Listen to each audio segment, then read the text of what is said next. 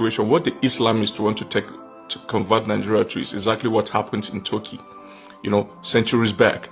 Because Turkey was overwhelmingly a Christian country. It was then Anatolia, known as Anatolia, with its capital as in Constantinople, which is today Istanbul.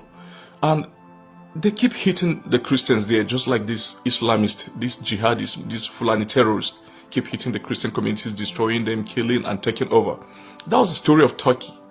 And up to this moment, one of the most beautiful churches in the world, which was in Turkey, Hagia Sophia, has been converted to mosque. But of course, the mosaic of Jesus and Mary are still on the wall there, and during prayers they do cover it. So that is a country that has been providing refuge to some of these renowned terrorist enablers. Of course, they are providing refuge to Hamas, we know that. And now Sheikh Gumi has escaped to that after inciting Nigerians so much, after inciting the very vulnerable Muslims, and going around the media houses in Nigeria and twisting the narrative, telling the narrative of an attack on Nigeria by the United States.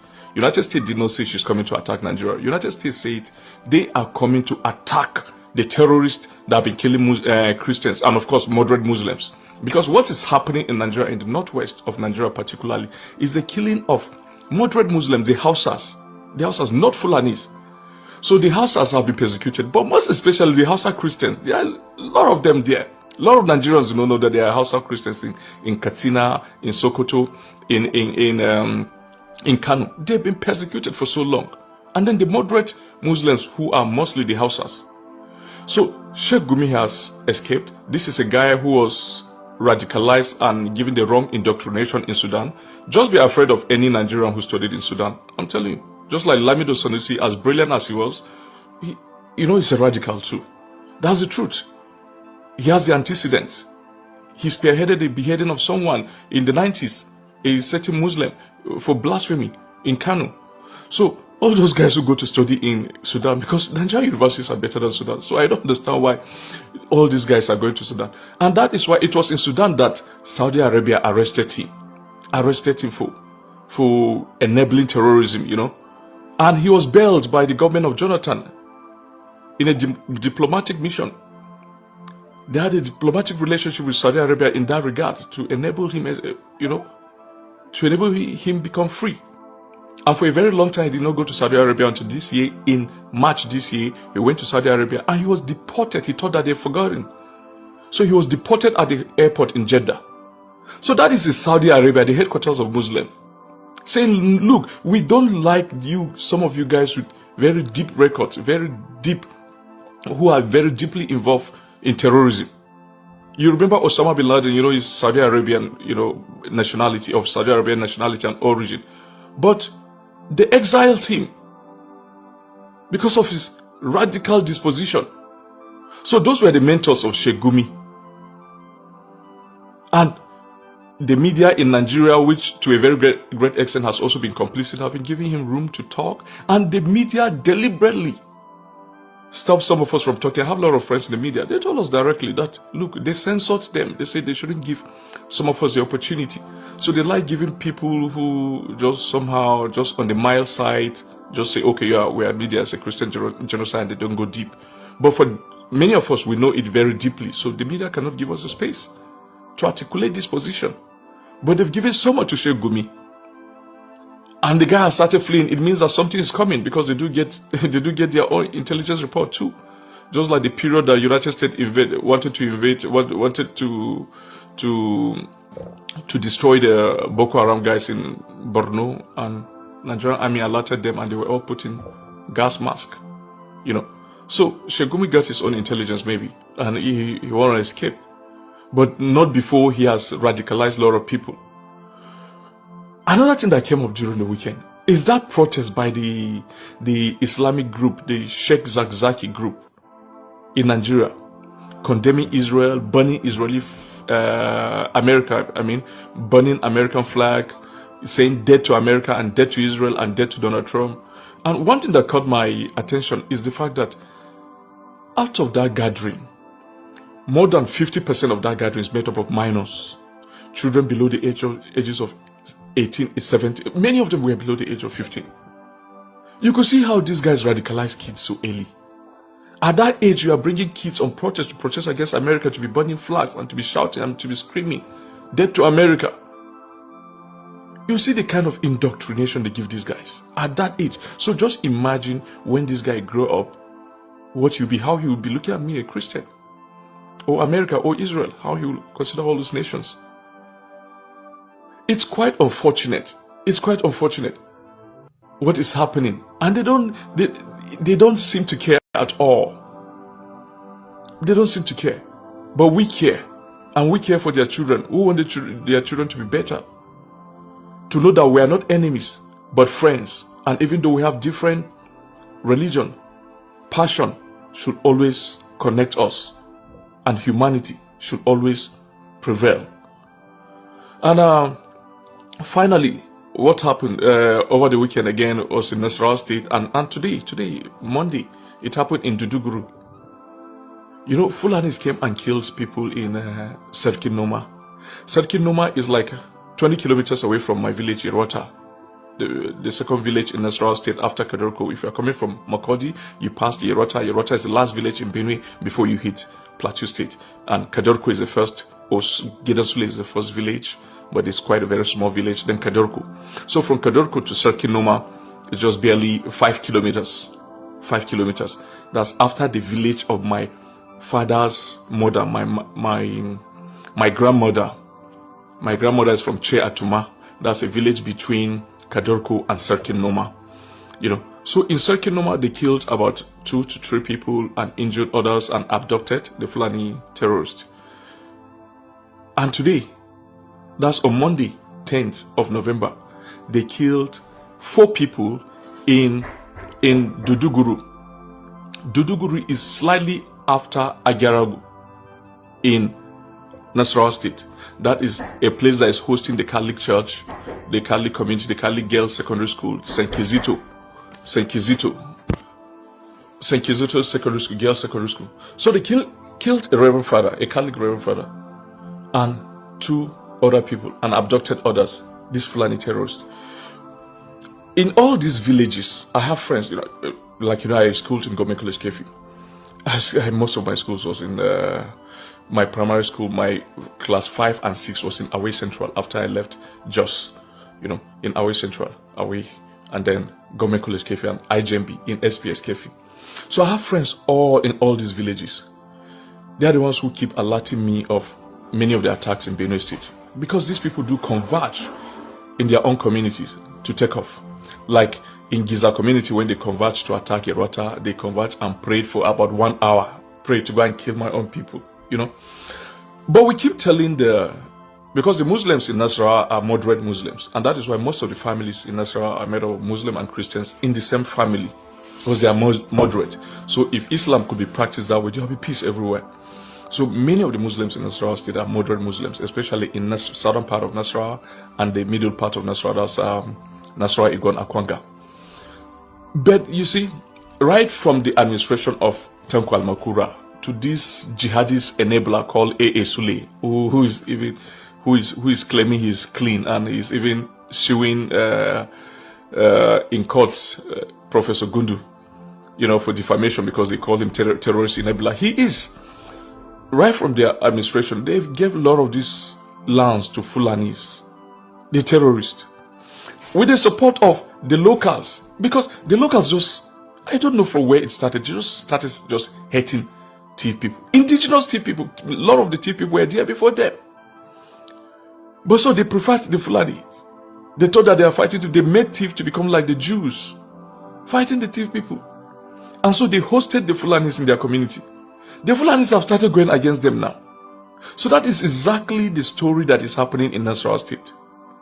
From Agaragu to Akaleku to Duduguru to Akanga to Kadorko to Giza to Kiana.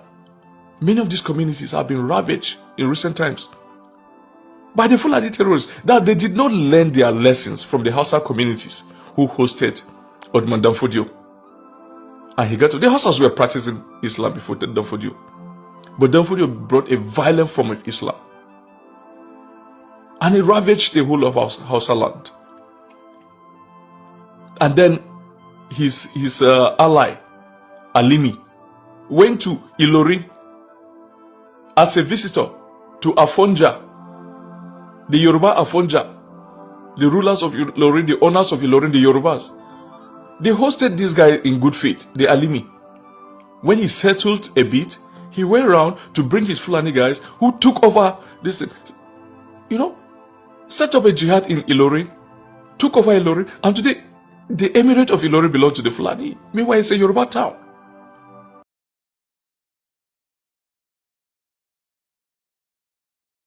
Problem. Muslims living with Hindus. Problem. Muslims living with Baha'is. Problem. Muslims living with Shintos. Problem. Muslims living with Buddhists. Problem. Muslims living with Christians. Problem. Muslims living with Muslims. Very big problem. So this led to, they're not happy in Gaza. They're not happy in Egypt. They're not happy in Libya. They're not happy in Iran. They're not happy in Iraq. They're not happy in Yemen. They're not happy in Pakistan. They're not happy in Syria. They're not happy in Lebanon. They're not happy in Nigeria. They're not happy in Kenya. They're not happy in Sudan. They're not happy in Morocco. And they're not happy in Afghanistan. So, where are they happy? They're happy in Australia. They're happy in Belgium. They're happy in France. They're happy in Holland. They're happy in Italy. They're happy in Germany. They're happy in Spain. They're happy in Sweden. They're happy in Denmark. They're happy in the USA and Canada. They're happy in Norway and India. They're very happy in England. Loads of welfare benefits. They're happy in almost every country that is not Islamic. And who do they blame? Not Islam. Not their leadership. Not themselves. They blame the countries they are happy in. And they want to change the countries they're happy in to be like the countries they came from where they were not happy. To show you a video interview that I conducted with a Catholic priest in Nigeria, where we discuss the current situation, which most people, presumably you as well, are unaware of, if you've been following the supposed media, both liberal and conservative. There we go with those words again. But before I do so, let me tell you how this all started, how I got to know this priest, and how this interview came about. About a month ago in August, I received an email from a Catholic charity group that was helping Christians in Nigeria. And it said, I have some very sad and distressing news, and I was hoping that you might be able to help. The news media is not covering this topic, and Catholics in Nigeria are not sure how to seek out help. Father Samuel Maria from Nigeria, a native and pastor of over 10,000 souls, has just informed me that the Muslims have been advancing for months and are very close to them, and things are getting very desperate. Their situation is becoming very dire, and he would like to do another interview with any U.S. media that would like to hear an update specifically regarding how the Muslims are advancing and killing innocent souls. As you know very well, it is not politically correct today to speak out against the Muslims, and thus many news media do not want to hear or report what is going on. I essentially agreed to have an interview with Father Abba Samuel Maria is his name, and we set a date for sometime in September. About a week later, I received another email from that same person of that Catholic charity, and in it they quoted Father Abba Samuel Maria himself in an email he wrote to them. So he wrote on August 13th the following, quote, St. Paul's Parish, Ayatwar Rectory, which I sacrificed everything to build, was set ablaze by Fulani jihadists yesterday. The church windows, glasses were broken, and the people successfully sacked from their ancestral homes. Kudos to the Nigerian army for successfully disarming the people and making them vulnerable to their attackers. The cries of the people echo through the land as the Fulani invaders, equipped with logistic and high-level intelligence provided by the military personnel, attack and slaughtered unarmed civilians in their sleep, leaving a trail of blood flowing like a river. Justice, integrity, dignity, humanity, all lost in the fray, a nation's future uncertain each passing day. And then the person who emailed me after quoting this from the priest said, please let me know if you can do an interview with Father on this topic ASAP, or have you any other ideas on how to bring awareness to the crisis they're currently experiencing. We greatly appreciate it, as he is remaining faithful in these diabolical times, trusting in our Lord and our Blessed Mother for the triumph of her Immaculate Heart. Okay, And again, for the record, just so everyone knows, I'm not Catholic. This is a Catholic group, of course, and a Catholic priest that I'm going to speak to. But whether you're Catholic or not doesn't change the facts that you're going to be hearing about what's happening there. But then before we could have our interview on September 11th, the same priest, Father Abba Samuel, sent an email to the person who was writing to me saying that they had received in Arabic a Muslim jihad declaration, essentially. And here it is. He had people translate it. So it says, quote, here's the quote: translation of pamphlet written in Arabic and distributed in select mosques in northern Nigeria by the Fulani nationalist movement. And this letter was apparently dated February 6th, 2025. And in this letter, it says, the battle is getting closer. We call on all true Muslims. This is the time to act. This is the time for Second Holy War. We started in 1804. The British stopped us. We must regain the territories lost. It is against Islam to rotate power with infidels. Forget about elections. That will only lead to sharing of power. Think of the kingdom that we shall rule forever. We must take the enemies in the west, central, and the north, they mean in Nigeria, by surprise, because most Muslims live in the north. So they want to attack the enemies, mostly Christians, in the west central. That is the plot. Disperse and occupy their homes, forests, streets, schools, markets, and act as spies. You will suffer in this. Rain, cold, and dust will pour on you. But heaven will honor you after the inevitable battles. Our attacks on the infidels must be total and overwhelming. We must begin by instilling fear in them. Weaken their resolve through kidnaps, brutal rapes, making it difficult for them to farm and subdue them before the war. Our strategies involves learning from the tactics of the past and merging it with the wisdom of the moment. There is no going back. Nigeria is our own. It was handed over to us by Allah. How then can we share what is ours? We must never fight a defensive war. We must take the battle to the homes of the infidels. We must use everything that we have, whether you are a boy, a lady, a man, or a woman. All Muslims of Fulani origin must take this as a duty. We must sharpen our fighting weapons. Everything is a weapon. Your Okada, knives, hands, the trailers you drive, the tankers with fuel, food you sell, the house of the infidels that you guard. Study very well and wait for our order. Exploit the weaknesses of the infidels. They're lousy, lack discipline, sleep like fools, love parties and dances, lack focus, mostly unobservant and unarmed. With your vantage position, you can take on a whole family of 10. Conquer and kill them if need be. The battle must be fought in their homeland. The middle belt must be totally crushed. They are few and divided. Never trust anyone in the east and south, which is Christian majority. Not even their filthy Muslims who do everything Allah rejects. Get yourself prepared. The battle is near. What this is saying is basically even the Muslims who live amongst Christians in those areas in the south and the center are infidels too, because they live amongst Christians, so you can kill them as well. And then the email that sent this to me ended up by saying, please circulate to all Christian groups urgently so awareness would be created and prayers continuously made for the land. Okay, so you will now see the interview that I conducted with Father Abba Samuel Maria. And first of all, unfortunately, because he was on location in Nigeria, that's where he's from, the connection was very bad.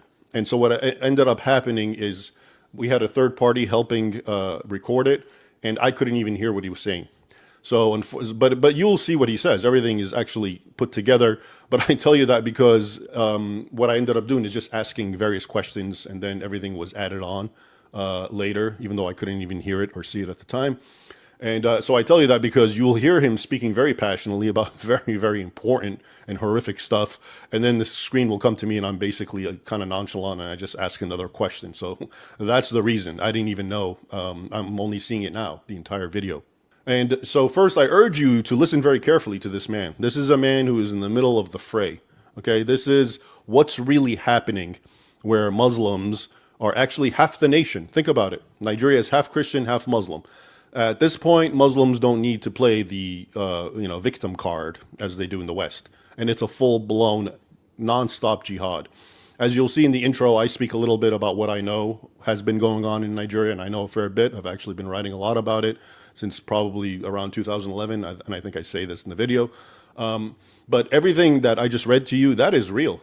Okay, these Fulani, and the Fulani are these herdsmen who are also Islamic and full-on jihadist mentality.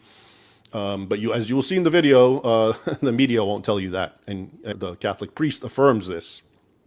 But they do, in fact, raid Christian villages in the middle of the night, or when they're in churches, and completely horrific slaughter, massacres, rapes, burning churches with Christians inside of them. This is a very, very constant thing. Okay, so do pay attention. And at the same time, remember what I said. I recently did a live stream about the left, if you recall. And I did a little bit of talking about what the left and Islam really have in common. Because if the left is just liberal, as most people seem to think, it never made sense, right? Why are liberals siding with draconian Sharia Muslims? But as I argued, the left and Islam are very similar in that they both are aligned with falsehoods, different falsehoods, okay? Or a different way of looking at it as they're both not aligned with the truth, okay? And so they are allies for one another in their massive war on the truth, okay? So keep that in mind, especially as you hear him and he's telling you the truth of what's really happening. And you ask yourself, how come I never heard this? How come the media doesn't talk about this? How come Fox News hasn't told me about this? Okay. Why do the conservative so-called media waste more time talking about pronouns as if that's the real problem at stake when people are actually being burned alive and killed and hacked to pieces with machetes almost on a daily basis, actually? And if you want to learn more about what's happening in Nigeria, you should consult my monthly Muslim Persecution of Christians report published by the Gatestone Institute, where I basically collate the sorts of persecution Christians experience at the hands of Muslims every month. And by far the worst is going to be Nigeria, as you'll see. And these go back all the way to 2011. You can find them on my website or the Gatestone Institute. And without any further ado, here's the video. Welcome, everyone. I'm joined by a great guest and to talk about a very important topic that very few people in the West, especially in America, know. It's an important topic because it deals with the genocide you've never heard about. He is Father Abba Samuel Maria, and he's a Catholic priest in Nigeria. And before we get going, I'm just going to have him introduce himself in a couple of minutes. Have at it, Father. Thank you very much, Mr. Raymond Ibrahim. And we are very, very appreciative for the wonderful work you are doing to create awareness on the terrible situation we are facing here in Nigeria. I am Father Samuel Maria Abba from originally Otukpo Diocese, but in 2020, after the pandemic of the so-called pandemic of the COVID-19, I began the congregation of the Sacred and Immaculate Hearts of Jesus and Mary congregation, where we keep the traditional Catholic Mass and faiths and morals of our one holy, tried, and apostolic faith of the Catholic Church. So I thank Mr. Raymond Ibrahim for this interview. Thank you very much, Father Abba. Show you a video interview that I conducted. Radicalized, okay? But in the West, in the northern region, and the Christians generally seem to be in the southern region, like I said, correcting or confirming, and then elaborating on the important points. So what I recall with Nigeria is basically it's half Christian, half Muslim. That's the way it's usually portrayed. And the Muslims generally seem to be in the northern region, and the Christians generally seem to be in the southern region. And in the northern region, you have various forms of Sharia law and so forth, and it's not exactly ideal for Christians to live in the north. But I think Nigeria sort of came in the spotlight somewhat in the international scene with the rise of Boko Haram back in the, like I said, 2010 or whatever. And they are, of course, an Islamic terrorist organization, which definitely targeted and massacred and slaughtered and killed Christians and bombed and blew up their churches. Many of them, dozens, I would say, actually, because I write reports every month about the persecution of Christians around the Muslim world. It's very clear Nigeria is apparently the absolute worst, okay, at least when it comes to the numbers of Christians who are being killed and just being persecuted and churches being attacked. Anyway, that went on for a long time until somehow maybe like, I don't know, 5-10 years ago, all of a sudden it became the Fulani herdsmen who started now taking up the slaughter of Christians. Okay, but the narrative changed. So now the Boko Haram, from my perspective, seem to somehow fade in the background. We don't hear too much about them engaged in acts of terror as before, but the acts of terror are greater than ever. And now they're at the hands of these so-called Fulani herdsmen, who I believe they're the vast majority of them are Muslim. Okay, and it seems to me from what I read between the lines, they are also radicalized by Islamic ideology. They believe what they're doing is jihad. They enter Christian settlements and villages, usually in the middle of the night or after or on Saturday night, right before church, and they slaughter and kill and devastate and burn. And a lot of them, according to witnesses, scream things like Allahu Akbar, and it's very clear they're radicalized, okay? But in the West, the narrative is that these Fulani have nothing to do with Islamic radicalization or anything, that this is all a land dispute, that the Fulani have been driven out of their homes due to climate change, and that they are not in any way, shape, or form ideologically motivated against, let's say, Christians. In fact, they try to blur the line. They won't even say one's Muslim or one's Christian. It's as if it's sedentary people versus nomadic herdsmen. But of course, it seems to me the nomadic herdsmen are mostly Muslims and the sedentary are Christians. And of course, I think Muslims who live among the Christians get killed too. They're collateral damage and so forth. So that's the general gist that I've seen, and I'm frankly shocked and disgusted at the Western media, but like I said, you'll correct me, and the analysts, and I've seen many people from Hillary Clinton, Bill Clinton, the Obama administration, all of them talking about, what's happening has nothing to do with religion at all, whatsoever. Okay, it's something else. It's, like I said, climate change, and to his credit, I even remember Donald Trump, when he was president in the first term, with Muhammadu Buhari, he asked him, "Why are you killing Christians?" And to his credit, at least he brought that question up. And that's the other point I hear, that the government, whether it's Buhari or not, is somehow complicit. They either turn a blind eye when the Fulani are killing and destroying, or sometimes they're there and they don't help at all, or sometimes I've even heard they help the terrorists. Okay, so that seems to be the situation for me. And I've read statistics like in Nigeria, something like 1 Christian is killed every 2 hours because of their Christian identity. Okay, so that's the summary that someone like me, who's moderately educated by American standards regarding Nigeria, we never hear about this. Okay, here in America, I often point out, maybe you're familiar with something like Black Lives Matter in America, and people always say Black Lives Matter, but I've often pointed out they don't matter, obviously, if they're in Nigeria and if they're Christian. So yeah, I'll hand it over to you now, and you can, like I said, elaborate, confirm, or refute anything I said. So it's quite interesting because it's a jihad. I got this information just some few days ago about the National Fulani Movement, dated February 6th, 2025. The battle is getting closer. We call on all true Muslims, this is the time to act. This is the time for Second Holy War. We started in 1804. In the early 19th century, they started this particular jihad. The British taught us we must regain the territories lost.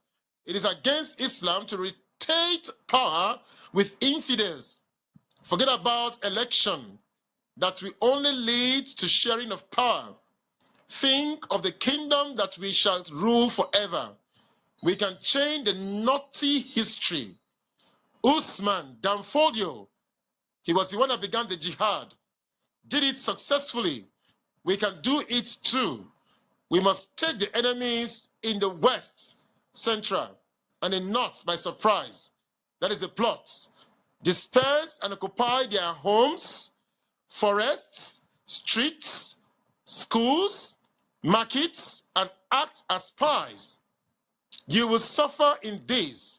Rain, cold, and dust will pour on you, but heaven will honor you after the inevitable battles. They are kind of heaven, of course. Our attacks on the infidels must be total and overwhelming. We must begin by instilling fear in them, weakening their resolve through kidnaps, brutal rapes, making it difficult for them to farm and subdue them before the war. This exactly is what they are doing, and they are still doing it. The write-up continues. Our strategies involves learning from the tactics of the past and merging it with the wisdom of the moment. There is no going back. Nigeria is our own. It was handed over to us by Allah. Of course, not the God I worship. Allah is not the Trinitarian God. And that's why it's so sad to see what the Vatican is doing with the Muslims in recent times. How then can we share what is ours? We must never fight a defensive war. The Catholic Bishops' Conference of Nigeria are fighting a defensive war, whereas these people are ransacking and taking over villages, raping, taking over lands and territories, farmlands. People are living in constant fear. Everybody is worried. Everybody is afraid. And we are not allowed to take up arms to fight for ourselves. The government, the military, parastatals are all taken over by these particular sets of jihadists. They are everywhere in government. They're like the Freemasons. They are the ones in control of the Nigeria economy, the Nigeria army, the Nigerian politics, and so on and so forth. The reading continues. We must take the battle to the homes of the infidels. We must use everything that we have, whether you are a boy, a lady, a man, or a woman. All Muslims of Fulani origin must take this as a duty. You must sharpen our fighting weapons. Everything is a weapon. Your Okada, that's the riding, the motorcycle, your knives, your hands, the trailers you drive, the tankers with fuel, food you sell. It's alleged that most food gotten from them these days are poisoned. And this poisonous food goes ahead to kill. They know what it is, they identify it, and they give it to the infidels according to them. And people die in their numbers. The houses of the infidels, the reading continues, that you guard, because most of them, they work as security men in people's houses. Study very well and wait for our order. Exploit the weakness of the infidels. They are lousy, they lack discipline, they sleep like fools, love parties and dances, lack focus, mostly unobservant and unharmed. See, this is the reason why whenever they strike, people cannot defend themselves, because they come when you are least expecting. Sometimes people are in the churches, they come, they burn the churches, burn the people in the churches. It is a jihad, and they are serious, and people are dying in their numbers. With your vantage, the reading continues, position, you can take on a whole family of 10, conquer and kill them if it need be. The battle must be fought in their homeland. The middle belt must be totally crushed. They are few and divided. Never trust anyone in the east and south, not even their filthy Muslims. Now, this is those people who claim to be Muslims in the west and also in the east and in the south. They don't consider them as true Muslims. You are either Fulani Muslims or you are an infidel. Not even their filthy Muslims who do everything Allah rejects. Get yourself prepared. The battle is near. So, they ask that this should be circulated around Christians. So it is clear. Mr. Ibrahim, in his research, is not wrong. What he's saying is a fact. We are witnesses to it. Just last month, they went to Yelwata. It's not too far from where we are here. It's just a 20 minutes drive. They ransacked the whole village. Even Pope Leo the 14th commented on this the next day. Ransacked the whole village, bound people alive, ran away, and not a single culprit have been caught. And very close to Yelwata, we have the army barrack. Still close to Yelwata, we have the Air Force barrack. We have the naval barrack. So how come they strike and they go? Because they are the ones in control of those barracks.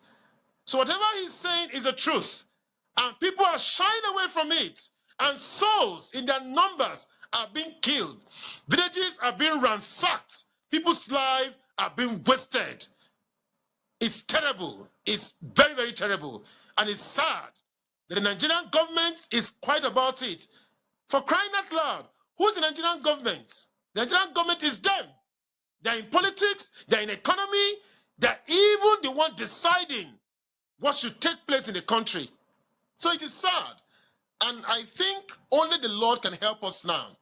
That is why we at SSIH, Sacred and Immaculate Hearts of Jesus and Mary Congregation, we are out for the reign of the Sacred Heart of Jesus and the triumph of the Immaculate Heart of Mary through the acceptance of the true traditional Catholic Mass and the true Catholic faith and morals. This is a crusade. And with God on our side, the Sacred Heart will truly reign and Immaculate Heart will truly triumph. Okay, thanks for that answer, Father Abba.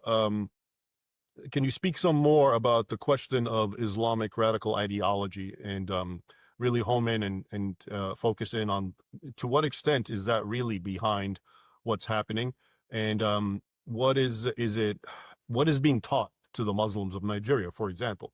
Are they being taught that the Christians, I think I read somewhere that they're seen as invaders, remnants of colonialism, hence Boko Haram, right? Western education or whatever is a sin, haram.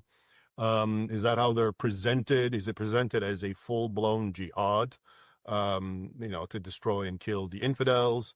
And what's the situation with churches? I hear, like I said, I've been following the persecution of Christians by Muslims for since 2011, actually, and one of my books is all about it, Crucified Again, which came out 2013. And I would say the most churches that I've seen burned and bombed and destroyed, oftentimes with Christians in them, are in Nigeria. Egypt maybe is a close second, or it has been for a while, back in the 2010s and 19, or before 2020. But maybe you can speak a little to that, please. The average Muslims are being taught to be radicals, because with the result of what we are getting currently, either they are being taught to be radicals and to see other people in the same vicinities like themselves as infidels.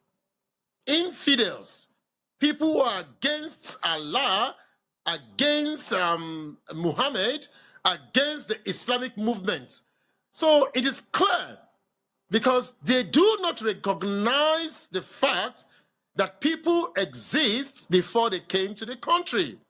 And so, for them, they indoctrinate their faithfuls, and their faithful carries out this plan.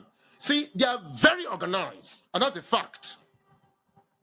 So the average Muslims goes out through their, what they call it, this is their school, their Islamic schools, and there they are indoctrinated. If they're relating with you, it's with a plan. They don't come to you without a plan. And all this noise about Islam is for peace certainly is not the kind of Muslims we have in Nigeria. They have an agenda, and that agenda is being materialized, because the killings are going on daily. And unfortunately, many villages have been ransacked. People have taken their wares and their businesses from the north down to the middle belt where we reside, and now some of them are taking it back to the east and to the west. You see it now. So if it's not real, these business people and families would not have vacated from those environments. They want to Islamize the country. It is a fact. It is real. And not just getting converts, they want to force their way through and own Nigeria as their own. So Mr. Raymond Ibrahim is not wrong. He is, in his analysis, is correct. They are pushing us away until we get frustrated, probably look for another country to go to, because for them, Nigeria is theirs. What do you think of how the West has been handling this? Are they intentionally, the media, for example, dissembling and pretending this is all just about climate change, as I pointed out earlier? I remember that's actually what the Irish president or prime minister said after one of the worst bombings of a church in Nigeria. I think it was Palm Sunday, maybe 3-4 years ago, something like 50 or 60 or more Christians were killed. And it was the Fulani. And he came out vehemently saying, all you horrible people, how dare you blame the Fulani? They're innocent victims too. This has nothing to do with the religion. And then he started talking about climate change, etc. So basically, what's the situation in churches? Are Christians, when they gather in churches, essentially terrified they might be blown up or killed, seeing how common it is? Yes, it is strange to see the Western media not reporting exactly what is taking place here. As I said earlier on, it's a jihad.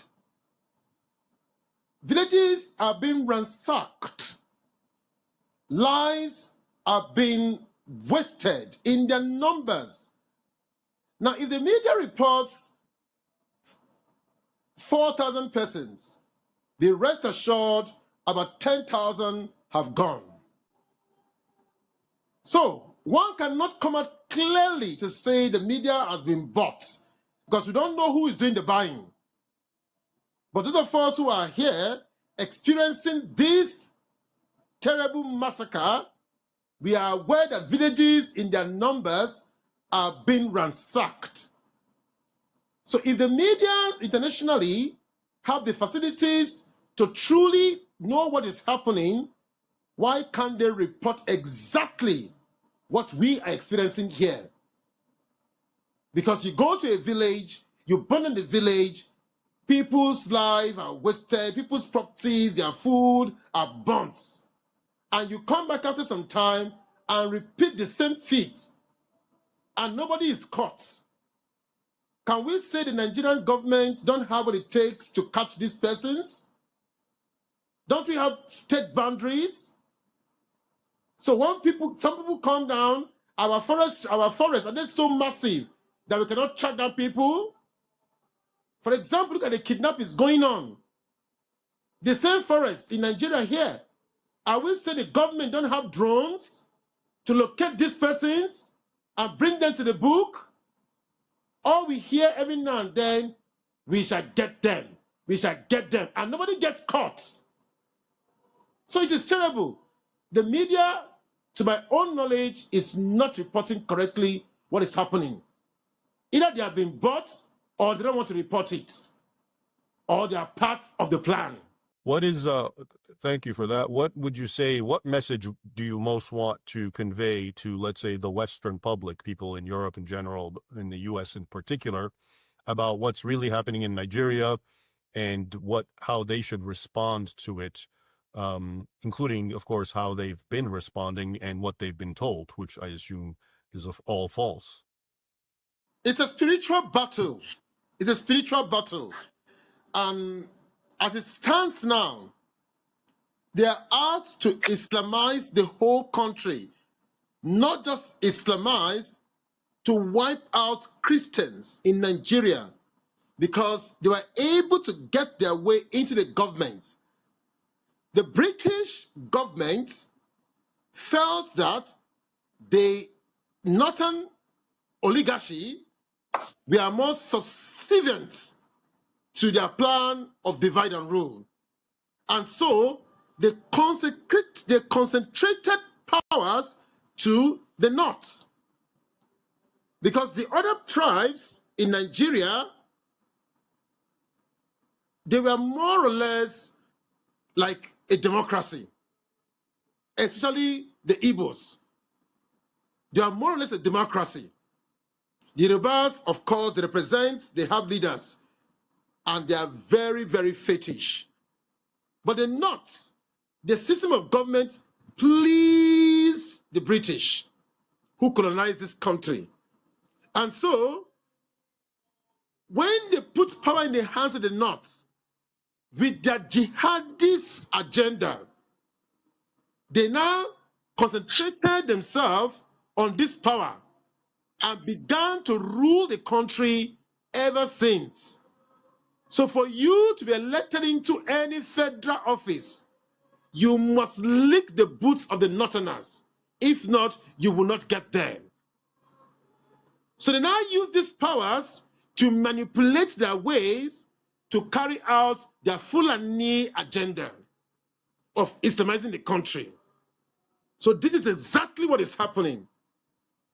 And with this, it is almost impossible to stop them, because they are everywhere. All the military, all the parastatals, all the political, they are there. Why? Because they know what it is to rule. For example, Sokoto, where their caliphate is titled Born to Rule. That's the title they get to Sokoto, Born to Rule. Born to rule who? Born to rule the rest of Nigerians and submerge them into their jihadist agenda.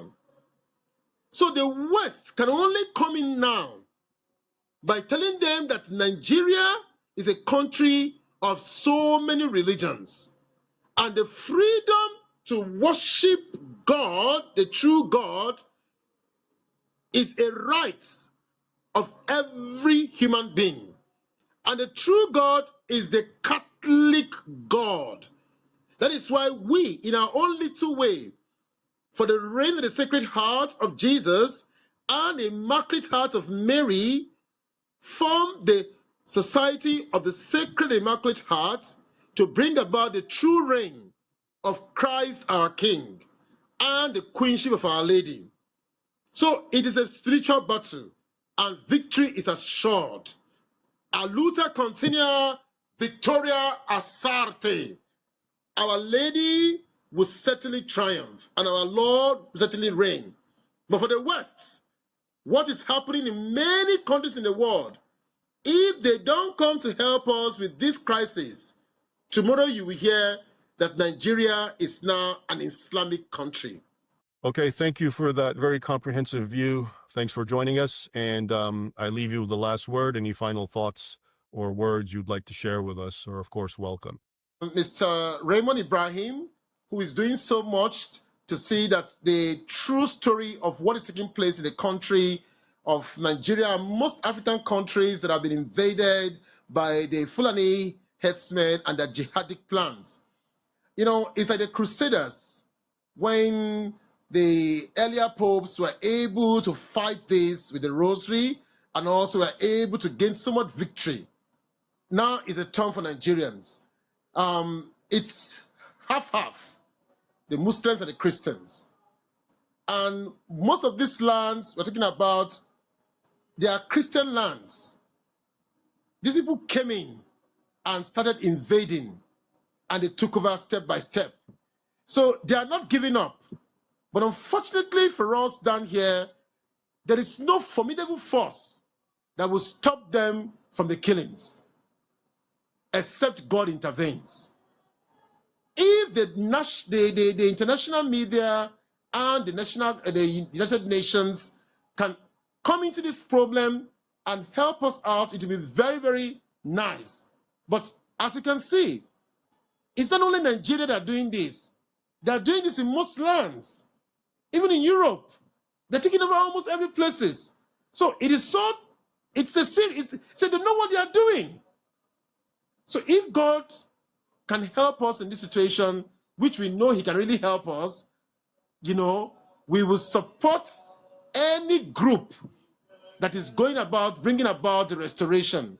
And that is why, in our own little way, we decided to form ourselves into groups of young men and young girls, praying before the Blessed Sacrament, living a life of penance, life of reparation, in the sight of the Sacred and Immaculate Heart, to bring about the restoration.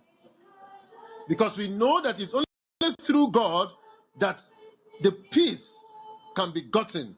Our Lady of Fatima said, at last, my Immaculate Heart will triumph, and the Sacred Heart will reign. So we trust in God. Currently, we are securing the different places we have our chapels, because our chapels are close to these areas that are possible areas for invasion. So we need help.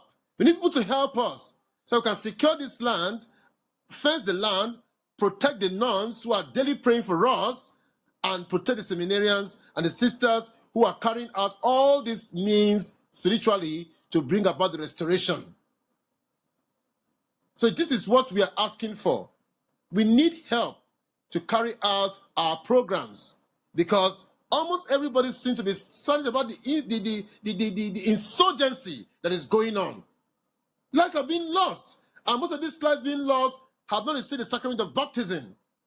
And it's our intention to go to the grassroots and evangelize and bring them to Christ. Bring Christ to the souls of these people before this marauding Fulani headsmen will come and take them, they come and kill them, and probably they go to hellfire. We don't want that to happen. So we are a formidable force that is trying to see how we can bring about the restoration through prayer, penance, sacrifices, and the celebration of the Tridental Catholic Mass as a remnant group in Nigeria. Thank you, and God bless. Okay. Thank you, Father, and thank you, everyone, for joining us.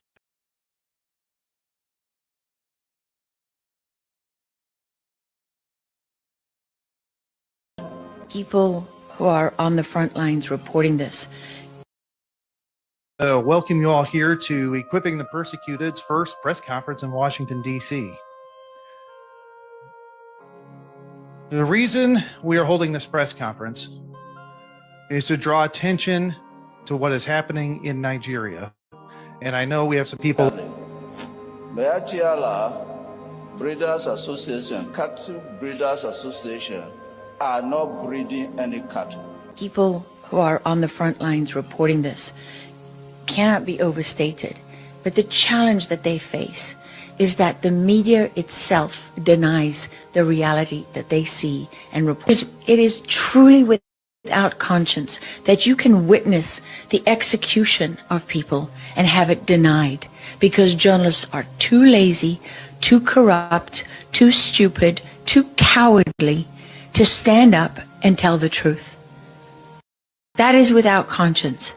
And, you know, we have to stop being afraid of what people will say to us. We have to stop allowing those who tell the truth to be punished and those who lie to be rewarded. We are holding this press conference is to draw attention to what is happening in Nigeria. And I know we have some people in that are, I was privileged enough to meet a gentleman by the name of Frank Utu. Frank is from the very community, Yellowwater, where over 34 of his family members were massacred on June 13th. We are calling this the Father's Day Massacre. And we were fortunate enough to meet Frank. Frank was here in the United States, and we said, Frank, you need to come here and tell your story and talk about what has happened to his people and what is continuing to happen to his people in Yellowwater. So Frank, I'd like to introduce you to come up and tell your story and bring some comments, sir. God bless you and thank you for coming.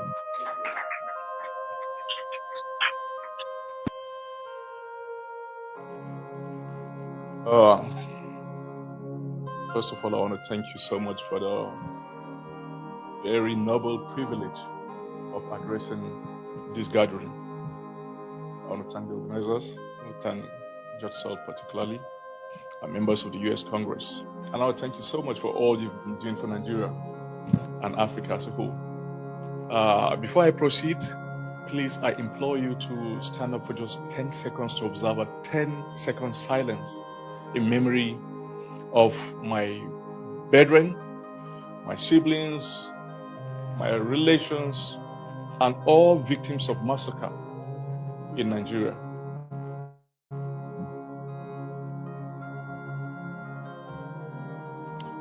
May their souls and the souls of all the faithful departed through the mercy of God rest in perfect peace. Distinguished guests, I stand before you today a Nigerian. But more than that, I stand before you as a witness for everything you are saying here, or you've said here. I'm a living witness. So today you are getting a tangible, concrete evidence from he who has been a victim. You, the American people, and indeed the conscience of the free world, have heard stories about Nigeria. You've heard about corruption. You've heard about misgovernance. You've heard about terrorism. And on the flip side, you also must have heard about our great sportsmen and musicians and our guys in the entertainment industry and brilliant minds all over the world making global impact in sciences, medicine, and every other area. My name is Frank Faga Uto. I'm from Yelwata, the very place where the massacre of last month took place. The village head of Yelwata today is my cousin Kumagajo. He succeeded my dad, who passed away in 2023. I'm a lawyer and a graduate of the law school of the Northumbria University School of Law in the northeast of England, Newcastle. But today I'm a graduate student at the University of Central Oklahoma. I've come straight from the heart of this unfolding tragedy. Last month, like I said earlier, over 200 people who are my friends, my family, my neighbors were brutally, gruesomely, in the most cruel manner, killed. But before then, every month, we do record 10, 20 deaths from in the hands of these terrorists. But it has never been pronounced because we lived with it in the last 10 years. Last month was different because of the sheer number, the sheer size of what happened. 34 members of my family were annihilated. 34 members of my own immediate family. My auntie, who was pregnant with twins, was butchered. Her belly was pierced, and they removed the twins and slaughtered these twins, the fetuses. My friend, who just came to the village that day, he spent 7 years studying pharmacy in the university and had graduated a year ago and had done his housemanship and came to the village, and they killed him. That they burnt him to death in his room that night. My sister, God's mom, Mary, a very devout Catholic who has been an altar server, who is a 300 level student, that's how we call it in Nigeria, third year student of accounting in Nasarawa State University, was butchered and her brain was spilled out that night. Children, 1 month old, 3 months old, aged 70 years, 80 years old people who cannot flee, were cycled with fuel in their room and burnt to death. When this massacre happened, the first call I got, very first thing in the morning, the first 8 names I asked after spontaneously were all killed. The first 8 names. It was that 20% of my village was annihilated. We're a village of about 2,000 and about more than 200 were killed on that day. Relative to America, it's like 30 million Americans, so 50 million Americans killed in a single night. That was just what happened. For too long, the true nature of this conflict has been obscured by euphemisms and mischaracterizations, just like what you say there. Some call it climate change, some call it grazing routes, but those are the euphemisms for the true context, the essence of exactly what is happening. So we in the Middle Belt have faced a calculated, systematic act of terror, and I'm here to tell you unequivocally that Nigerian Christians, especially in the northern part of Nigeria, have been facing genocide. And of course, that's exactly what happened. I assure you, when armed militias converge in your village and start killing and shouting the internationally recognized slogan and motto of jihadists all over the world, Allahu Akbar, it's no longer ethnic, it's not political, it's strictly religious. And that was exactly what they were doing that night. That was a chant from beginning to end. They were killing and shouting Allahu Akbar every step of the way. And you know the funny thing? They took 4 hours doing that. And let me paint a graphic picture of what Yerota is. My village is situated on the federal highway, what you call the interstate in America. So it's not a village in the hinterland where the road is impassable. It's a village that is just 25 minutes drive to the state capital, Makurdi, where there's an Air Force base, the Tactical Air Command of the Nigerian Air Force, where they could deploy a drone. It's 25 minutes drive. And in Makurdi, there's the presence of the 72 Special Forces Battalion of the Nigerian Army. And then the next capital, the capital of Nasarawa State, Lafia, is placed 51 kilometers away from my village. So we are sandwiched by two capitals, state capitals, on the highway, on the interstate. And these terrorists operated for 4 good hours, burning everybody in the village. That points exactly to what has been an established fact: state complicity. Distinguished audience, the Nigerian government, despite its pronouncement, has demonstrably failed to defend us. Time and again, when our villages are attacked, help is either non-existent or deliberately arrives too late. Worst, when our young men, driven by desperation to protect their families, organize themselves in self-defense, they are often met not with support, but with arrest and detention by the very authorities who should be protecting them, leaving our communities even more vulnerable. This is not just neglect, it is active disarming of the victims. Therefore, I stand you today to make an urgent, fervent plea, a plea for the conscience of America and the global community. One, I reaffirm what my bishop, the bishop of the Catholic Diocese of Makurdi, Bishop Anagui, said to the U.S. Subcommittee on Africa, Congressional Subcommittee on Africa in March this year, that let's designate Nigeria as a country of particular concern. The systematic, egregious violations of religious freedom against Christians in northern Nigeria demand this designation. This is not merely symbolic. It triggers mechanisms for focused diplomatic and economic pressure, sending an unmistakable message to the Nigerian government and the perpetrators that the world is watching and will not tolerate this genocide and injustice. Secondly, we need intervention.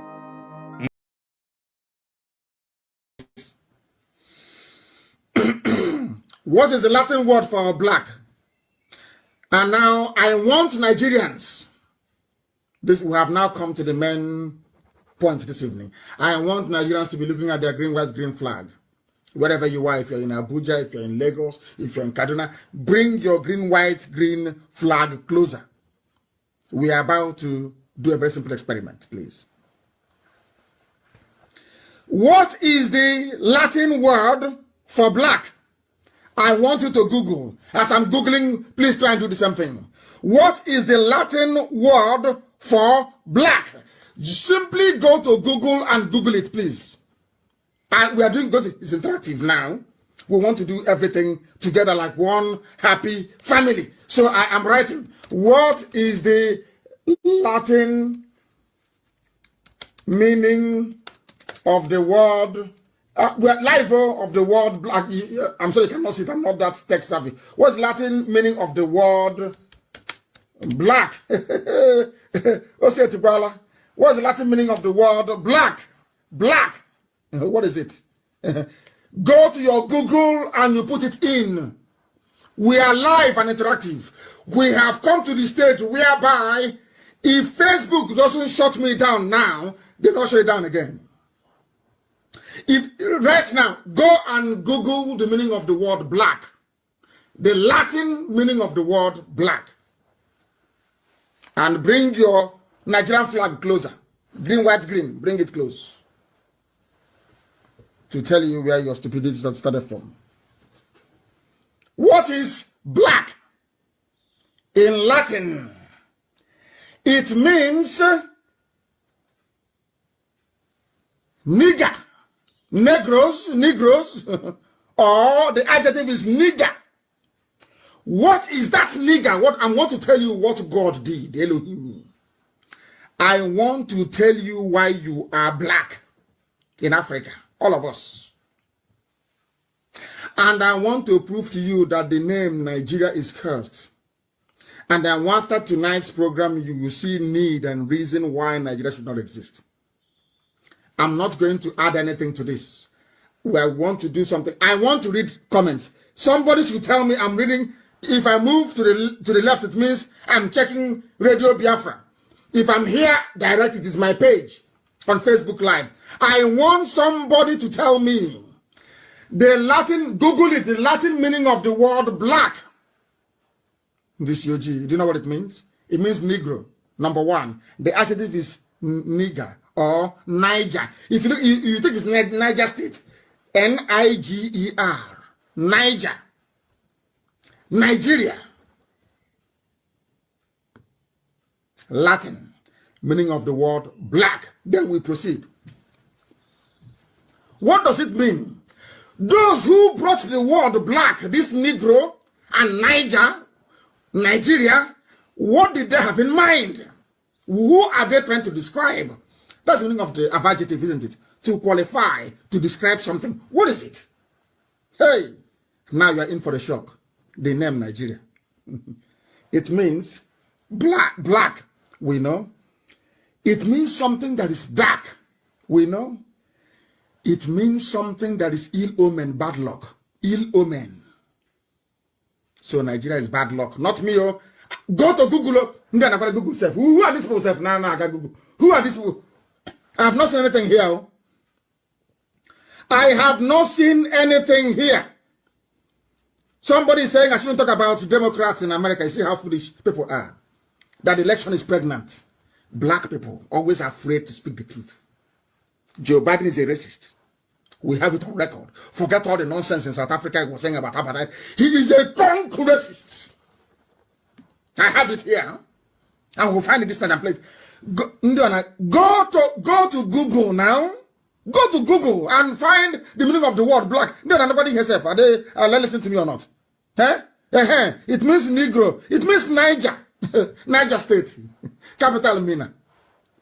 Niger Republic in French. Nigeria, area of black, useless people. And what does it mean? It means ill-omened. It means, Nigeria means pitch black. Nigeria means unlucky. The people that coined the word black and called you nigger, Nigeria. So a name that is banned in America, Negro, is what you're answering in Nigeria. Do you see your life? Do you see? I'm an intellectual. I'm a professor. Those IPOB, they are miscreants.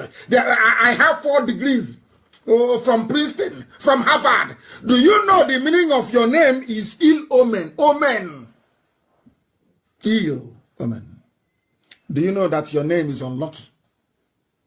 Do you know that? That you are a nigger. You're a Negro. Nigger.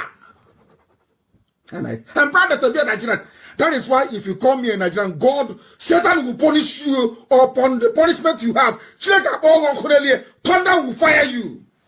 All of you refer to me as a Nigerian, and God.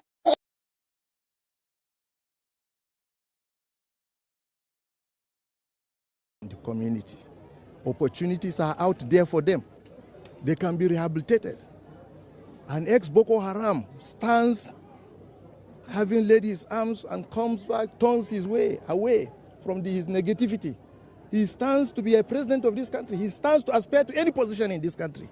Why is he wasting his time when he cannot even deliver? We will do that. But we have appealed to them, including their detractors, their collaborators, to see reason to, as fast as possible, quickly drop their arms so that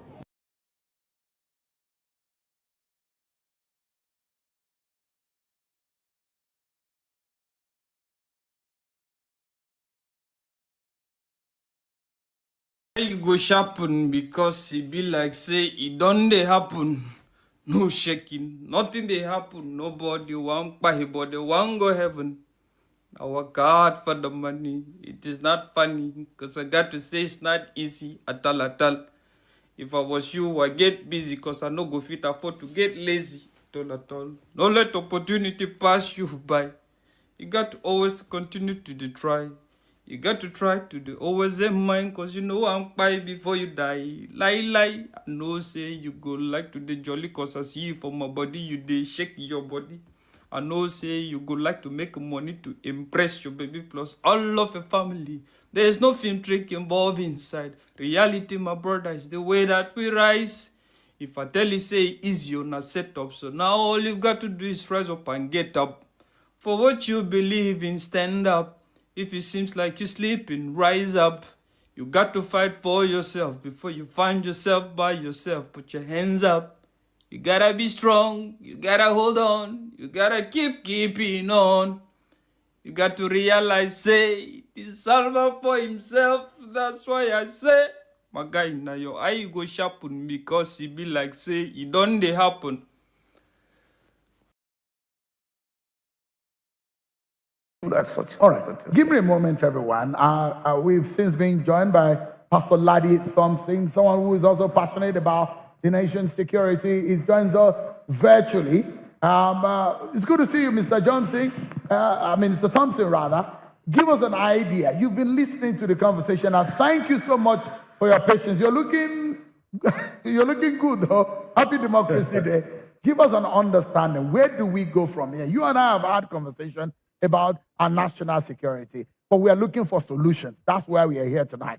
From your own point of view, where you are standing, what solutions do you see? Thank you very much, Sheil. And of course, I must commend the work that has gone on. But you and I know we've had this conversation that spanned 20 years. And what we're talking about right now here, I must commend the CDS. Between the CDS and Governor Lawal, they've given quite a practical assessment of what is available locally. However, Nigeria is dealing with, as I mentioned 20 years ago, an opportunistic hydra.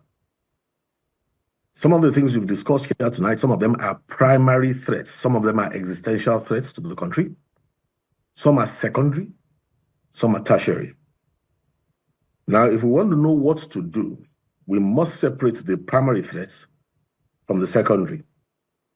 So I will say to you there are 4 things that we mentioned 20 years ago. There are 4 things that we mentioned 20 years ago that have to be taken care of. And it's up to you to decide whether they have been taken care of. Number 1, we said the architecture of thought of the Nigerian government must be 20 steps ahead of that of the enemy. The primary enemy, the greatest existential threat we are facing, which is terrorism.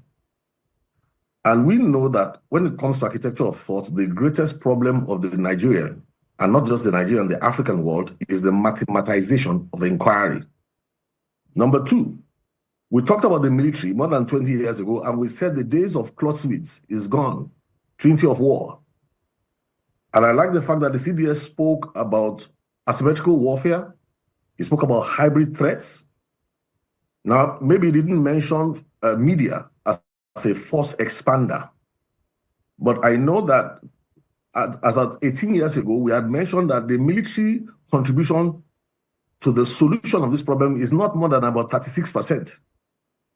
So it is good that it is now that the military has come out to explain to the public that this thing doesn't have a military solution as the sole solution alone. Then number 3, I think he was the one, somebody earlier on mentioned the ideology. Now, the ideology is something that has to be tackled that has not yet been tackled. Now, why are we saying this? Every single one of us here lives on 2 levels of life. There's the external that the law can control, and then there's the internal. Now, since this new form of war came into being, everybody knows that it is the ideas inside the hearts that have been weaponized. And when you mix a philosophy with a religious system and you mix it together, you have something explosive in hand. And you must come up with an ideology that will be national, that can checkmate that.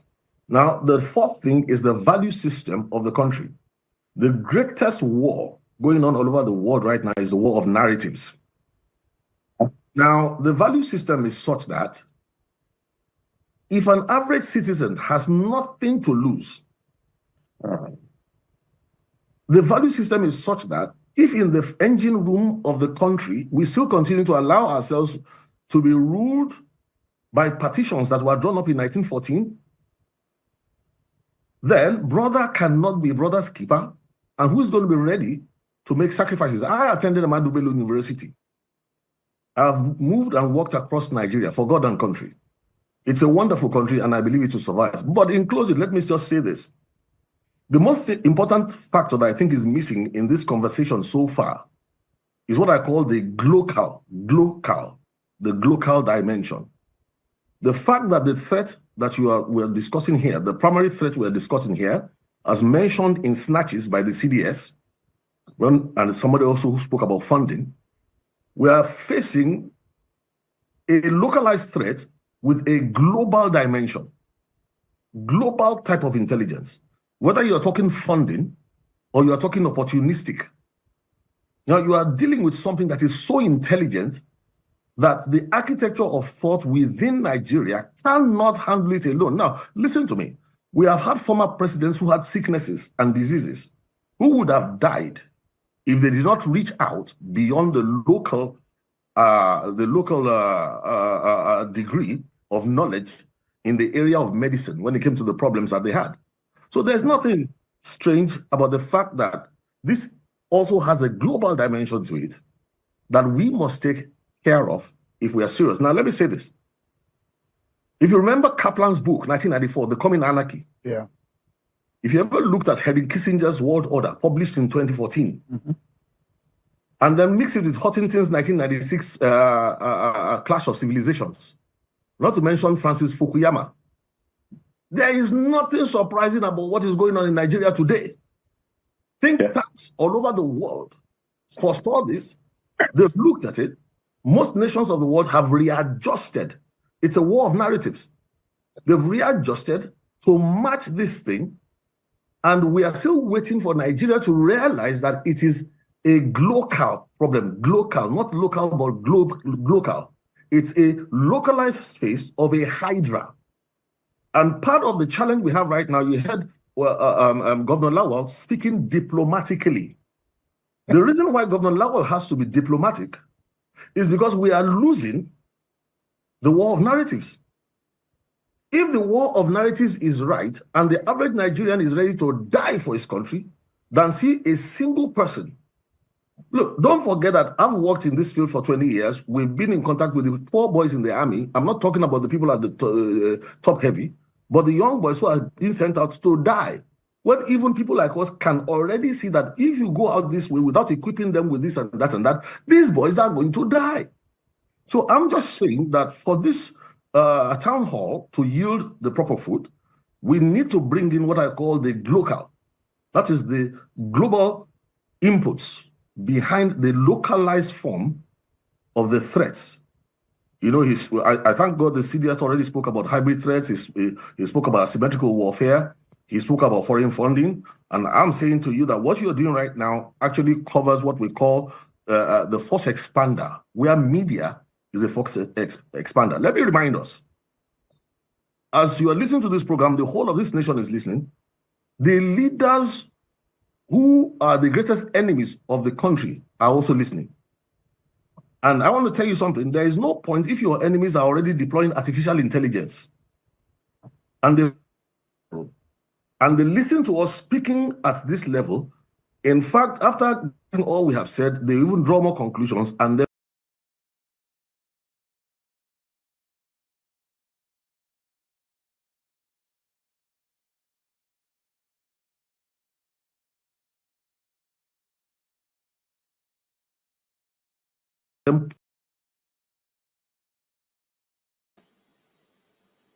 All right. I don't know if you can hear me.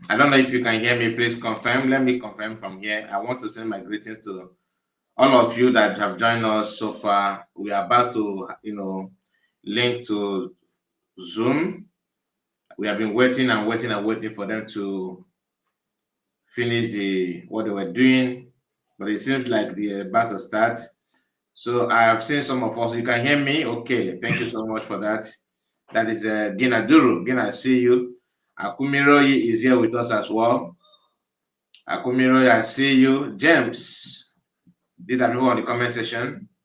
I started following this guy. Okay, you were talking about northern guy. All right.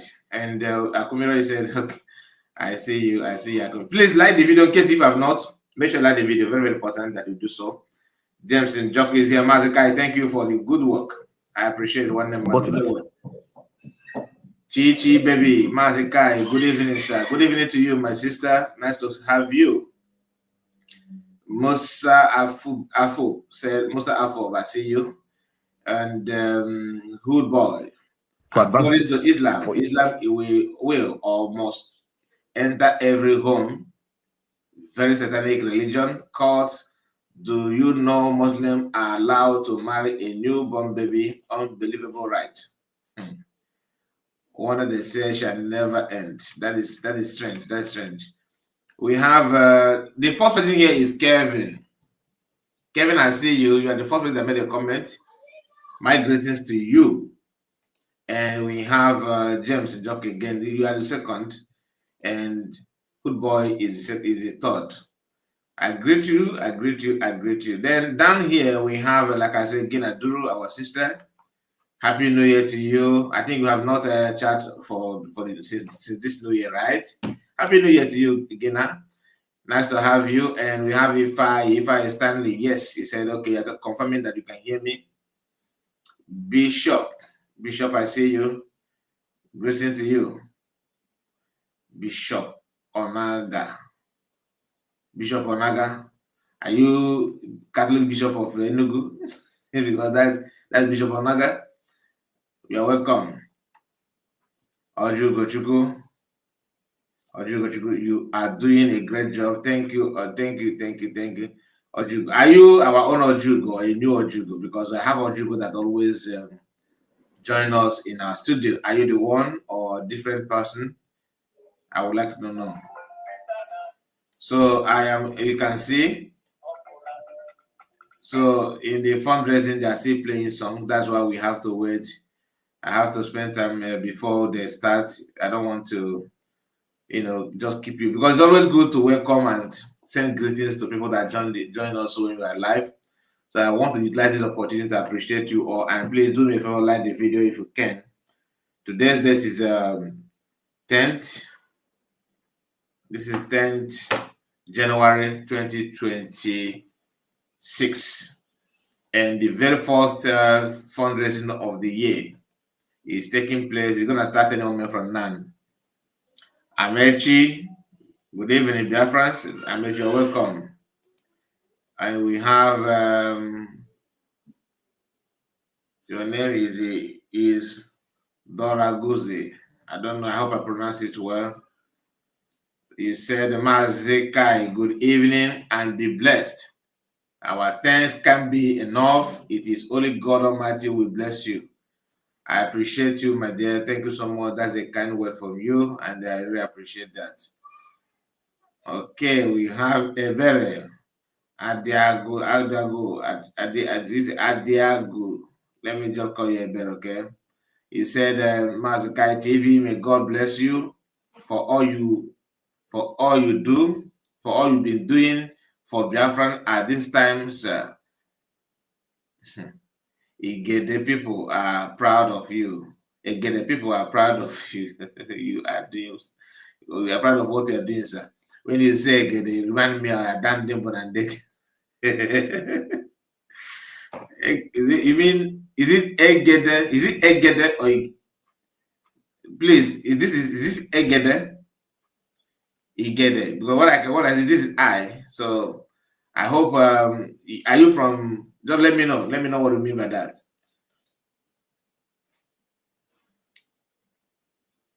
He goes on saying the hope not Onaga that PM is posed. That's why I asked, and if it's one, everybody is welcome here. We are not segregating. Are we? We are not segregating. We are not segregating.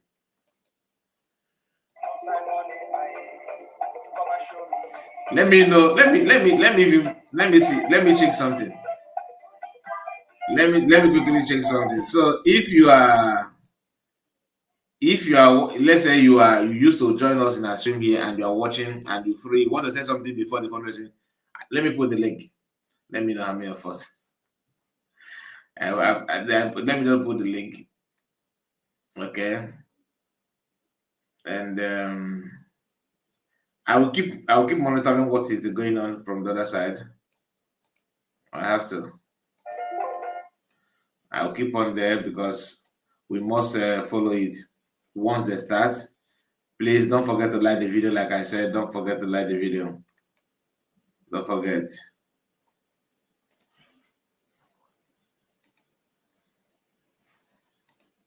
Okay, he said.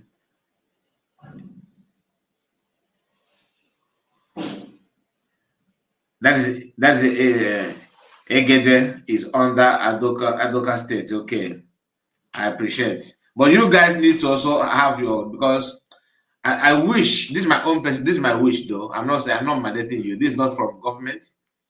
I think it's necessary that although non-Igbo speaking Biafrans, they need to also start up their own platform. We have Ocean Master.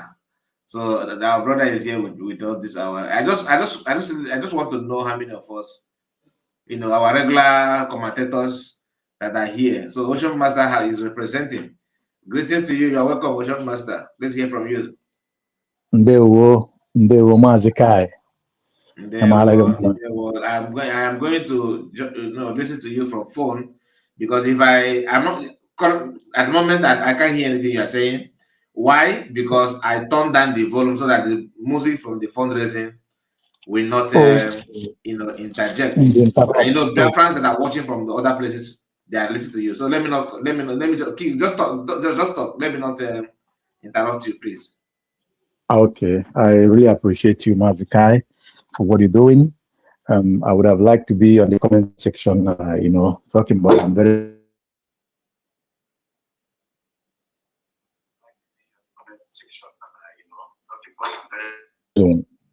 the lovers of freedoms, lovers of equity and justice, Alliance of Biafrans, and those who recognize Biafra and Biafrans. I greet you according by your time zone. I said, may Chukwu Okike bless all of you. In this new year, we shall all see good things. We shall all receive good things, the blessings from heaven and earth.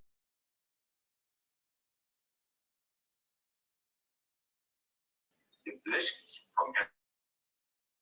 Yes, sir. Yes, sir. Yes, sir. In year 2026.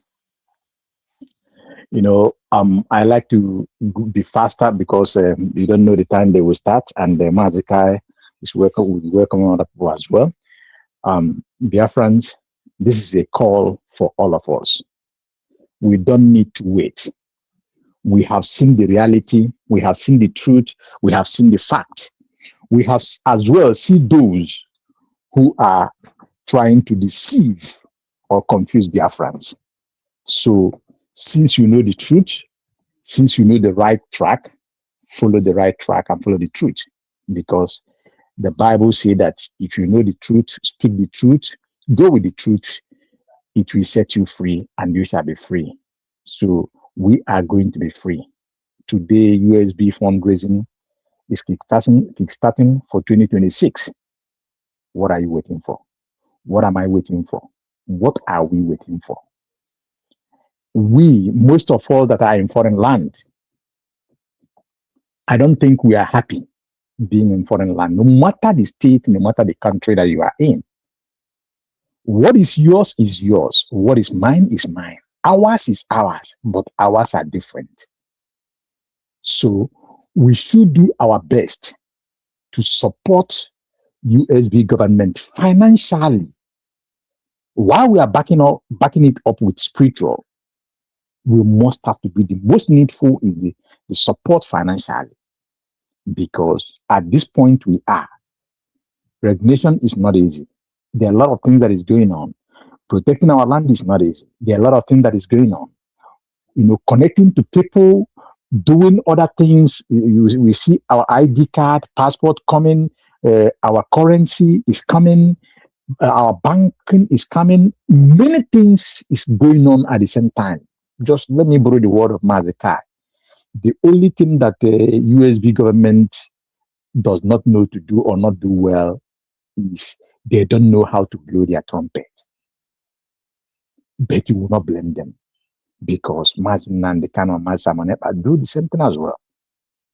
So let us be the one, since we are feeling it, even if you don't have ear, you have eyes. Even if you don't have eyes, you have nose, you perceive, you can see, you can hear, you can feel it. The truth is there already. We have a situation at hand. We see what is going on in the world.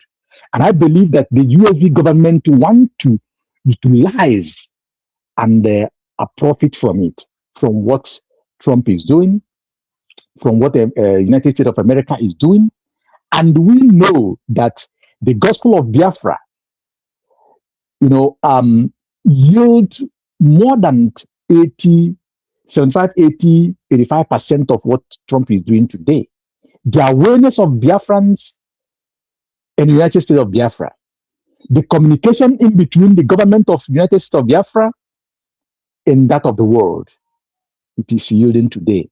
I wish USB government will know how to blow the trumpet so that the world will know. But we that can sense, we are seeing it. So what do we need to do? We all need to come out. This is the time. Don't wait. It is the time already. Donate to the account that USB government have provided. Send the receipt. If you want your name to be mentioned, they are doing it. If you want it to be secret donor, unknown, they are doing it well. And the Master Simon ever have promised that whoever choose not to include his name as a secret donor remain the same till eternity. And we all have seen it. There are many secret donors, their IDs, their distance are well protected. So come out en masse to be the first fundraising of 2026. Let us move with speed. We want to go home.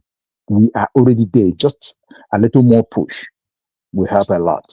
And let us change the devil, because Biafra is a divine project and divine mandate, and we are all in it together.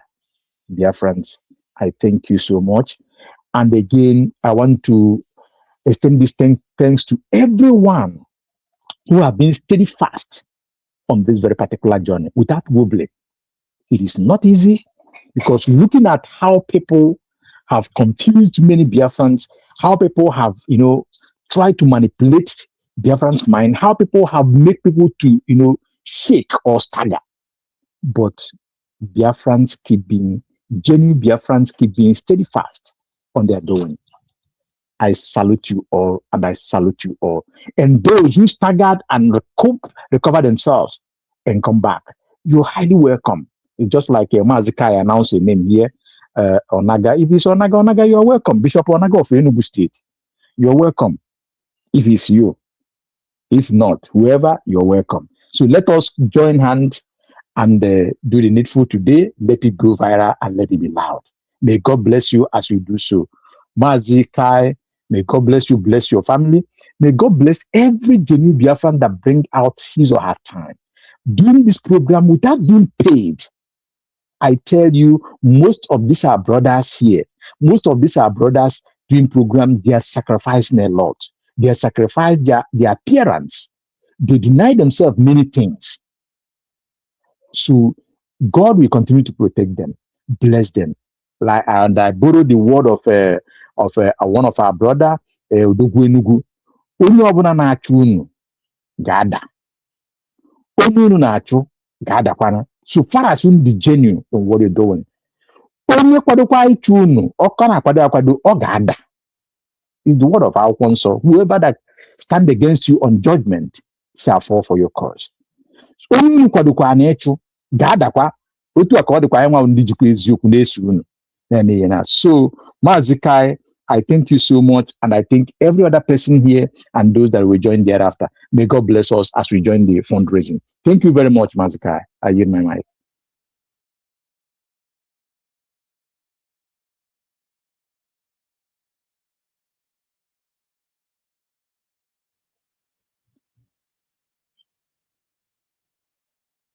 I hope Mazika, you're there because I have submitted already.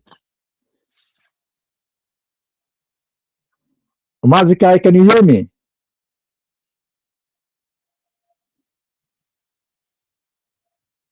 Yes, I have Yes, I can hear submitted. you, my brother. I can hear you. I am on call. That's why.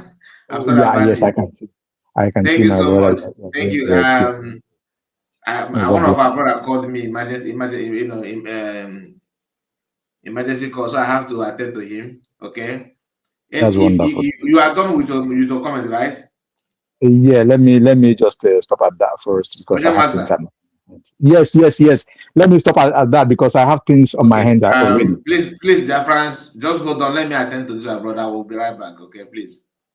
Okay, don't worry. I can be talking since. Can you? Am I being heard? Oh.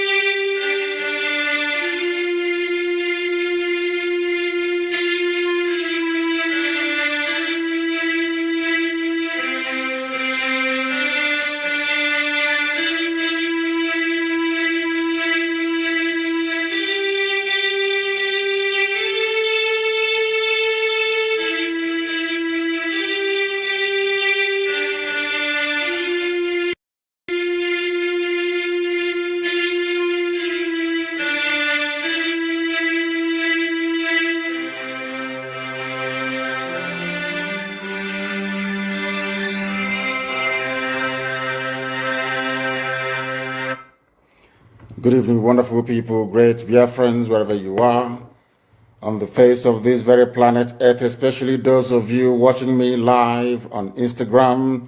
I welcome each and every one of you, and as I do welcome you, as always, I will ask you to welcome those around you.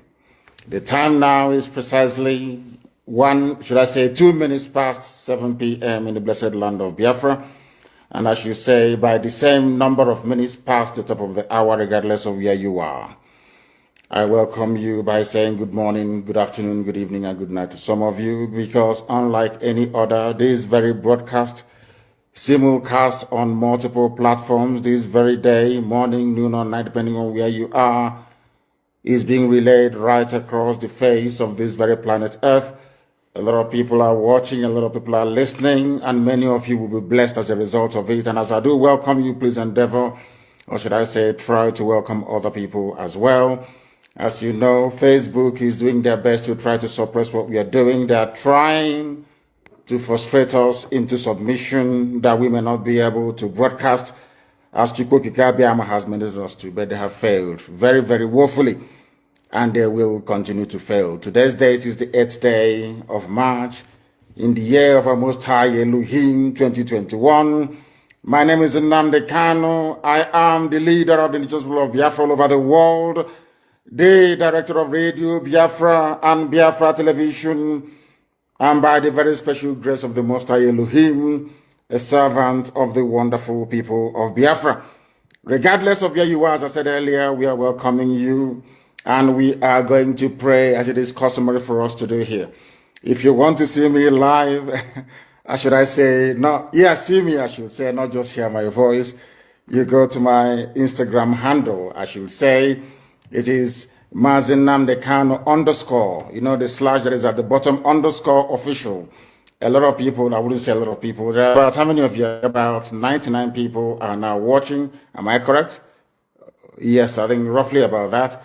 And it's owned by Facebook as well, incidentally, so it won't surprise me if they try to kick us out sometime during the course of this very, I should say, enlightening program this very evening. Once again, I welcome each and every one of you. And before we proceed, we are going to pray. As it is usual with us here on this platform, we pray because we are nothing without the Almighty Chukwukikabiamapurumihanine. We are going to offer praise and adoration to Him as always, and I will, of course, should I say, unfailingly pray in the language of heaven. Some may misunderstand, some of them may try to misconstrue, but one thing is certain right now, in the presence of the Almighty God, Elohim, Adonai, El Shaddai in heaven, the angels are singing, worshiping, and praising the Most High with the very oldest language on the face of this very earth, the Igbo language. And that's how I'm going to pray.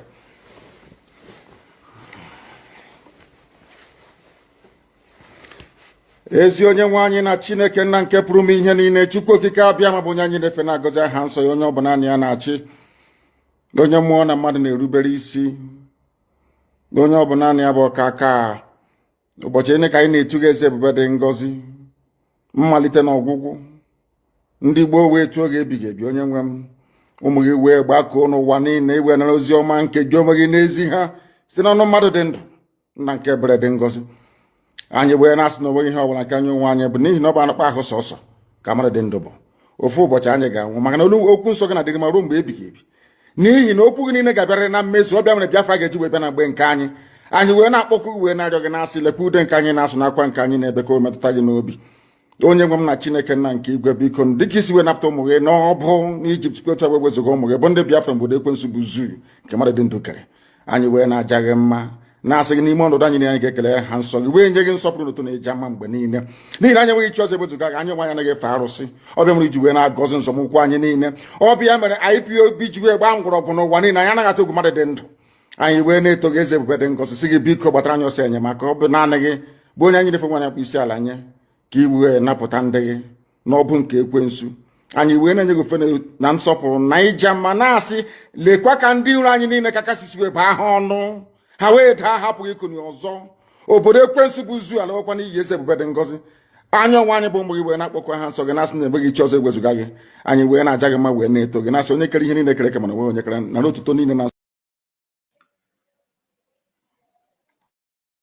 nsọpụrụ niile na ịja mma niile site n'ebighị ebi mara onye bi ka a na-arịọ gị. Ise ise ise. Having handed over. Okay, let me, like the fundraiser is about to kick on, but let me respond to this, our sister here, who said, Ebere, I think you said that you try to start, but I don't know how to start it, sir. You want to start broadcasting, or you want to, I don't understand what you mean. If that is true, then reach out to me. This is my number. Let me know what you mean by that. Explain to me what you want, what exactly you want, okay?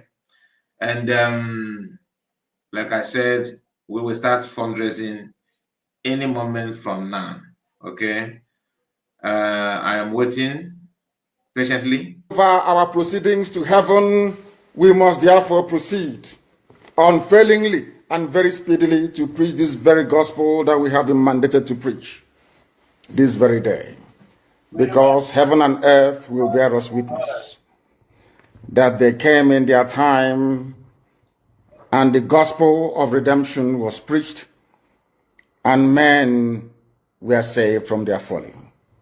This evening I will start by calling upon Bishop Coker, or should I say all the Catholics around the world, to please warn Bishop Coker to desist from making statements and comments that will annoy God Almighty in heaven. If he continues in the manner that we have deduced he is likely to follow, then I will place curse on him in public. I'm not saying this very lightly because he is a man that I have enormous regard and respect for. Bishop Coker, I respect him. I love him immensely. But he came up with some statements which are, should I say, unbecoming of a sensible, reasonable human being. Therefore, he must retrace his steps. We must also remind ourselves that a few days ago, I said something about those of them trying their damnedest best to try to keep Nigeria together. Okay. Doreen, you said that you tried to join, but the Zoom is filled up. Are you sure? Doreen, are you sure? Let me check how many people there. 100. 100 people are there live. USB, my case, I want them to do.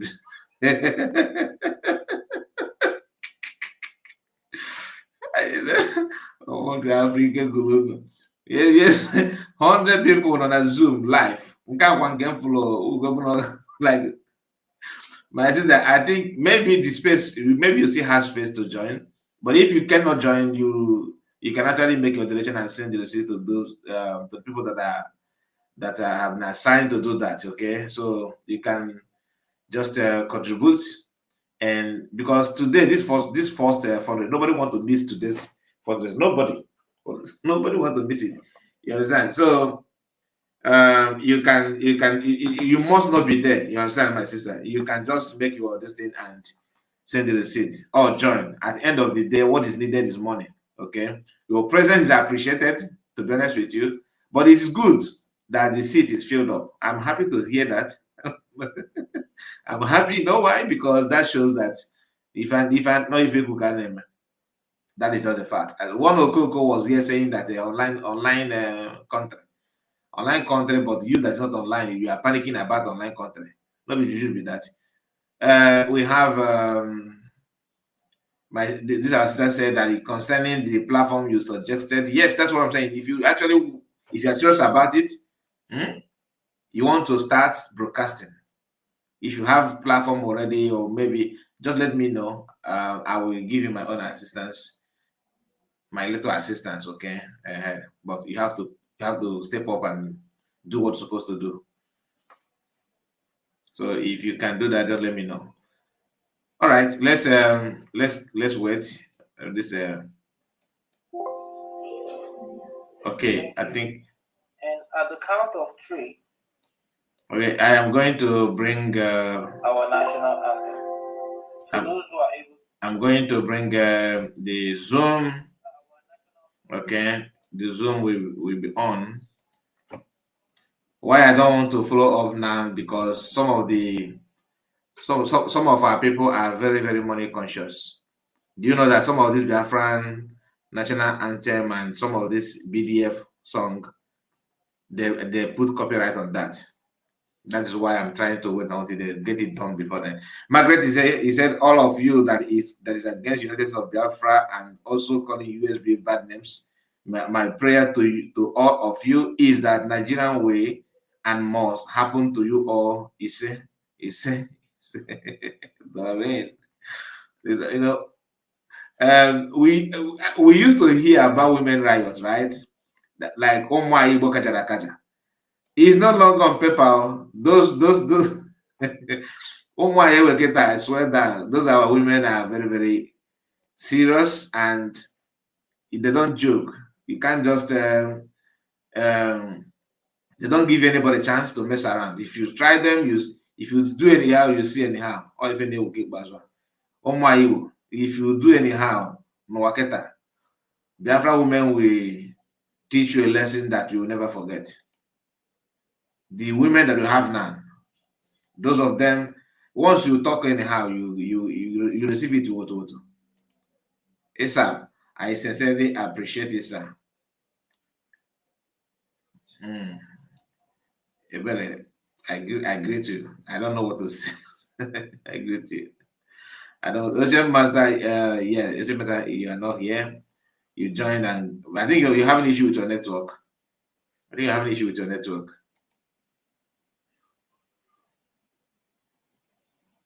And build our nation. We pray that you touch every Biafran heart to know that we are at a stage and at a point of no return.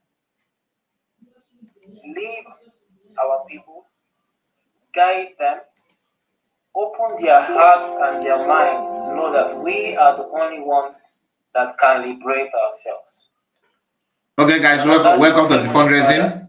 Welcome. We are dedicating this fundraising event onto your hands, that it may be successful. May our people give generously, and may they never lack. May you continue to replenish their pockets. And at the end of the day, may you and only you receive all the glory, honor, and adoration. All this we ask in the name of Chukwuka Abiyama. He said. Bambi, over to you, please. You say.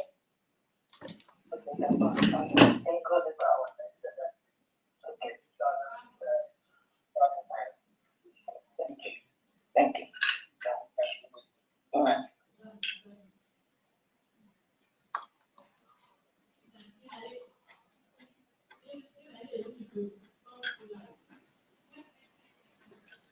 Famdi, are you there? Yeah, I'm here. Oh, did you call me? I was. Yes, I said over to you, please. Oh, okay. I was on the phone. Thank you very much. Can you please help me with my video?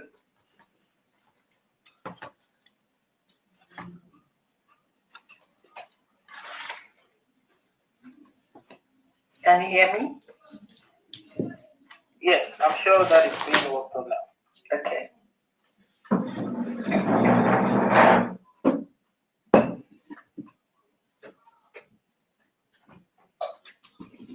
But Famdi, I think you can just I can just get it. You can just okay. Go ahead and everyone that want to turn on their video, everyone can go ahead right now and turn on their videos. The start is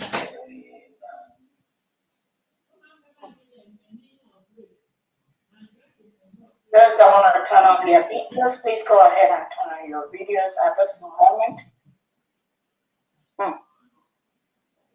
Try to turn it on.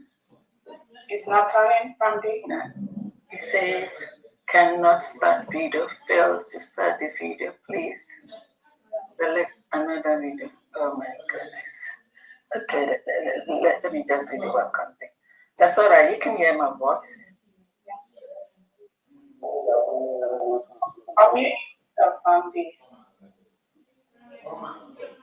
It's not. I think something is wrong somewhere. I'll check on it. Okay.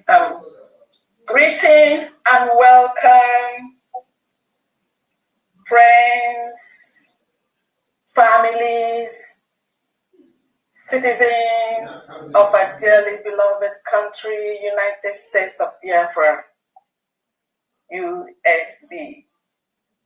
The year is 2026, and today is Saturday, January 10th, the first Saturday in the new year, and the first fundraising for the United States of Biafra. Humanitarian fundraising for the survival, freedom, and nation building of our dear country, the United States of Biafra. I am so happy to welcome each and every one of us here.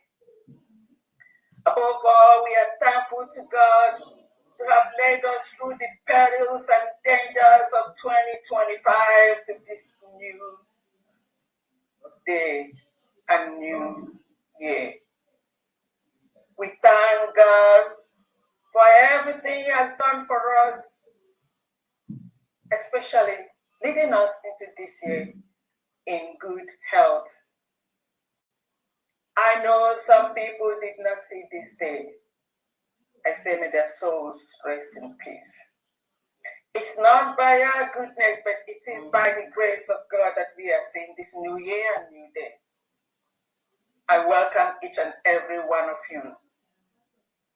Above all, we give God a special thanks for us to have made it last year. It wasn't an easy one, but we were able, and we are able, and we continue to see the grace and face of the Lord. It was a tough and bitter fight, but victory is ours. And victory will continue to be ours because the cause we are fighting for is that of human survival. The species of the Biafrans are endangered species, and the world has recognized that, because those that they put all of us together as one country or nation that was never one, something that was bad from the beginning, that had a faulty foundation, and yet the world was not able to see. Although in 1967 and 1970, we tried to let the world know that we were extinct. The Nigeria terrorist government committed genocide on us. And ever since then, it's still on. But God did something last month,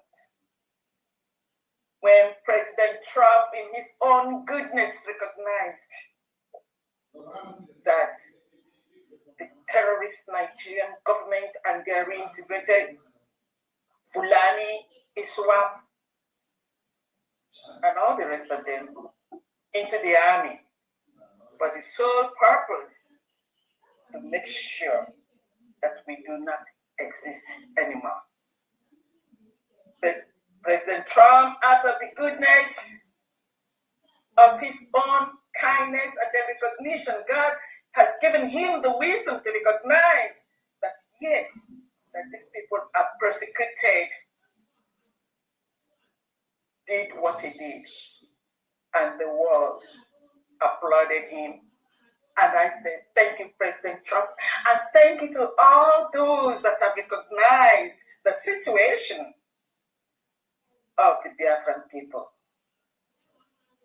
And on that standing, we are more renewed than ever. We are emboldened and strengthened the more than what we did last year, because the game is set and the world is hearing our voice.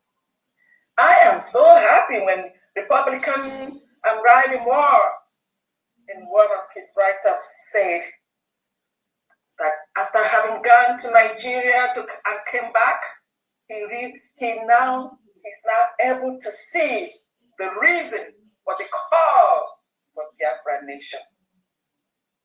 So that visit was a great one. And that visit is also opening the eyes of the world, that they now see and feel what we feel. And make no mistake about it, Biafra is God's own project. And this time, heaven says amen to it.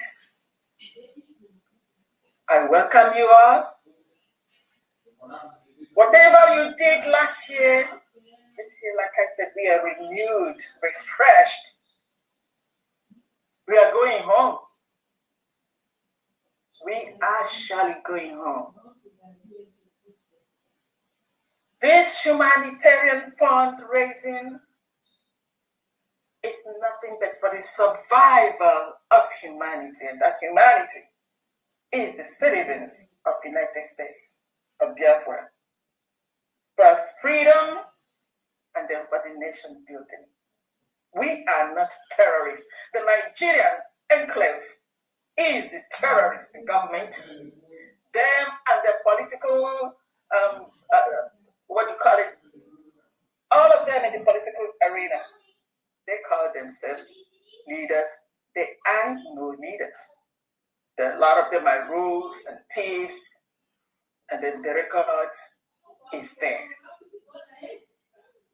So, Nigeria, you have no other option than to let us go. We do not want to be a part of your terrorist enclave. We do not have anything in common. This separation is destined to happen, and it is happening now. I give my special thanks to all the Biafrans for all that you've done. Those of us that are really doing everything with their minds and their pulse. I say special thank you to you all. Continue, because you cannot compare freedom with any wealth. Because a human being that is living under bondage is not worth living. Your money and your wealth cannot save you. That's why we have no other choice than to fight for this freedom. And believe me, that freedom is here. I like to thank the USB military watching over us, ensuring that we are safe. Thank you all for your sacrifices and for the great work you're doing. Thank you, great dear friends, for being a part of what we're doing. You being here, your presence, whether you donate or not, because I know that those that have will donate. Those that don't have, perhaps will donate when they have. And those that have but do not want to donate, I say, shame on you.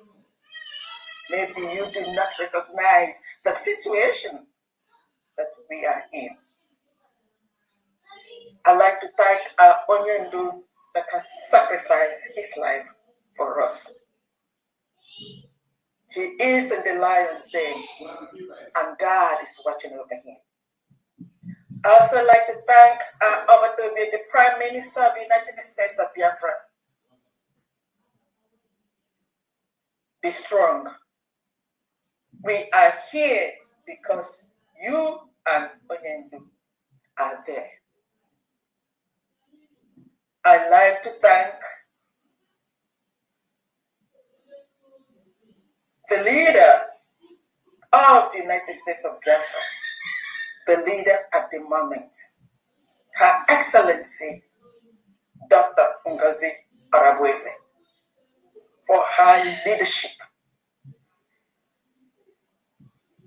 With her cabinet, I do not know if people really do recognize what Dr. Ngozi Arabweze, Akunwai, the Deputy Prime Minister and the Chief of Staff of the United States of Biafra, has done. It's a lofty and magnificent record.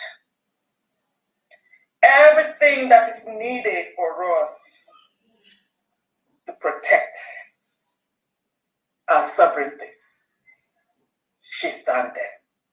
And they're all in the works. It's not just bosa basa. No. We are doing what we are supposed to do. And Biafra should be very thankful to her. We are blessed. And I'm not sure that a lot of us recognize that it's been a tough time. Look at the way we ended up last month, stronger than before, standing tall. Is now the savior. I'm sure many of you do not recognize that a lot of the fallbacks fall down, fall in the gutter, fall everywhere. They did everything. They said they had the media. They said they had the men on the ground. They said they had everything. But where are they? They're all gone. Nothing. And we are standing. It's not by words of mouth, it's by your actions. This United States of Biafra cabinet performed beyond expectation. And we are standing on that solid ground for this year to do greater things.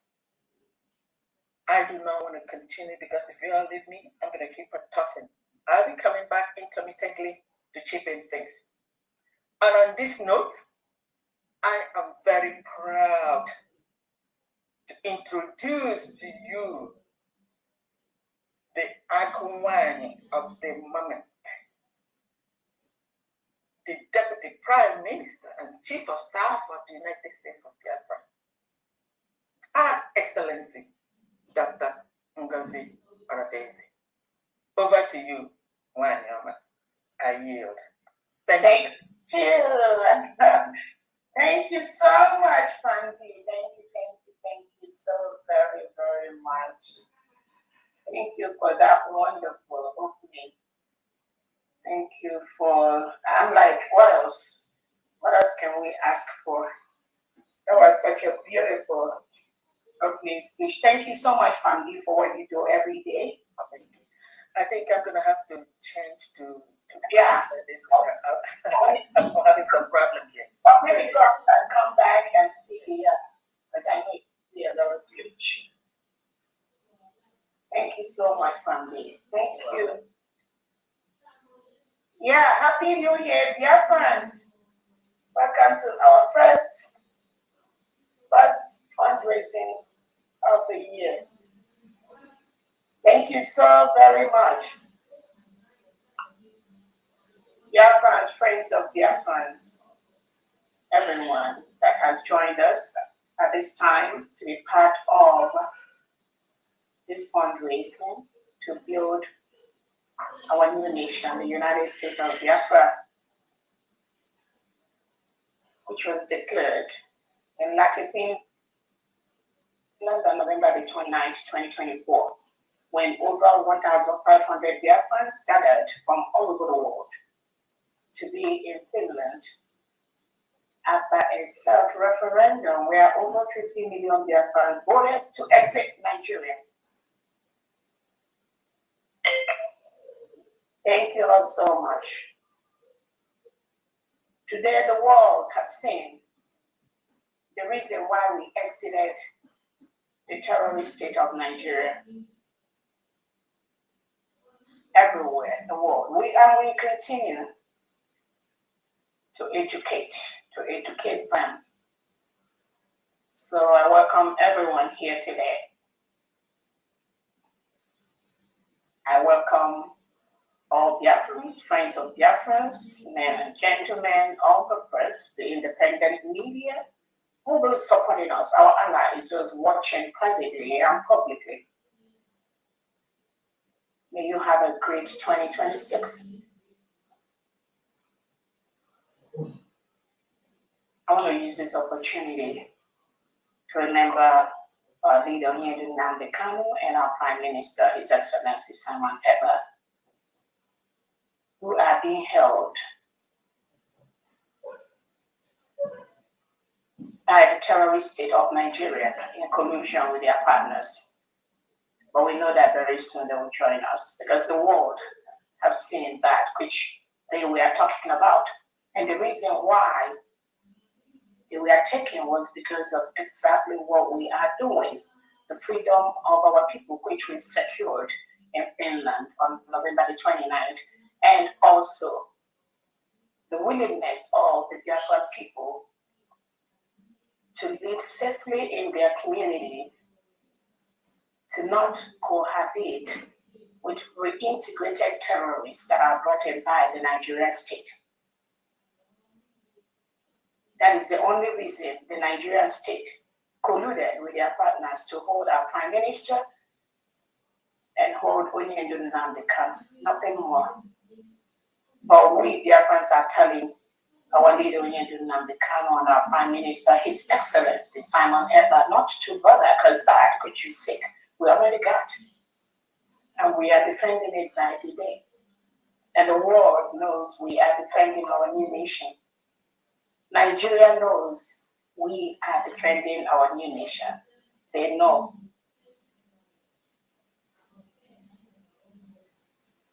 I want to thank all Biafrans, our allies that are supporting us. Thank you so much for what you do every day to make it easier for us. Again, it's not just what we do. We also believe the hand of God is in everything we do. So The job is becoming easier by the day for us, for the United States of Biafra cabinet. I want to use this opportunity to thank Honorable Christopher for holding the ground until we all got here. Thank you so much for what you do. I want to recognize the United States of Biafra cabinet members, what they do, the secretaries, the deputy secretaries, what they do behind the scene every day to ensure no one, no man, no country, no individual, no organization tampers with this new nation that has been declared. I thank you all so much. I want to thank the United States of Biafra Elite Squad, the defense in homeland, protecting our people from the reintegrated terrorists that were hired into the Nigerian military and police, terrorizing our people, terrorizing the quiet, innocent communities of Biafra land. Thank you so much for what you do every day to ensure that we defend ourselves. Self-defense is our right. Self-determination is our right. Decolonization of our people is our right, based on all international laws and local laws. Those are the premise which we base every single thing we are doing to legally remove Nigeria from the 40 states of Biafra territory. They will leave. They are already living. Because currently Nigeria is occupying a foreign land, which is the United States of Biafra territory.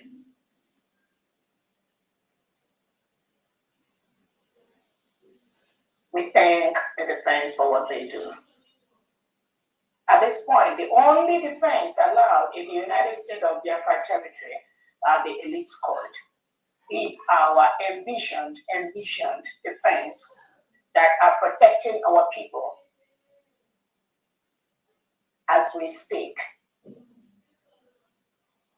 For those who are not aware, the Nigerian state has a standing policy to reintegrate non-terrorists like this one, like Boko Haram, like ISIS, into the Nigerian community.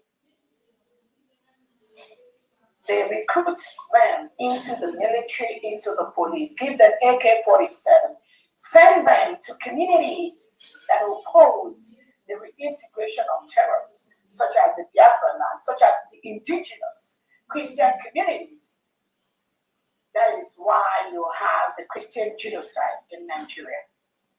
And that is why Nigeria has been declared as the most dangerous country in the world for Christians to live.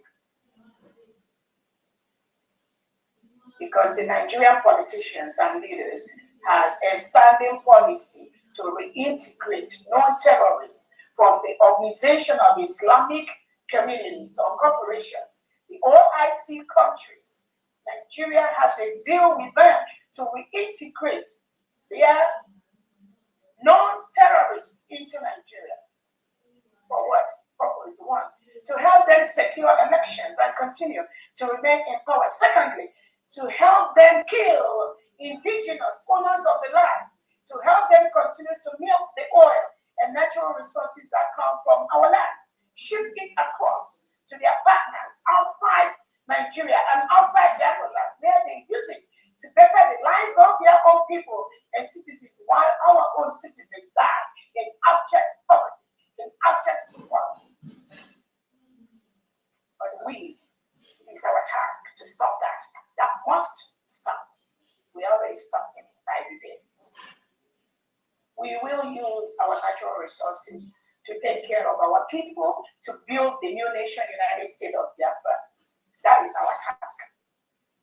Our people deserve the best of life, just like you have across the world in Western countries. Biafran people deserve the same quality of life. That is why we are going to use our natural resources to protect our people. We already have a law that has been passed during our leader, our prime minister, to stop any organization, any country, any individual that has contracted the lifting of crude oil from Biafra land. We will block those contracts. If you are one of those, you must go and block and cancel those contracts with the Nigerian state. Because Biafrans are already stopping them. Just like Donald Trump canceled the one in Venezuela when people just go around to contract for the oil of the citizens and use it to better the life of other people, to better other countries. While the people that were born in those regions, they mass migrate. Mass migration, go to other countries where the resources that are meant for these countries are now being devoted for people who are richly endowed in their own countries. But because of bad leaders, they do not have access to those beautiful, beautiful blessings that God has given them. The United States of Biafra is in line with those policies. Our crude oil, our reserves must be used for Biafra people. That is their task. The United States of Biafra cabinet and Biafra leaders are working on every single day. We cannot allow this manipulation to continue.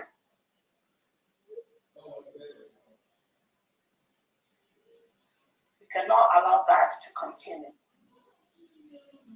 And some of these countries that are involved in this criminality with Nigeria, they are signed those United Nations Charter. When they become nations, they sign to respect those human rights. Those charters they sign for decolonization, the international humanitarian laws, they are all part of that. Those African Union charters, those European Union charters, those United Nations charters, those Commonwealth charters, they all signed to that to make the world a better place. But what did they do? They are angels by the day, devils at midnight. You make noise at the United Nations, at the European Union, at the Commonwealth, at the African Union. You make noise, you collude, you form your cabal to vote. When it comes to voting, you must vote. You all vote together just to defend your OIC organizations. To continue to suppress others. To continue to mass murder innocent indigenous, to punish innocent indigenous. And I ask myself, those that preach international laws to me, which one comes first? International law or humanity? Which comes first? If you kill everyone in a particular community, who are you going to be preaching about international laws to? One has to come first. And what comes first is the humanity. People must be alive for you to teach them about international law. You cannot hide under the excuse of international law and be committing mass genocide, Christian genocide. And you go ahead and protect the Nigerian government, the Nigerian leaders. Once they call for vote, you vote them into power. You want them to lead United Nations. You vote them into African Union leadership. You vote them into Commonwealth leadership. You vote them everywhere because you are a block of the OIC. But you don't ask yourself, do they maintain the charters they signed? Do they make the world a better place? Are they seeking for these powers in these organizations to continue to suppress the indigenous, dehumanize them, colonize them, take their mineral resources by force? Is that what they are there for? Is that what they're supposed to be doing? No, you don't care. All you care is to vote Nigeria into power, and they will vote for you to be the leader of the African Union, the chair of the Security Council, the president of the United Nations, African Union Security Council. It don't matter. It does not matter the history. It does not matter that these countries have, and they come from countries where Christians are being persecuted, are being killed. When you vote them in as the leaders of these organizations, and you all parade to deceive the world. Now, there is a change in this world order. It must change. because if not, you are going to murder thousands of people, and there will be no excuse. There will be no owning up to the evil to humanity that some of you are committing. Enough of that. Enough of that. We cannot continue. That is why Nigeria will move away from Biafra territory. This year, 2026, we will ensure every single element of the Nigerian state left in Biafra territory is out. They must be out. We've written to them peacefully to leave our Christian nation. The United States of Biafra is a Christian nation. We do not want to cohabit with integrated terrorists that are killing our people, burning our homes, destroying our farmlands. We do not want to live with them.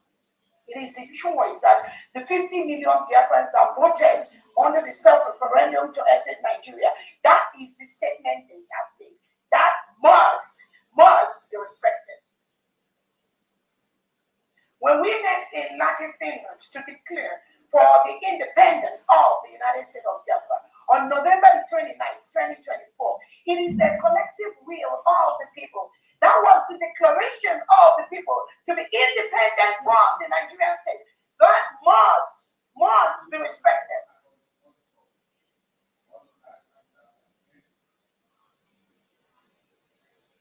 We have Biafrans that are scattered all over the world. The mass migration you see in Venezuela, I believe, is nothing compared to the mass migration from indigenous Nigerians and Biafrans. They are out all over the world. There's no country you go to that you not see a Nigerian or see a Biafran. Because of the bad policies of the Nigerian terrorist state to integrate non-terrorists to continue to kill the indigenous people. Not anymore. So Biafrans have started going home. Many of them we are home. This 2025, we have the reports. For the first time in years, Biafrans across the world felt free when they got to their Biafra homeland and celebrated their Christmas, their New Year, without fear. The only fear some of them have is a criminal Nigerian state that is at this point forcefully occupying Biafra land. They must leave Biafra land. We will make them leave Biafra territory.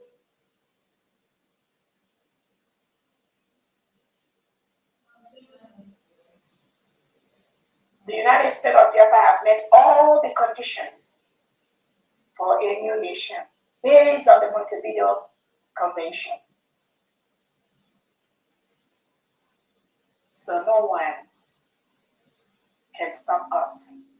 No one can stop the full protection of our territory. It is our right to do so. As Nigeria continues to collude with their OIC countries to come in and fight Biafra, we are also planning with our allies to make sure we confront this terrorism in that part of the world. That is why every country leader today must make it a point of duty to stop terrorism all over the world. That's why you should support the United States of Biafra government led by my humble self, the Fundraising. There is no other thing that pertains to Biafra, United States of Biafra, Biafra Republic in exile, the de facto homeland. All of that are under the full leadership of the United States of Biafra cabinet. With myself at this time, pioneering it. Nothing exists anywhere.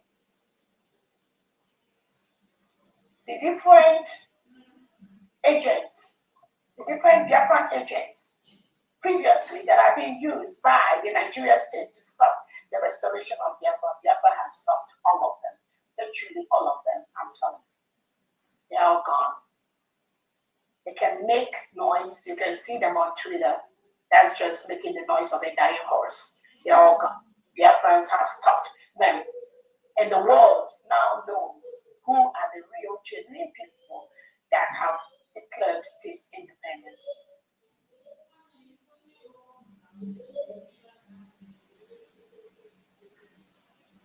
The Nigerian state is not resting, so do not take it for granted.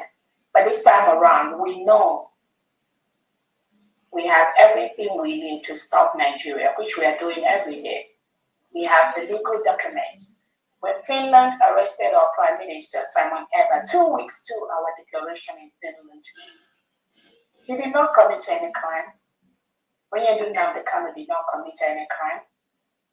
The only reason they took them is so that Biafra will not come, so that we will continue to live in a terrorist state where our children, our mothers, our fathers are murdered by the second, and the government bears no responsibility, no accountability. It's like the killing is a normal thing. Thousands just die and they keep moving. Not anymore. We are building one of the best countries in the world, with one of the best elite squad in the world. Our defense goes through the international humanitarian trainings every month. They undergo other trainings privately on a weekly basis. This has made them one of the best in the world. Based on our peculiar circumstances, based on our peculiar nature, and based on the terrorism of the Nigerian state, everything the United States of Biafra cabinet people, cabinet members, Biafran people are doing, it is something that is unique to us. It is something we want. That is something we want to do based on first safety and security of our people. So we put all that into consideration in anything we are doing. Make no mistake about that. We are on a steady course to ensure that every element of the Nigerian state that is in Biafra land in this 2026, they must be Biafra. The delegitimized governors that are supporting the Nigerian state this year, they will leave the United States of Biafra territory. That land belongs to the Biafra people. They've declared no one can stop that, whether they like it or not.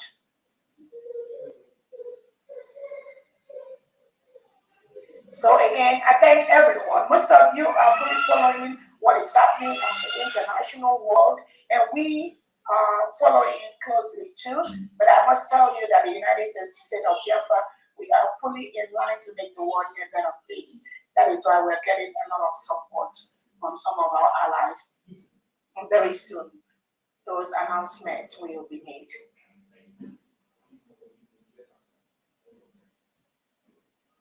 We cannot run away from our land, from the Nigerian terrorist state. That time is gone. Biafrans continue to go home, invest in our homeland. The destruction of the lives and properties of Biafrans across the Nigerian state. Some of you are already saying that there is no other solution than for us to go home and build our home. That's exactly what we are doing. No one can do that for us. Our greatest fear is we, the fear itself.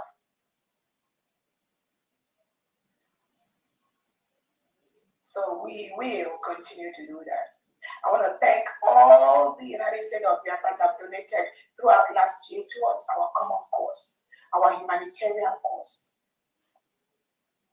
Thank you so much for helping us to release some Biafrans that are locked up in different DSS jails, police stations, army barracks across Nigeria and across Biafra land. Locked up for no crime. Nigeria state locks up innocent indigenous Nigerians and Biafrans at the DSS dungeon for no crime. Not because it's just one example. I'm telling you, there are thousands of innocent Biafrans locked up in different jails across Nigeria by Tinubu and Christopher Musa for no cause, for no crime, just because they are Biafrans, just because they do not want to live or cohabit with reintegrated terrorists. Tinubu gives order for them to lock them up. And the legitimized governors like Soludo, Oti, Uzodimma, and their likes, they help the Nigerian state to perpetuate this crime against indigenous Nigerians and indigenous Biafrans. That is all they do. Make it harder. Bring in the Fulani terrorists inside the Biafra territory. Give them lands. Where they recruit them, train them, give them AK-47 to go against any indigenous Biafran that complains, that asks, why are you milking the crude oil in my father's land without the appropriate compensation? Tinubu sent his men to go and kill them. That's exactly what they do. And we say no more of that. We will defend our people and we will defend our land. That is exactly a priority for the United States of Biafra government. That is what we must continue to do 90% of the time, every single day. That is our major target, to defend our people and to defend our territory.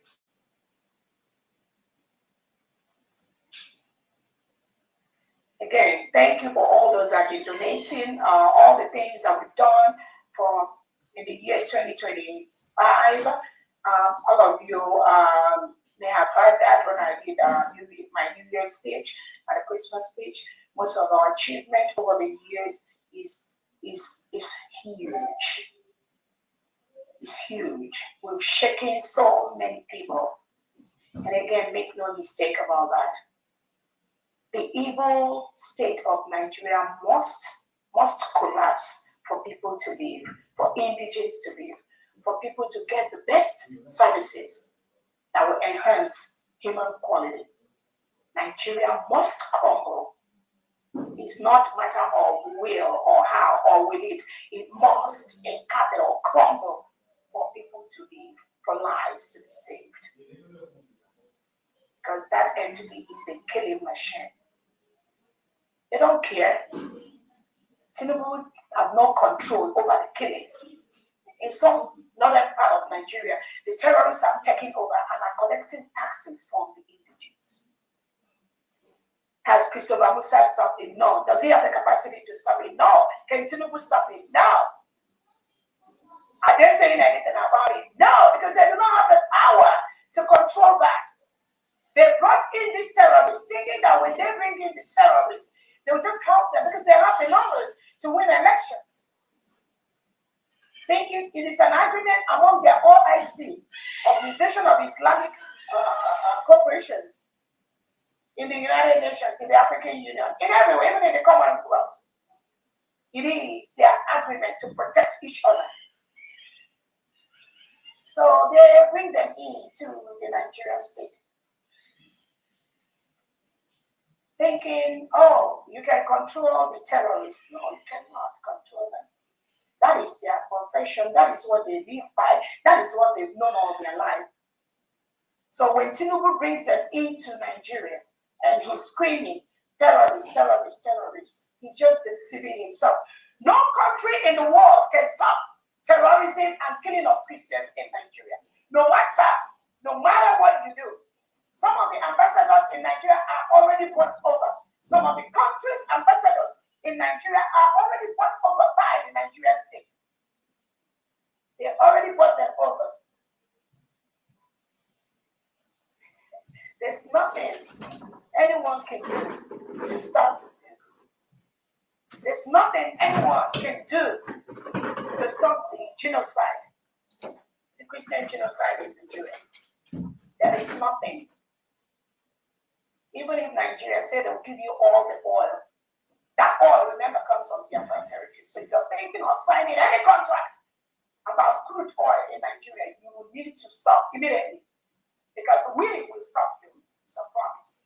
You cannot take those crude oil from Biafra territory under the name of Nigeria. That is why those that already signed the contract with Nigeria for the next 10 years, for the next 20 years, we will block it. We are blocking it already. And you must cancel that. That will be a loss to you. Nothing to do with Biafra people. Because you all are fully aware that Nigeria is a terrorist state. But you want to continue to go into contract with them. You don't care. You don't care. The thousands of indigenous Biafrans that are locked up everywhere. No.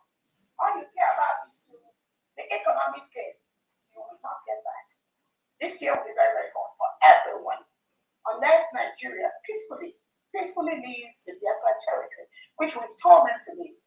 They are fully aware. Tinubu is fully aware that we've declared our independence. The wish, the will of the people must be respected. I am open to negotiations. I always say that.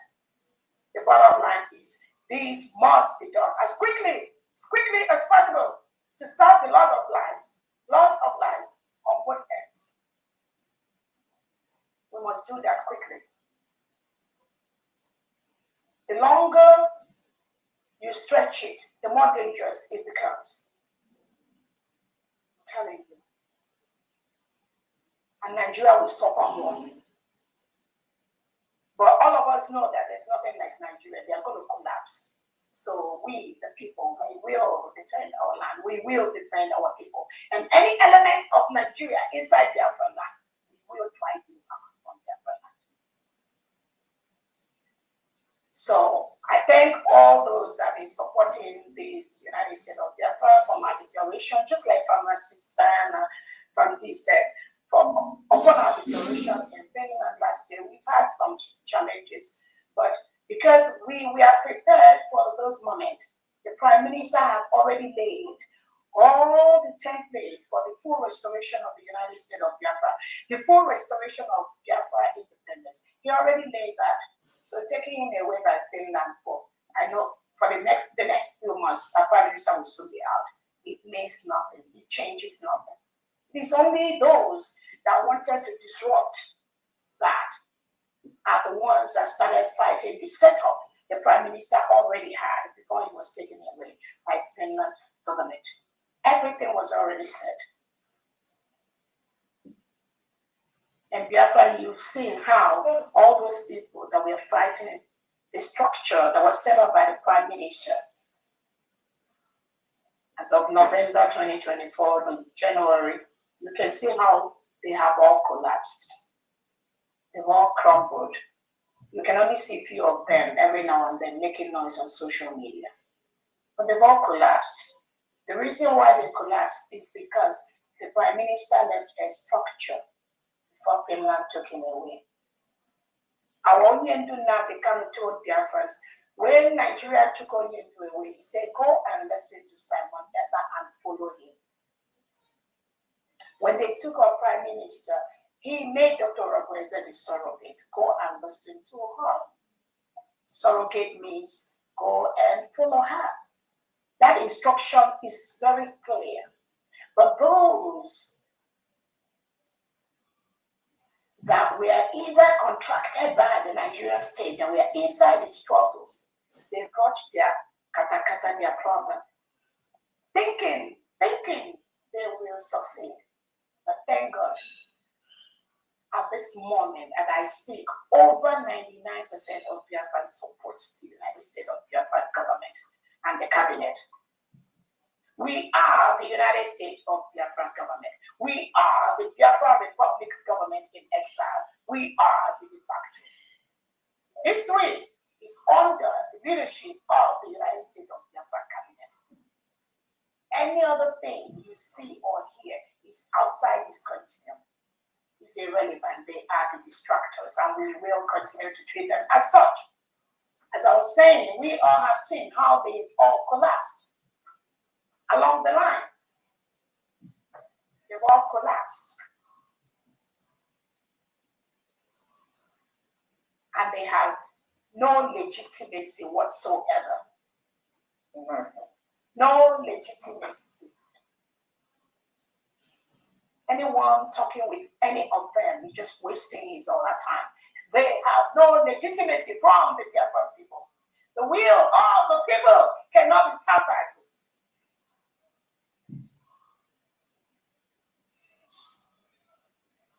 They've all failed. With their partners, or they are colluding with the Nigerian state, pretending to be looking for Biafra.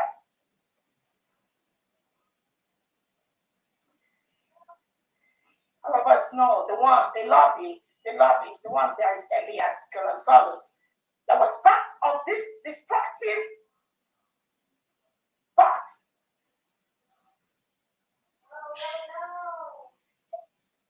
We hear him say he has parted way with moron globals.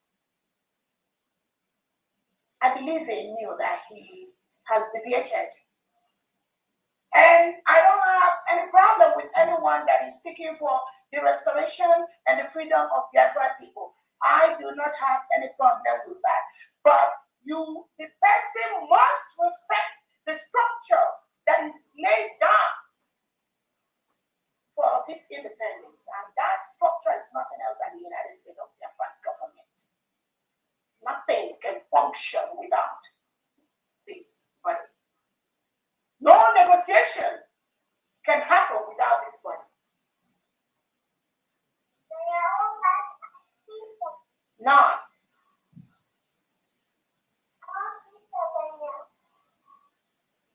So as we progress, they will be falling off. I believe moron globals discovered that this guy is not even fit for this organization. He has dragged, and yes, has dragged the name of moron global to the trash. He has dragged it to the trash because he deviated from the original structure made by our Prime Minister, of which when our Prime Minister interviewed moron global himself, the discussion was very, very clear. Then they brought in this evidence, and he thinks he can collude with the Nigerian government to distract what we are doing. It's just a good riddance of a bad rubbish. Because all he does is just that chaos. But the United States of Biafra, the cabinet, the people, we are as solid as a rock. So those of you that have been following our Onyendu have consistently been following our Prime Minister consistently, has been following the USB consistently, you will know, you will understand that there is no other way. And you can see how all these distractors have fallen off. And they will keep falling off. It's going to even get worse for them. For the few of them, remaining few, they are less than 0.0005% of them, if it comes. You're a good mathematician. Yeah, 0.0005%. I'm telling you, that is, count them in your fingers, the few of them left, and you will all see how they will go down. I'm telling you. So on that note, we've accomplished a lot within our 1 year in office. And again, I hear people say Somaliland has been recognized by Israel. Thank God. But again, I tell people, Somaliland, we declared their independence in 1991. So when you come from 1991 to now, it's almost about 30 years, 33 years or thereabout, before they started getting the recognition. Ours, we already in the pipeline of getting our recognitions. But the most important thing, we are on the right trajectory. We are on the right path. So very soon, those recognitions are going to be coming, and with that recognition comes so many things that will make our job easier. So on that note, I thank you all so much, dear friends. As we kick off this fundraising today, we want everyone to triple, quadruple whatever you donated last year.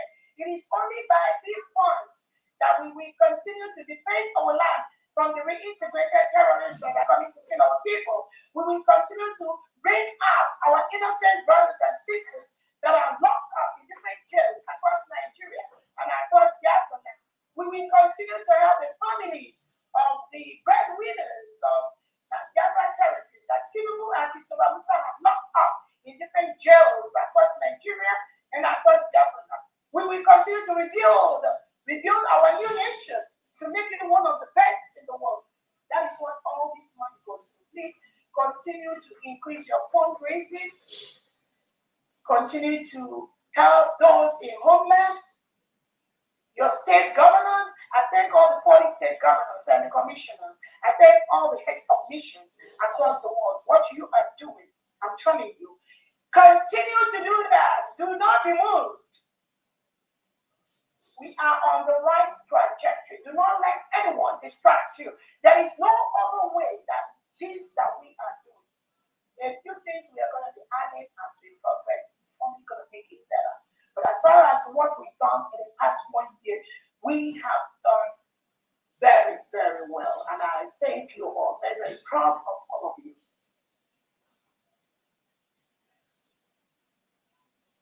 continue to donate. With our approved Wells Fargo Bank, Bank of America, our Homeland Federal account, we have 2 extra Homeland Federal accounts we've added. We're going to announce it in the next few weeks. Also, remember, all the 40 states of Biafra, the governors, they all have their state accounts. Those of you in diaspora, continue to donate to your state accounts. Continue to help your governors to remove the Nigerian elements in Biafra land. It is through your resources, through your money, through the funding that they will have the capacity to do this. We must do this year. We must increase our fundraising, both at the federal level and at the state level. That will make it easier for us to ensure that our land is protected from the Nigerian terrorist state. So I want to thank everyone, and on that note, I'm going to hand it over to Family. Thank you all so much, everyone. Thank you for that update. Your brief is fully loaded with goodies. And that makes us happy. We are really doing exceedingly well at this vantage point. So let's get it started. Remember, we're going to start with our people at home, Biafra land, because of the time difference. Please, I call upon people in Biafra land. If you have anything to donate, we're going to get you first before we proceed with others. I know some people here are going to go to work. We do different shifts over here.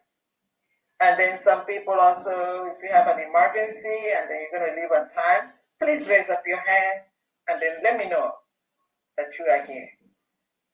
Okay? So, Homeland, brothers and sisters, if you have anything to donate, please come on. And then also others, if you also have something to donate, please raise your hand. Everyone can raise your hand. If you're from Homeland, please just let us know. Draw attention that you are here. Thank you very much. And then I'm going to start. Okay. Is Mouthpiece here? Yeah. Is Mouthpiece here? I'm not sure she's around. Yes. Okay. I've been here. Really? Okay. Yeah. All right. I'm going to give it over to Mouthpiece. Mouthpiece, over to you, Honorable Mouthpiece. Thank you so much, Honorable Queen Eaglebird. I greet you, Aguani Agadabachiroso, Your Excellency, the Deputy Prime Minister of the United States of Biafra, Dr. Ngozi Onagweze. I greet you, Honorable Fambian.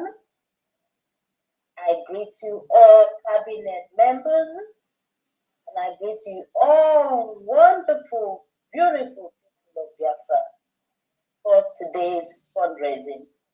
So I'll start it off immediately because Anyana Iwoge. So I'm starting with that of the X space.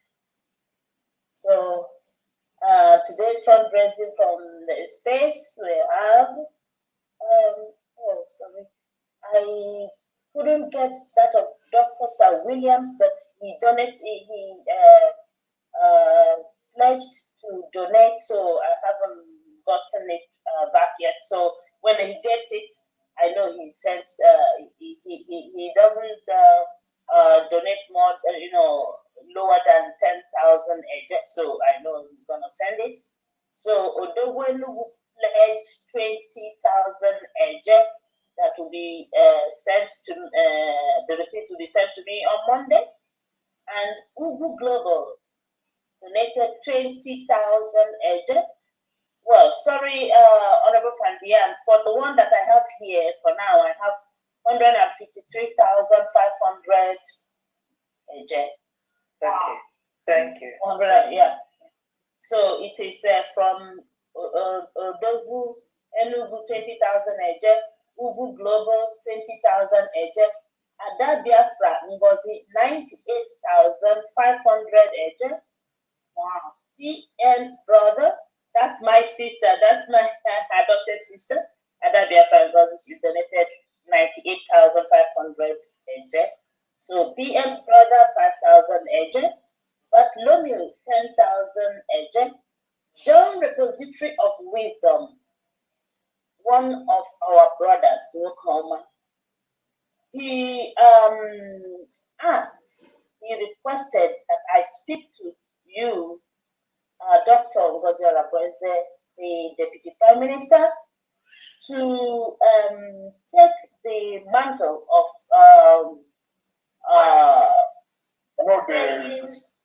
Nobody asking. What are you saying?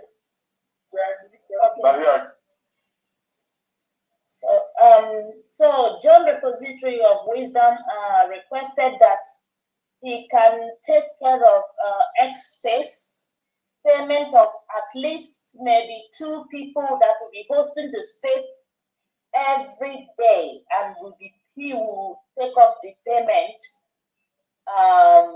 every month for them, but they have to always be on space from 8 a.m. to 8 to late. Anyway, I don't know the time. I think 8 that he said. So they will be paid monthly. So so I hand it over to you, DPM. So to do what you do. I don't know how you go about it. So it's up to you. Then I'll relay back to you. Oh, wow.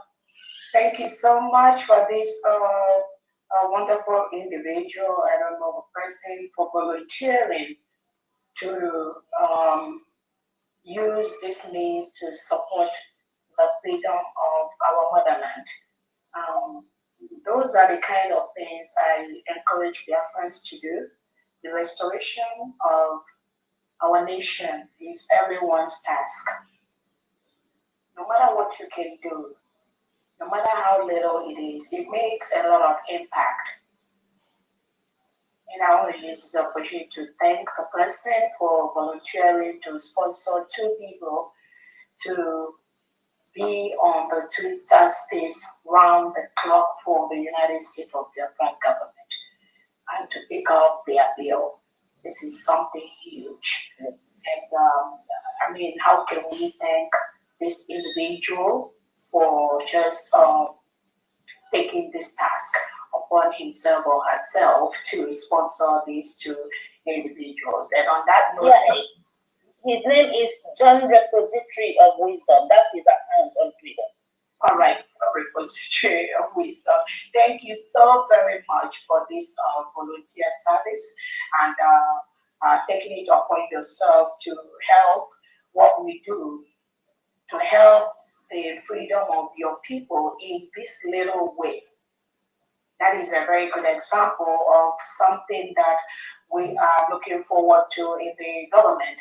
Like I always said, the restoration and protection of our community, of our land, the full defense of our land is everyone's task. It's not for Dr. Roberza.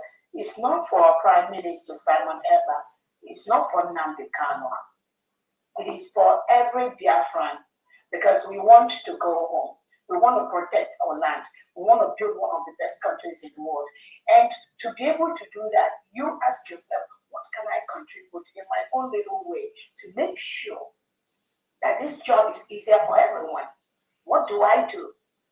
This volunteer from Repository is one of them. Finished. Grabbed her wrist. Landed frowned lightly. And we thank him for volunteering to do this. So again, Biafrans that are listening to me, those of you that may be interested to pick up this assignment, you can reach out to me or you can reach out to Mouthpiece, and then we can go from there to figure out how to do that great thing. you requested. I also want to use this opportunity to also tell everyone listening to me, whether you're a media person or a scientist or an engineer or a medical person, or you work in the health industry, or economics, or you know about IT, you know about money, there will always be a space for you. There will always be room for you to do something, no matter how small, to facilitate the restoration of the United States of Biafra. There will always be something. You just think about it. It's not any individual's task. There will always be something you to do. And do not be deterred by the mediocres that are just making noise on the social media. Those that claim they've been doing this for the past 100 years. And I keep telling people the beautiful ones are not born yet. Those that will really lead this country, our new nation, to this standard, to the level where we need it to be, they are not born yet. So more will even join next week. More will join today. More will join next month, next 2 months, next 3 months. But there is always a place to stop. Don't stay on the sideline. Don't think it does not concern you. Don't think it's none of your business. Don't think when they get it, then you will come and join. I said for 10,000 or 1 million, you will pay. When I come on as you're waiting, who are you waiting for? Because the way you are busy, the same way that our brother is busy, the same way family is busy. All of us can only do so much at any given time. People, you all come together to be part of that, to add, no matter how small, to the restoration. It makes it easier for everyone. So again, thank you so much, the repository, and anyone that will be interested in being part of this new project that this person has volunteered to sponsor for hopefully the next 6 months. You can reach out to me later or reach out to Mouthpiece, and then we should the opportunity to get the best individuals that will help us move this assignment forward. Thank you so much, and may God bless you. Go ahead. Thank you. Thank you, Your Excellency. So the next person we have is Honorable Ebenezer. Honorable Ebenezer, the mic is yours. Good evening, my fellow Biafrans. Good afternoon, good night, good evening, good morning, depending on your time and location. Good evening, my DPM. Good evening, my Honorable Secretary from the. Good evening, all my fellow Genu Biafrans. Happy New Year to every one of us here. I'm happy to see how much I need here now for her. Even the one guy pushing last year. Thank God for that. My DPM, because when you could hear before, what's our account? It's all the whole states and what's their own accounts. But my own state, I won't open my own state. I can't open my account to state, it can go all the states. So I'm more and more I dream fundraising to my state, but that I can't make it stop. Yeah, who's asking? Oh, Ebenezer. Okay, yeah. So on the state, they are in the final process of finalizing their new account. They had an account before, but they had to establish a new one. So hopefully they should be able to conclude that in the next 2 weeks. Yeah. But you can also reach out to your governor. He should be aware of that. But the Commander General in the state of Olu is also part of that, so you can also reach out to him. But in the next 2 weeks, we should be able to conclude that on Olu state. Okay, well. Although the people in your what's that ID card, because people complain another way for anyone in Africa. Because I go in like I might know why nobody I don't want Europe at least nobody I want to be ID card. Africa or Europe or homeland? I want to buy one African country. Why one African country here? Yeah. The website. You can those in Africa can apply for their website. Mommy, how to pay the money? I want the money. Yeah. I need your country representative. Yes. The website is self-explanatory. If you go to the website, there's a place where you will pay. By homeland or by African countries. I am going to die at whereby now, but you homeland guys are go. Yeah, there's a homeland account. They will so add the homeland. The plan is for us to start the ID card application for homeland. So hopefully in the next few weeks we're gonna start that too. Okay. Well, thank you for my own direction. As in new year, new life, new changes, new updates, new upgrades. Yes. I'm 150,000 a year. Wow. For my own donation. Wow. 150,000 a year. Wow. Also, I think you know, say 350. Please come back. Come back. 150,000 a year. 150,000 a year. I got it. All right. Okay. Thank you. Thank you so much. Thank you so much. God bless you. Samuel, put on your shirt. Samuel John, put on your shirt, please. Thank you so much. All right. Let's continue. Let's move it a little bit faster, please. Okay. The next person is Uba Roland. Uba Roland, the mic is yours.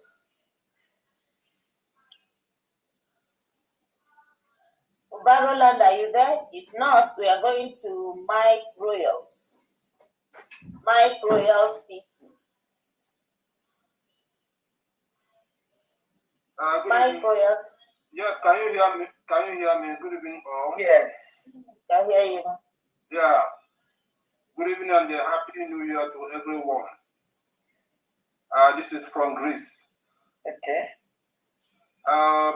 I greet everybody, especially our DPM. I'm always praying for her. It will work with her, and this year all of us will enter our new country in Jesus' name. Amen. Yeah. Please, this is from Greece. The total amount is 140 ejema. Okay. A lot of us travel for Christmas. We are very, very few here. So let me proceed to call the names of the donors. Okay.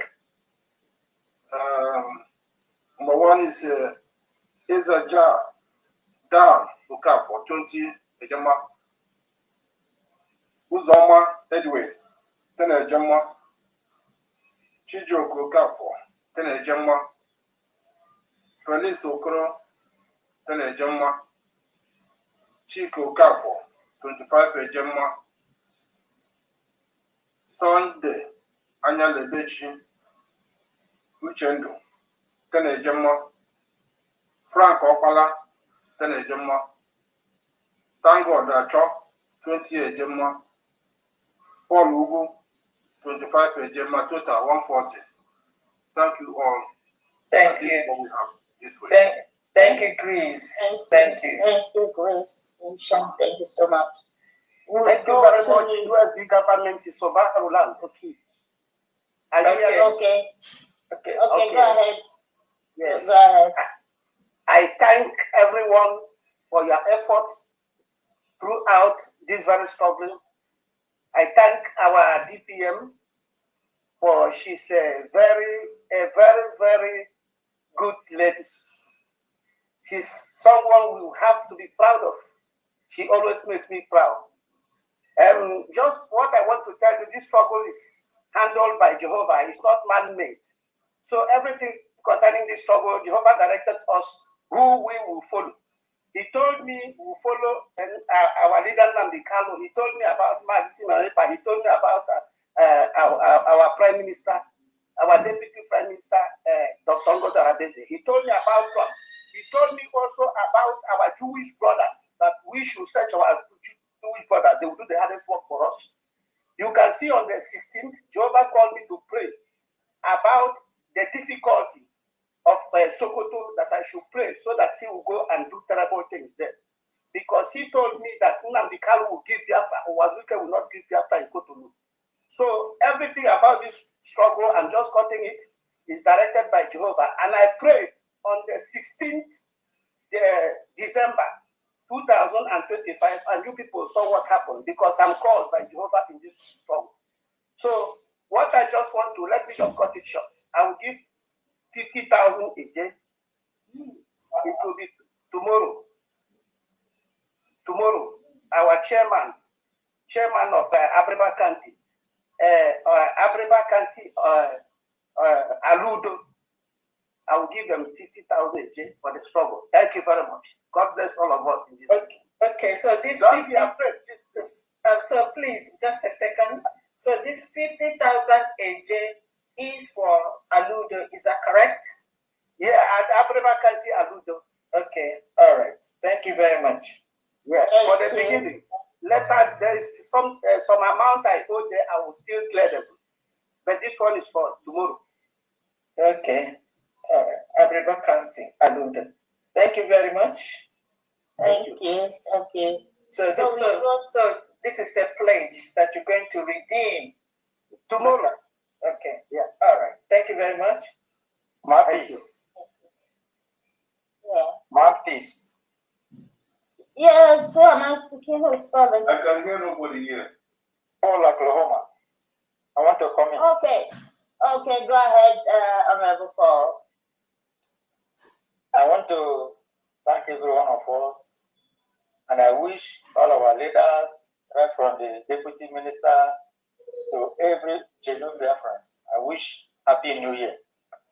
And I believe, God, that this year will be better than the past years.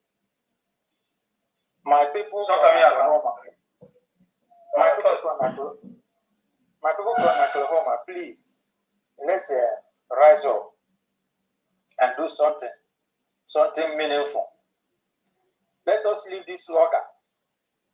Now, Ngozi government, our deputy minister is not only the government. We need to support her, please. My Oklahoma, I have no sound. We can hear you. So please, let's support our government so that we can go home earlier. So I'm giving out this afternoon 70 Ejema. Thank you so much. Bye. Thank you. Thank you for your donation. Thank you. So we'll go next to Honorable Joshua Ononak. It's coming. Paul. Okay. Your ID is coming. Okay, ma. They put it by DHL, so after they will send you the cost. Wow. Okay. Congratulations. Okay. So we'll go to Honorable Joshua. Honorable Joshua, the mic is yours. All right. Can you all hear me? Yes. Very well. Loud and clear. All right. I'm very, very happy to see everyone. I'm giving a special greetings to DPM. Happy New Year. Happy Good to see you. Good to see you. Everyone is looking fresh. Yeah. Also, the mama in the house, Bandiam. Yes. Happy New Year. Happy New Year to you. You. Welcome. And you look so renewed and fresh. Yes. Thank you. Thank you very much. Thank you. So extend my greetings to also our cabinet members. Happy New Year to you all.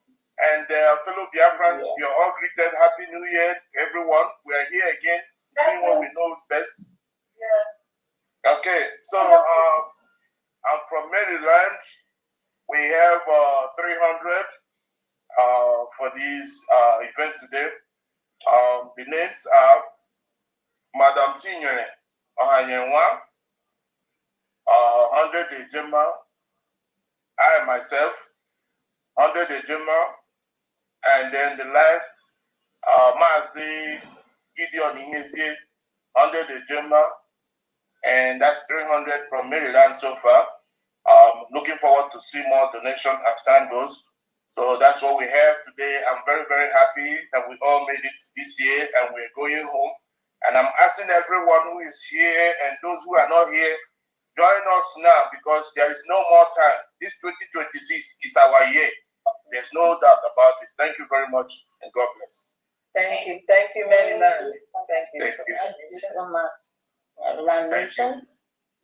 Please, my piece. I want to bridge a protocol. For my master, then Mazuzo Gakugo, any price I have to pay.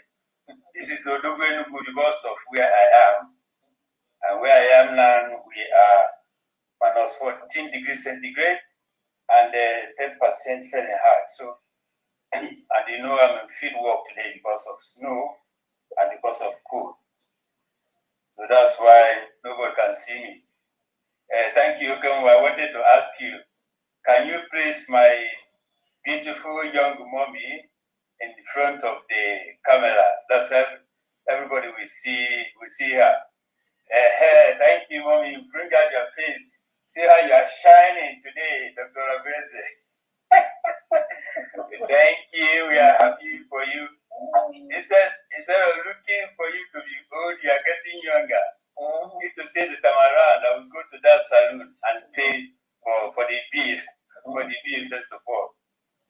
Please, I don't have that because it's very cold. If I'm dying, are you with your pen and paper? No, I don't have until you say, depend the amount you're going to say, then I can write. Okay. First of all, I want to say I am sorry for not redeeming my pledge last time. On the 24th of December, I got an accident, so I couldn't meet up with my pledge. So I pledged 50,000 last fundraising, and today Marquis have said I have 20,000. So I am adding 30,000 to Esani. Then on Monday, I have to redeem both 30,000 and all that. So in total, everything will be 100,000 for. Okay. So today fundraising, I'm just supporting with the addition of 30,000 to make it 50. So all of them is 100. Okay, let's break it down. Just hold on. Today, I told you to have your pen and paper. No, don't worry. I told you. I'm important. For today's on, you stated 30,000. Is that correct? Yes. And then last. That one for Ezan on the space is 20,000. Yeah, for Ezan. And then the last one you had 50,000. Is that correct? Yes. You said 50,000, and then with a balance of 20. Is that correct? Yes. Okay, so what you owe now, what you're gonna have to give us now is 50,000. 30 no, today. 100,000. 100,000. Oh, you haven't given anything at all. No, that's what I told you. Okay. So 70 is for the previous one, and then 30 is today. That's the way it is. 30 today because the previous one has already been recorded. So it's today's one that I'm recording. And then plus this one. So we are waiting for 100 from you. Okay, yeah, thank you so much. We appreciate it. Exactly. My pen is working now. Yeah, I'm sorry for breaking inside. Please, man, please forgive me. That's Thank okay. you very much. Thank you very much. All right, thank you very much. Update. Go ahead. Yeah, from Maryland again. I think that was either the last fundraising we had last year. I wasn't there, but I have my two members that made a donation, which I have to mention. My Dontin gave 50 Ejema, and followed by Mazi Linus Osuji, 50 Ejema, and all for Oweri, as they said. So making it 400 with the one we already mentioned. Total. Okay. So the 50 The 250 was not mentioned last week. Was it mentioned last week? I wasn't in that event, so okay. All right. Yeah. Thank you. So your total today is 400, and then 100 is for Owerri. Is that correct? Yeah, 100 for Owerri, from both of them. Yeah, for both of them. Yeah, for Owerri. Thank you very much. Thank you. Thank you. Please continue. Yes, I'm here. Yeah. So the next person is Honorable Dr. Cornelis Nana. Host of Venezuela. Thank you very much, Honorable Mouthpiece. Good evening from here. You're welcome. Happy New Year. Happy New Year to you, ma'am. Good evening, Your Excellency, Dr. Ngozi Ohabeze. Good evening, Honorable Diana, and all the cabinet members present. Good evening, fellow Biafrans. I wish you all a happy New Year. Yeah, this is Dr. Cornelius Nana Namchi, the Secretary of Water Resources and Environmental Management. I bring you greetings on behalf of the Biafran fathers and friends. We are not relenting at all in our commitment to supporting the United States government. Even during the holiday, our activity did not stop. The holiday did not stop us. We keep on doing what we know how to do best. Because we set the stone rolling and it's moving downhill. So nothing can stop us. Keep on moving, regardless of whatever stands on our way. Okay, during the holiday, the fathers and friends had a total contribution of, hold on one second. Okay, during the holiday, that was the 16th week, we had a total contribution of 100,961.72 AJ and 10 AJMA. That was on the 16th week. Then this week, which is 17th week, we have a total contribution of 62,400 AJ and then 55 AJMA. That is for 17th week. Okay, the individuals that made these contributions are as follows. I'm going to mention those that contributed during the 16th week. And first on my list, I have an Anonymous donated 10,000 AJ and adding to 4,161.72 AJ.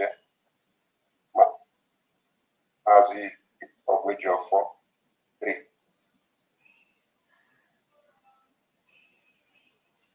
$3,000 AJ. Anonymous. SA 5,000 AJ. Mba EG 12,600. Paris. Just type. Njoku DC 2,000 AJ. Mazi Obumne KU 4,000 AJ. Mazi Doubleman 20,000 AJ. Ochus 042 5,000 AJ. Anegwacha 10,000 AJ. Chinedu M 2,000 AJ. Emmanuel CU 1,200 AJ. Ben M 2,000 AJ, and last but not least, Dennis CA 20,000 AJ. That is for week 16. Then coming to this week, which is the 17th week, we have Mazi of which of 3,000 AJ. Mazi Obiech 2,000 AJ. Apostle 35 AJ. Mazi Adindu O 5,000 AJ. Metu Nwa Rising Sun 5,000 AJ. Ane Guacha 10,000 AJ. Mazi Cornelius 1,700 AJ. Jidofo M 10 AJ. Emmanuel CU 1,200 AJ. Dr. F 5,000 AJ. Chinedu M 1,500 AJ. Maazi D Obumneke 5,000 AJ. Maazi Okaname 3,000 AJ. Anonymous 10,000 AJ. Chidebere SA 4,000 AJ. Okonkwo AC 2,000 AJ. And then Somto Chuku LN 3,000 AJ. And last but not the least, Mazi David N 10 AJ. That is a total of 62,400 AJ plus 55 AJ for this week. So thank you very much for your time. Okay, I'm sorry, I was on the phone. It seemed like you had two things. There was something you said before, something about last week. Can you please just, I didn't get it. Okay, during, last week we were on holiday day. So Yes. Then our contribution continues.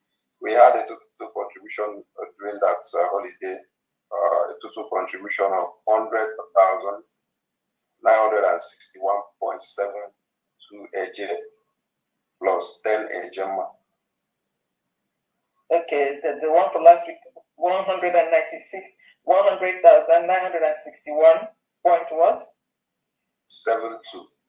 And then plus 100 AJ. No, plus 10 AJ. Plus 10 AJ. Anyway, so this is already in. It's already in. Is that correct? So yes. It's just a notation. All right. And then today you have 62,400 AJ plus 55 AJ. Is that correct? Exactly. Thank you. Thank you so much, fathers. Fathers are really do awesomely well. Thank you very much. We highly appreciate you. Thank you, Father. Thank you. Thank you, dear fathers. Thank you so much. We'll now go to Honorable Jidofamachi. Yeah, good evening. Good evening, mouthpiece from here. Good evening, my Deputy Prime Minister, Dr. Ngofia Arabiaza. Good evening from there. Good evening, great Biafrans and the Cabinet of Biafra. Happy New Year.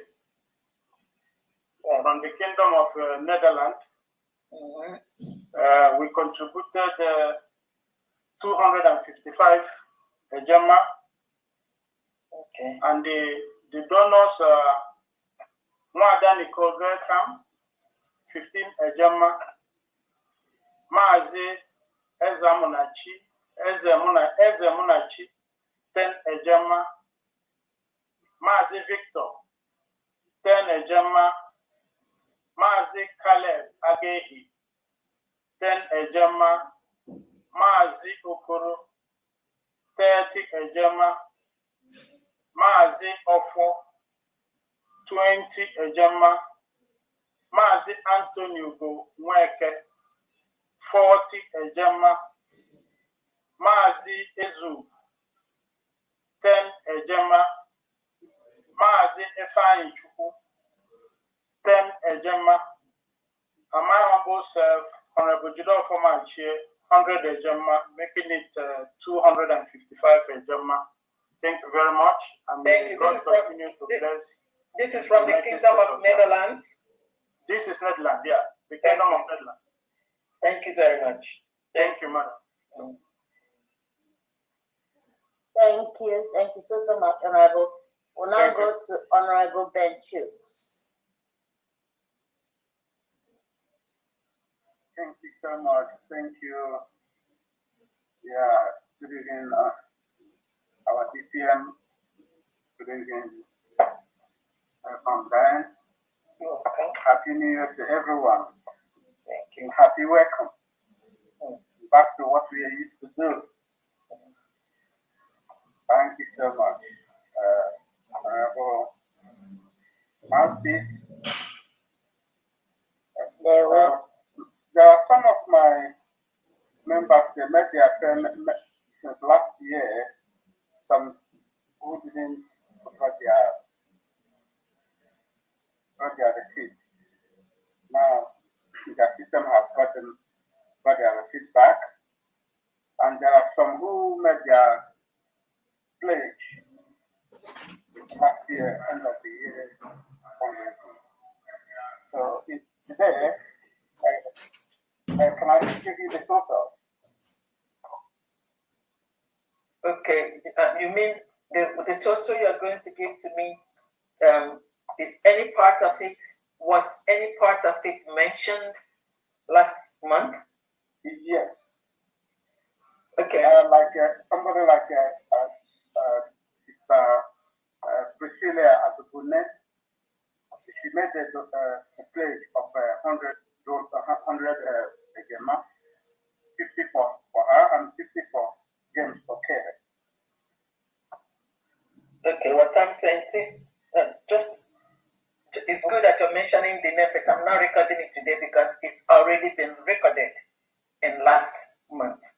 Do you understand what I'm saying? Yeah, but they didn't make the payment that time. They just made the payment. That's okay. When they make the payment right now, that's okay. It doesn't matter. They've redeemed their pledge, but it has been recorded. It has been recorded last month. Okay. That's what I'm saying. Okay, should I minus it from what we have today? Yes. Okay. You said 50 for her and then 50 for somebody else. Who? Yeah, James O'Kerry.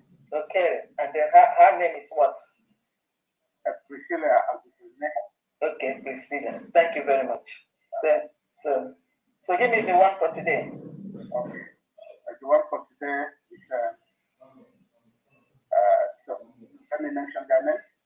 Yeah, give me the total and then you mention their names. Then total today should be 803. Wow, UK. That's a big one. Okay, go ahead and mention their names. Okay. Mwada Margaret. Isukane Ndale. 20 Ejema. Mwada Ukashi. Ibekwe. 50 Ejema. Mwada Yuni. Onwamegu. Around 20 Ejema. Marty Christopher Onyegu. 50 Ejema. Mwada Margaret Ndale. 2 times. The second one is 15 Ejema. Mwada Ngozi 50 Ejema. Marty Justin FM 50 Ejema for state of Olu. Mwada Mesh Iruebu 10 Ejema. Mwada Roslyn Eke 50 Ejema. Mwada Cordelia Eze 38 Ejema. Mwada Caroline Wune 25 Ejema. Mwada Ugo Fokasi second time 30 Ejema. Marty Benchuk Agubosim myself 50 Ejema. Mwada Cecilia Chioma, the one her husband left died a few weeks ago. 15 Ejema. Mwada Roslyn Owena 50 Ejema. Mwada Akona Kejor and Ejema, Wada Flora, Zabangwa, Give Zabangwa, Ejema, Wada Flora, Akopilo, 40 Ejema, Anonymous Air, 30 Ejema, Marty Victor, Okebu, 20 Ejema, Marty Frank, Okoye, 30 Ejema, 2,803 Ejema. That's what we have to say. Did you say 812 or 800? 812, right? Three. Okay, 803. 803. Yeah, thank you. Thank you very much. Thank you. Thank you, UK. Thank you. UK Mission, thank you so much. We'll go to Honorable Mazi Uzo, Republic of Ireland Mission. Okay. Good evening, everyone from our side here. Happy Good evening. I did pay with much love, and then you are appreciated. Honorable Mantis, we greet you. Before I make this, I want to say something. If people in any state, any country who are looking for members, we need to, reps need to be coming to YouTube channels of this independent media. That's where we are holding sway over there, just like Twitter. Each time we come out to talk, sometimes they call us from America. They introduce people to us. That is the secret.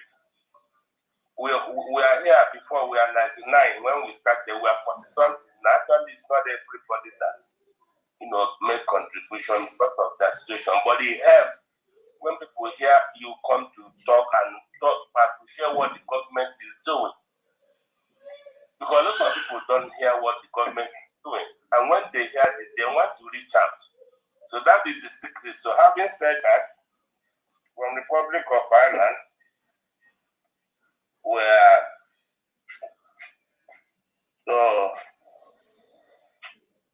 what that thing sorry, the total is 155.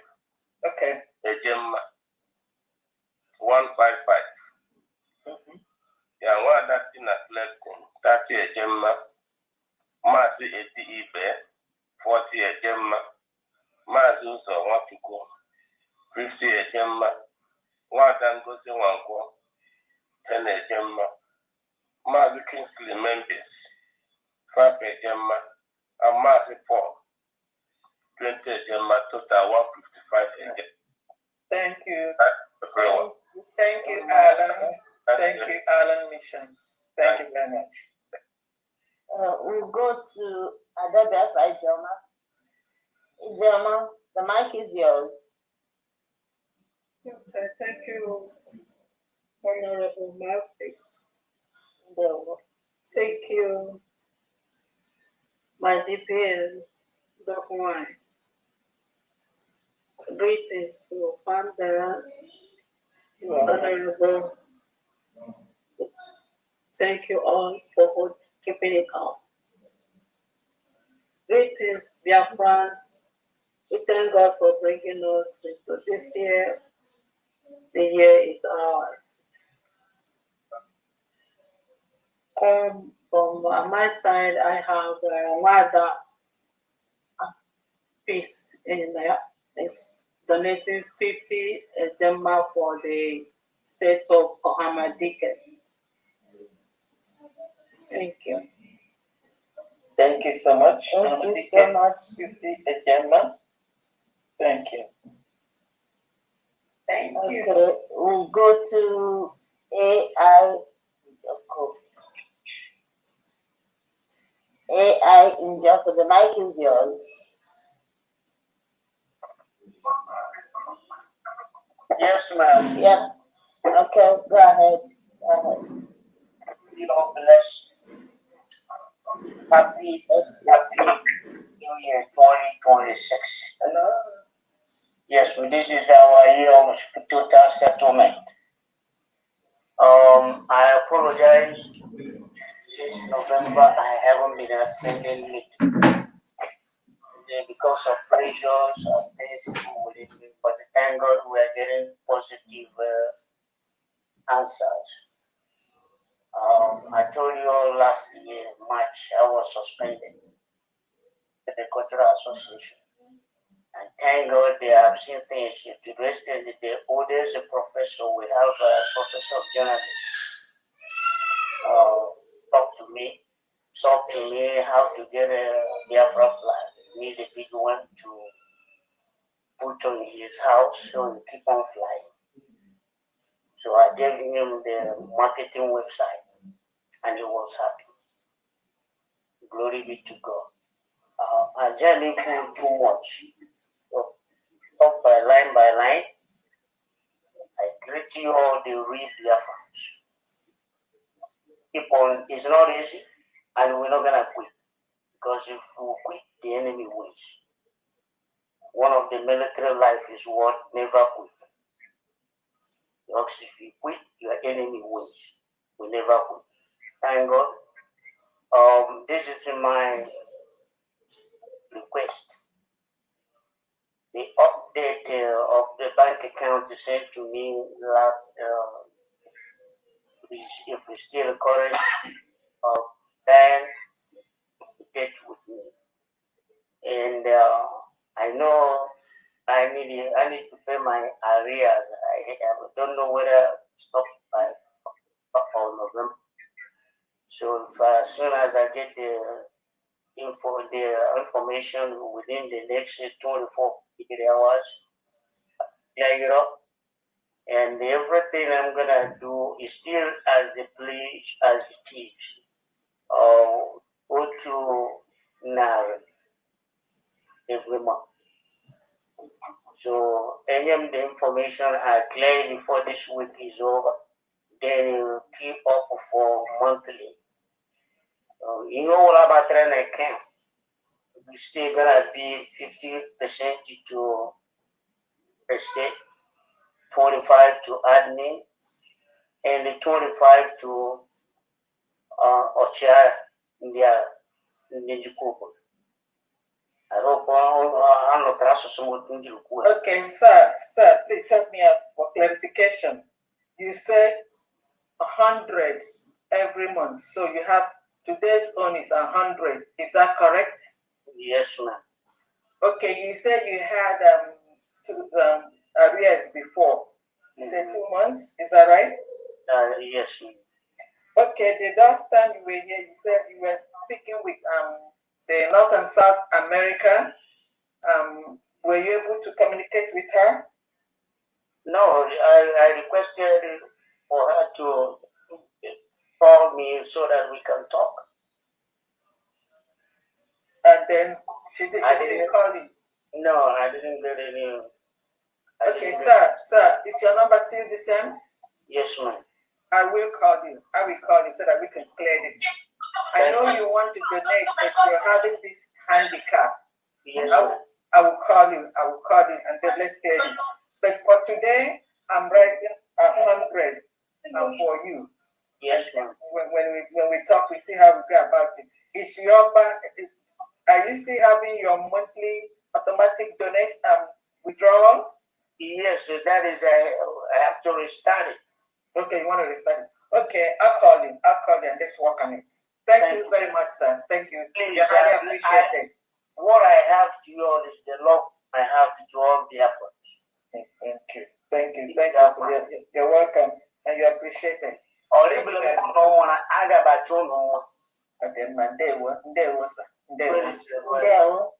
Thank you so much. Let's continue.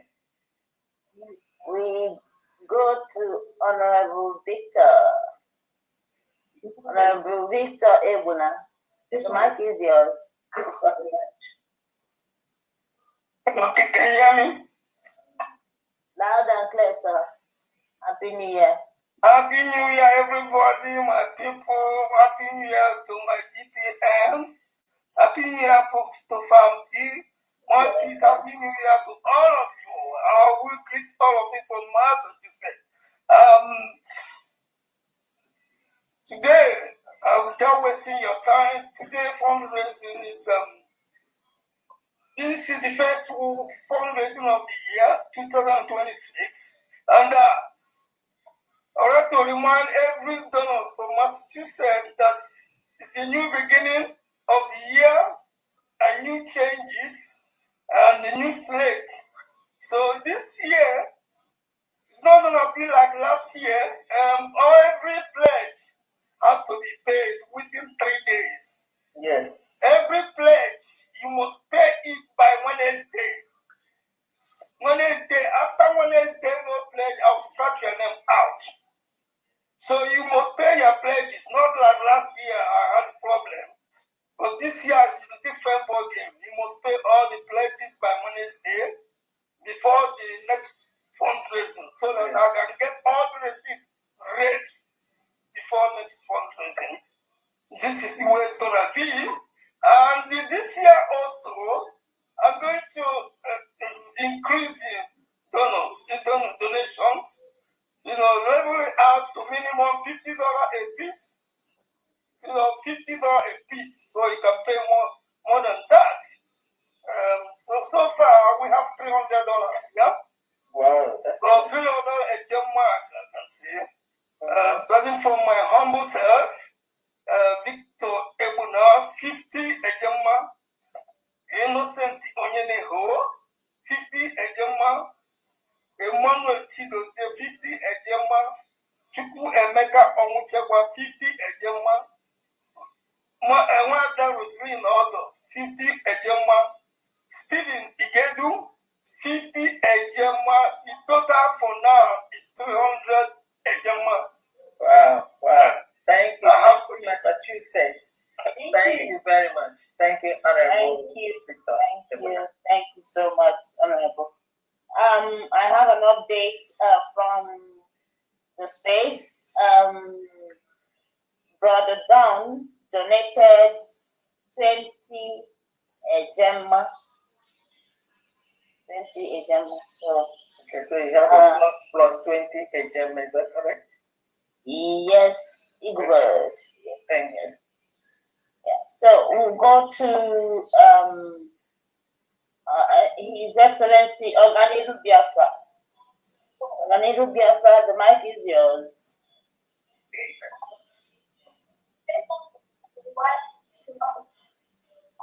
Hello, good evening. Can you hear me? Yes, we can hear you. Good evening. Your Excellency, our DPM, good evening from Diana. Good evening, all the members and honorable in the house. I'm also greeting from this, my side, my comrade, Joshua Anonoka. I'm also greeting you. Have been a long time. I thank God that a lot of things that has happened has revealed to us a couple of times the genuinity of our DPM and all the great efforts you have put in place, making sure that the mandate is protected in high priority. I just have a few words to all dear friends.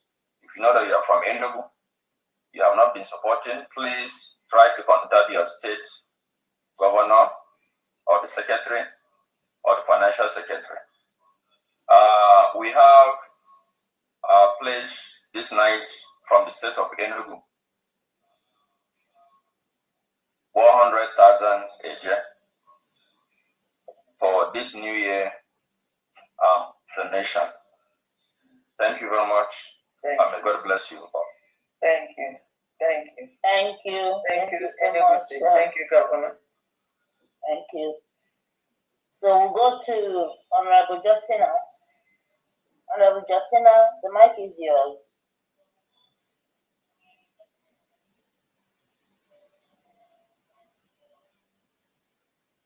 Honorable, are you there? Okay. Call the next one. We'll go to Mazi Sunshine. I'm here trying to Okay. Okay. Go ahead. Good evening, Honorable DPM. Good evening, Honorable Fandan. You're welcome. Honorable Mouthpiece of the Girls, I greet you. I greet you, Adabia Fandeo. Happy New Year, dear friends. Happy New Year to everybody. My name is Justin Odozo, Belgium rep. And for today's fundraising, we have 150 Ejema. And the names of the donors as follows. Wada Obi Obu, 30 Ejema. Mazi Godwin Wegner, 20 Ejema. Mazi Adindu Osunwoke, 10 Ejema. Mazi Gabriel Robert Okafor, 20 Ejema. Justina Noye Odozo, 20 Ejema. Wada Lovett, 5 Ejema. Mazi Alphonsus Uchenakwe, 10 Ejema. Evangelist CO, 10 Ejema. Mazi Amechi Maduka, 10 Ejema. Mazi Ozo Kings, 10 Ejema. Ada Floris Ewokoro, 5 Ejema, bringing the total to 150 Ejema. That's all we have today from Belgium. Thank you, man. Thank you. Thank you so much. Thank you Thank very you, much. Belgium Mission. Thank you. So go to Mazi Sunshine. Mazi Sunshine, the mic is yours.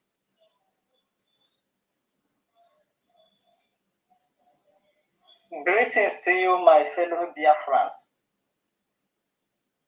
Greetings to you, my Honorable DPM, Her Excellency, Odogunwan, the mother of Biafra, the mother who gave birth to United States of Biafra on the 29th of November 2024.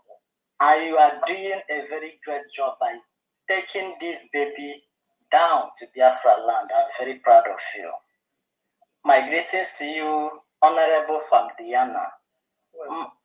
My Honorable Mouthpiece, I acknowledge you. Greetings to you, everyone in the house. Still Nike. We are getting to the land. Thank you so much. I am proud. I don't have much to say. It is only the gullible ones and a fool that doesn't know that Biafra is already at home.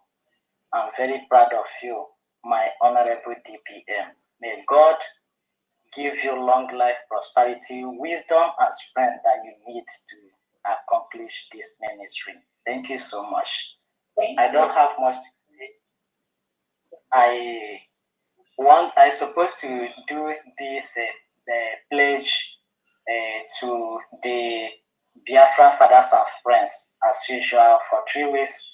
I've been experiencing difficulties in my accounts, so I am pledging 10,000 AJ to support the restoration of United States of Biafra. Greetings to you, everyone. Thank you.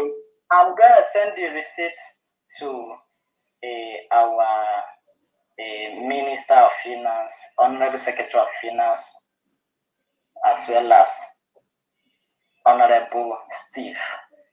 Thank you so much. I need clarification.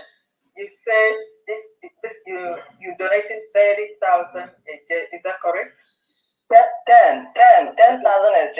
That's what I'm pledging, but I'm going to send it tomorrow on the Homeland account. Okay. This is a pledge. I'll forward you forward the receipt to Honorable Pastor Steve. Is that correct? Yes. All right. Thank you very much. So I just want to make sure that this pledge is not counted in the one Dr. Nana presented. Is it? Yes, ma'am. But when will I do it tomorrow morning? Okay, I understand you're doing it tomorrow morning, but I said this 10,000, is it included in the one Dr. Nana mentioned earlier? No. All right. Not at Okay. all. Good. Thank you very much. Thank you. Thank you so much. Thank you for your pledge. May your days be long. And you too. Thank you so much. Thank you. We'll now go to Honorable Dorothy. Honorable Dorothy, the mic is yours. Yes, greetings, Your Excellency, greetings, Pandayana, and the Marquis. Happy New Year to each and every one of you. Okay, for today's donation, Georgia, USA, donated $200. Thank you. Yeah. Okay. Thank you very much. Georgia. Thank you, Honorable Dorothy. Thank you. So we'll go to Mazi Uchenna. Mazi Uchenna, the mic is yours.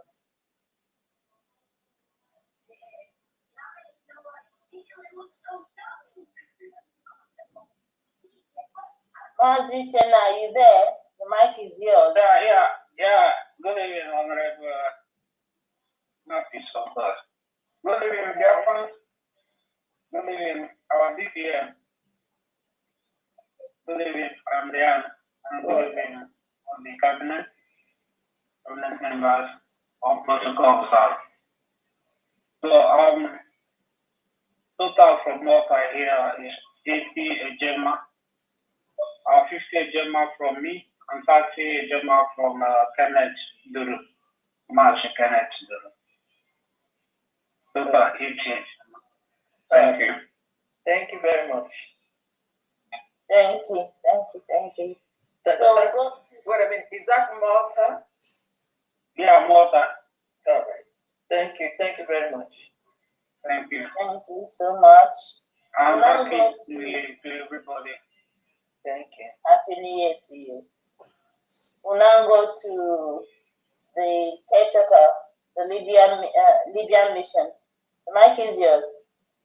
Honorable, the mic is yours. All Biafra, they won. I greet everybody. Happy New Year, everybody.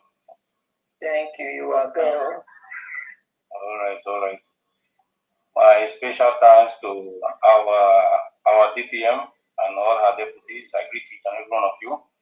All our generals and all the honorables. All our comrades and Biafran at large.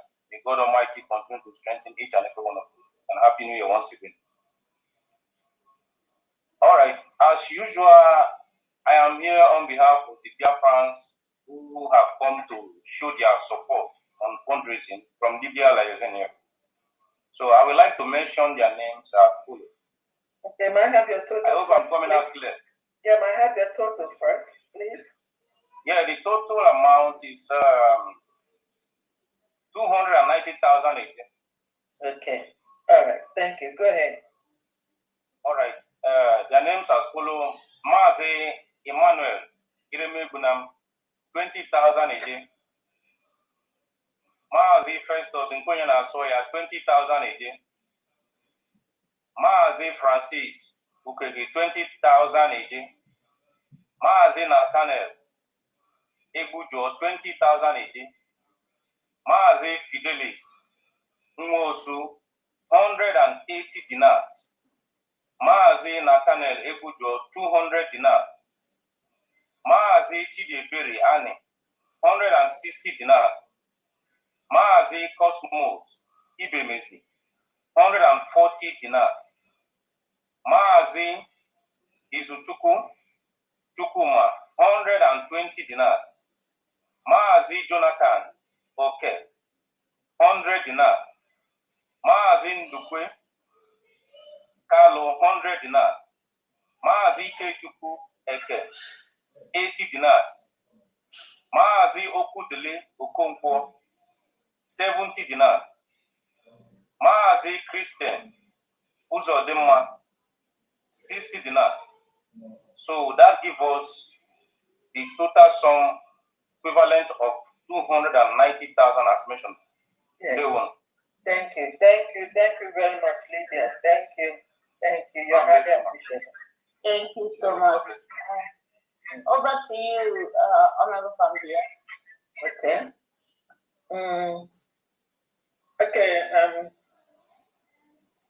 Before I continue, somebody sent me something about ID card. Are we having Monday? Are we doing? I think Marcus, you can pick this up and then explain. Do we have a Monday interview? No, we haven't scheduled yet. I have to find out from DPM. DPM can answer for us. DPM. Is she here? I think maybe she's on the phone. Okay. When she comes back, we need. When you want to check this, she will have you. So, on our phone. Go ahead. Okay, Honorable Mouthpiece. Honorable Kuchitara, and Gio Fandi. Our Queen. Our DPM. Anazon, one memory Biafra.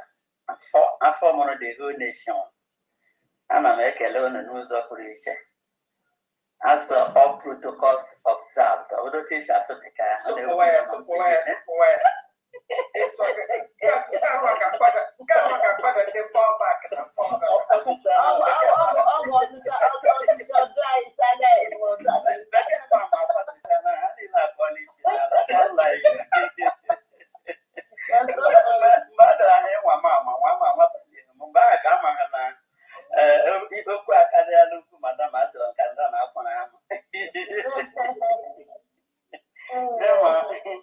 so ekelele mmadụ niile ụzọ pụrụ iche ka m na-ekele ndị mpa all the good fathers maka mpa ọbụla nọ na USB ahụrụ m always good father nwunye ya ukwu ha ala mgbe ya na ụdọ ọ na-atụ asị maka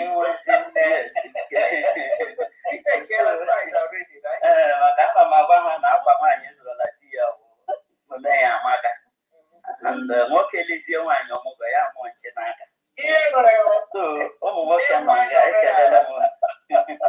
ekelele m ụnụ n'ụzọ pụrụ iche ọnụ chiwere si ya na ezigbote nkwado ụnụ kelekwana ekere ụwa n'igwe n'ụzọ pụrụ iche na nchekwa ya na otuto ọmụ ya n'agbanyeghị agha niile anyị lọrọ na 2025 o kweghị ka anụta akụkọ ọjọọ ọbụla o kweghị ka onwe onye n'ime anyị nwere obi nkorịpụ ma ọ wasị na ọ nọ ugbu a mana Chineke kpuchigidere mmadụ niile dịka ebe ọkụkọ ọ na-ekpuchigide ụmụ ya karịchaa awa dịba ihe niile Chineke change our predicaments into joy.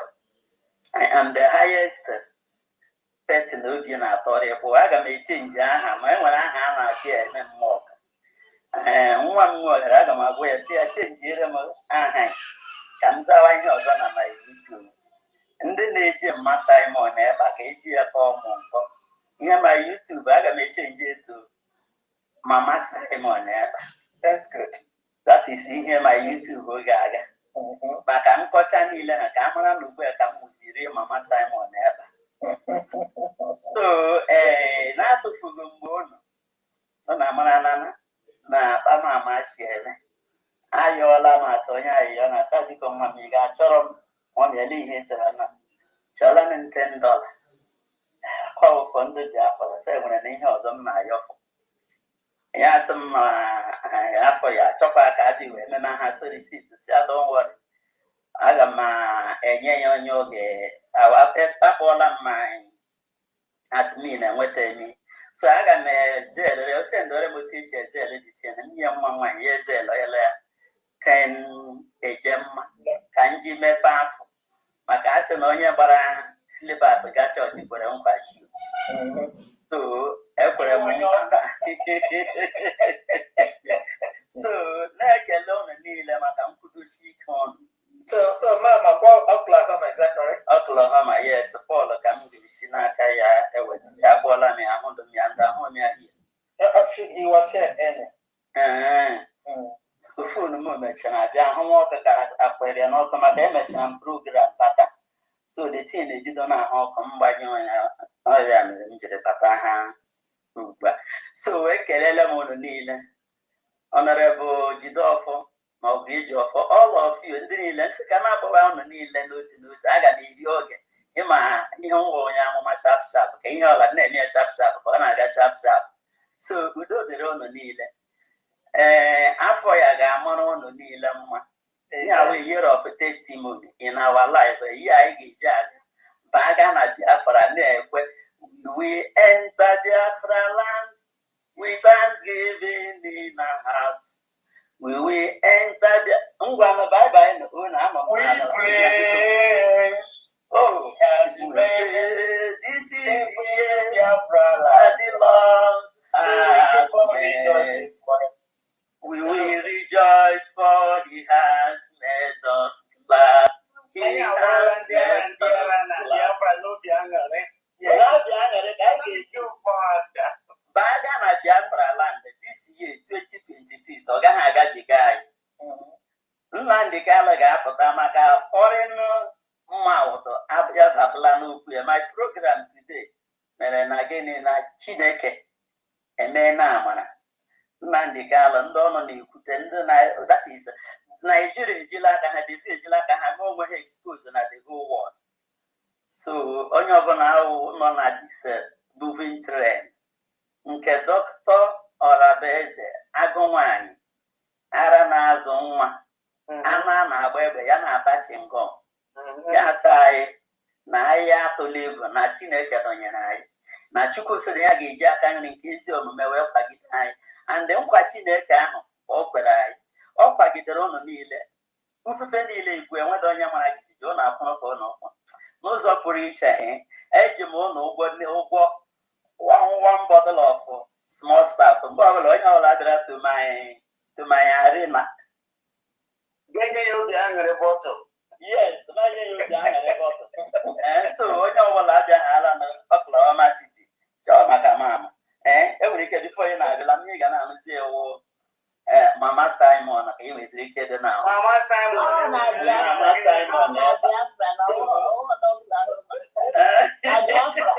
na Biafra land agụ nwaanyị na iti igbo dị isi mgbada nwụrụ anwụ n'isi itiele fọbak mgbada nwụrụ anwụ n'isi CRC all the eras and enwere ka ọzọ ihe a na-ekwu mmadụ echebe ụmụbekee ya mma atọ tachi so mediocres all the mediocres ha na-asụzi ihe ha na-achọ mba yoga brother na ya akpọ m ya asọ sista ewuli iwe n'ihi enwezi ị na-asọpraịz anyị sa na ọ Biafra na-asọpraịz ụnụ na ọnwụ Biafra spirit has captured you. Yes, when the spirit of Biafra capture you, gị na-asụ bekee gị na-asụ ya with zim. So I'm upgrading. That's my life begins at 40, but my life begins at 70. So it's a thing of joy. Yes. So look at so the neck and this is your life of Biafra. Yes. Since some banyere n'ime Biafra, banyere food. I have not sick. I got low, but so many of them at 70 for more than 3-4 years. And the doctor, I am so happy to be one of you. Thank you, Father. Who am I to talk with the vice president of USB and the deputy prime minister of a whole country, the blessed country in the world? Come on, the cabinet so many could so can I get your money? So it's a thing of joy. Thank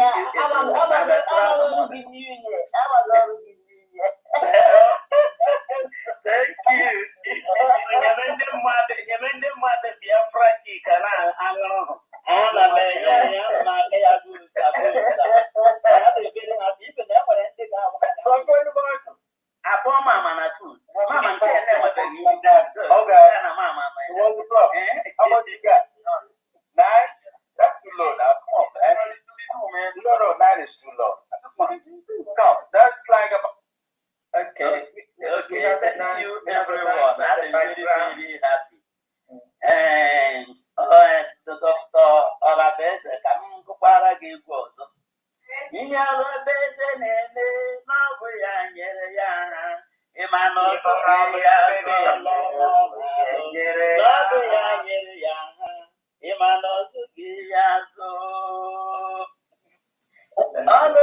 ndị na-arụ n'ọbụ ya nyere ya ha ịma na ọzụghị ya zụọla ọmụ na-alụ n'ọbụ ya nyere ya ha ịma na ọzụghị ya zụ ọlụ ọma niile unu na-alụ Chineke ga-ewere ndụ na ahụ isi ike mmadụ niile karịchaa ma cabinet members ma all our supporters our gallant men and women ma ndị ọnụ na-ekwuru anyị n'ikuku all of you ọrụ ọma unu na-arụ ọwụ ya nyere unu and na unu arụọla ya sị na onye rụọ ọrụ ọma na a ga-ewere ihe ọma kwụọ ya ụgwọ onye arụkwana nke ọjọọ a ga-eji ihe ọjọọ akwụ ya ụgwọ so Chineke ga-eji ogologo ndụ na ahụ isi ike akụ na ụba ihe enwenwe ihe akụ wee chụọ unu niile mma anyị ewere obi ọma na ahụ isi ike were ọṅụ were egwu ọṅụ aga na United States of Biafra na-enweghị onye n'ime ụlọ a ga-achọ achọ n'aha Chukwu Okike abịa ma nke pụrụ ime ihe niile udo thank you Mama Simon. Thank you. Oh,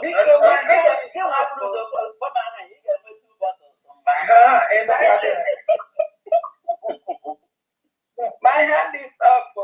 Okay. Come on, WDC. Okay. Good evening, everybody. Happy New Year. From Diane. Welcome. Happy my DPM. And then December.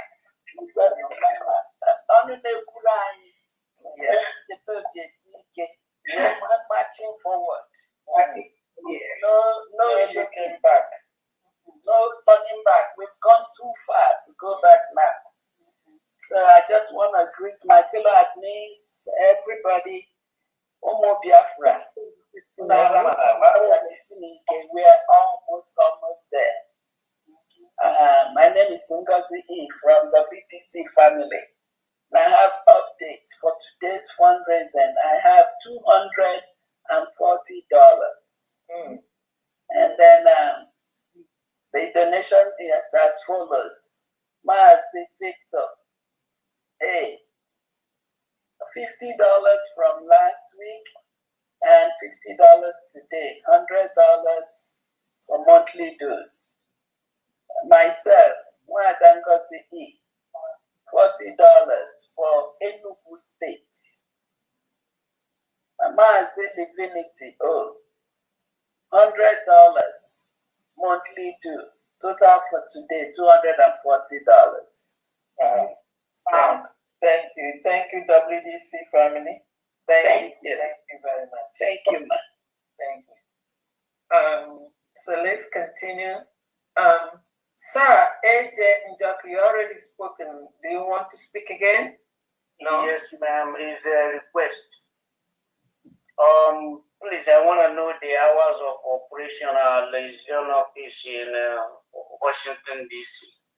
so that people I'm trying to come to office, for them to come and see what God has done for us and to mark it, appreciate.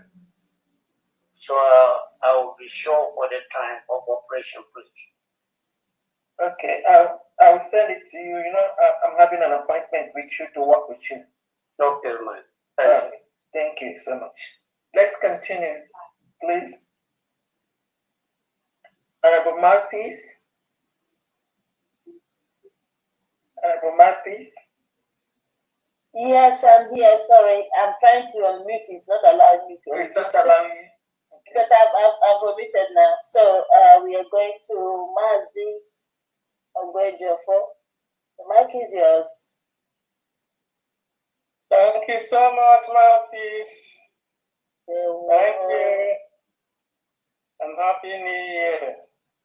Same to you, sir. I greet you, the Secretary of Finance. Thank you. You're welcome. Happy New Year to you too. Everyone from Diane. You're welcome. Thank you. Our DPM, Agaway, Biafra. Thank you for all you are doing for us. We continue to pray for our leaders. Mazi Nnamdi Kanu, who is getting louder and louder for the world to hear us from the corner of Sokoto, where it has continued to be what he is, and the world is listening and hearing us. I take this moment to thank our President Donald Trump and the Prime Minister of Israel, Netanyahu, who have taken it upon themselves to come to the rescue.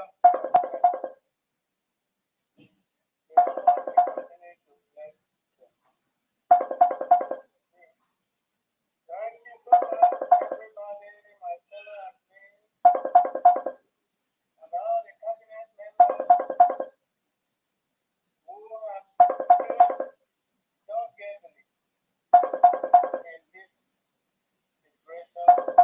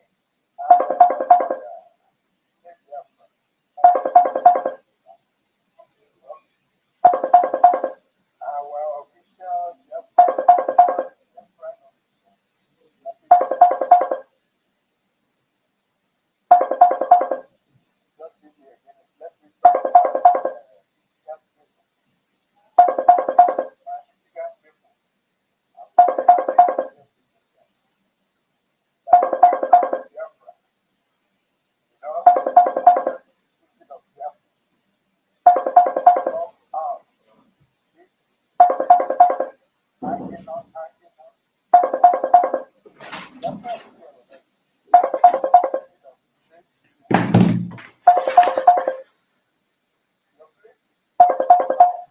are here, driving from your house to your work, no police stop you except you run red lights. You go to your village there, you see, say, from 1 yard to the 3rd yard, somebody will stop you. Where you can go, greet something. Okay, I'm sorry, guys. I'm sorry. Somebody was calling on my WhatsApp. Let's continue. Come out. This is 2026. You know, even though I offend you as Dagogo, the former member of the Nigerian Foundation, the former provost, you guys know me, that's why I'm calling my name, so that you guys will know I'm not your enemy. I'm not a Biafra. Biafra is for all of us. Please, 2026 is our year. We're going home. No matter what happens, we will be there. Please, come out. If you don't even want to put your name, just come out, try to contribute, and let's help. Let's make it home. And I say Happy New Year to our Defense Department. God will always be with you guys, man. Okay? So for that, I will say that I will donate 25 in Gemma for our defense, and 25 for state of Ibali. I wish everybody Happy New Year. Thank you very much. Thank you, Honorable Dagogo. Thank you so much. Thank you so much. Okay, Your Excellency, I leave it in your hands. Okay. We have Ada is there and Honorable Divinus. Okay, please, Ada, the mic is yours. Yeah, please. You can still go on. Let me arrange myself. Okay. Thank you so much. Okay, I'll be back. All right. Okay. Honorable Divinus, the mic is yours.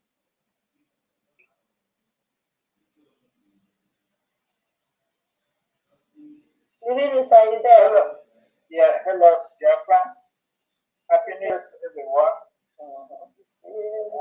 God, we made it through this year. I'm here to make a donation for $50 today. I will send the receipt to Fundraising. Okay. Thank you. Okay, thank you. Thank you so much. Thank you.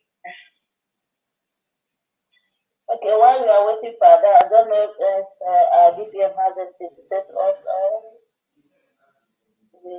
Okay, let me. I have some next to call here. Okay. I have Gabon. Gabon is donating 80,000 AJ for today. Gabon, and then also I have Honorable Ola Obona. She is donating 100 ejema. That's it. Wow. Okay. Thank you so much. Thank you. So, while we are waiting for Honorable Ada to arrange things, I don't know if you, Your Excellency, if you have anything to say or to add to us. Yeah, once we have Ada will be closed in because we want to see how we can be maintaining our fundraising to maximum of 2-3 hours every Saturday to enable us time to do so many other things. This is kind of going to be very, very busy, and we want to minimize how long we stay on the fundraising. Again, I thank all the dear friends that are already donating without even coming to the fundraising. That's one of the good things we love, to be able to accommodate everyone. Those that are busy for the weekends, it's like the fundraising have made us not to even have life again. It's just like every Saturday, and we have to change that very, very soon because we want their friends to be able to do so many other things that you need to do, like on weekends and all that, and then still be able to make your donations as needed. So again, I think somebody asked a question about the ID card, the capturing. I think our first capturing is next week, Monday, not this Monday, next week, Monday. Okay. So have any question or concerns, should be able to come there during that capturing. What we are doing is those people that have not received their ID cards for one reason or the other. Some were mailed out, but some have not received it, and it's taking so long. Those ones can reach out to Uche, and what I'm doing is to approve the certificate of citizenship. To have that while they are waiting. The other option that we're trying to do is to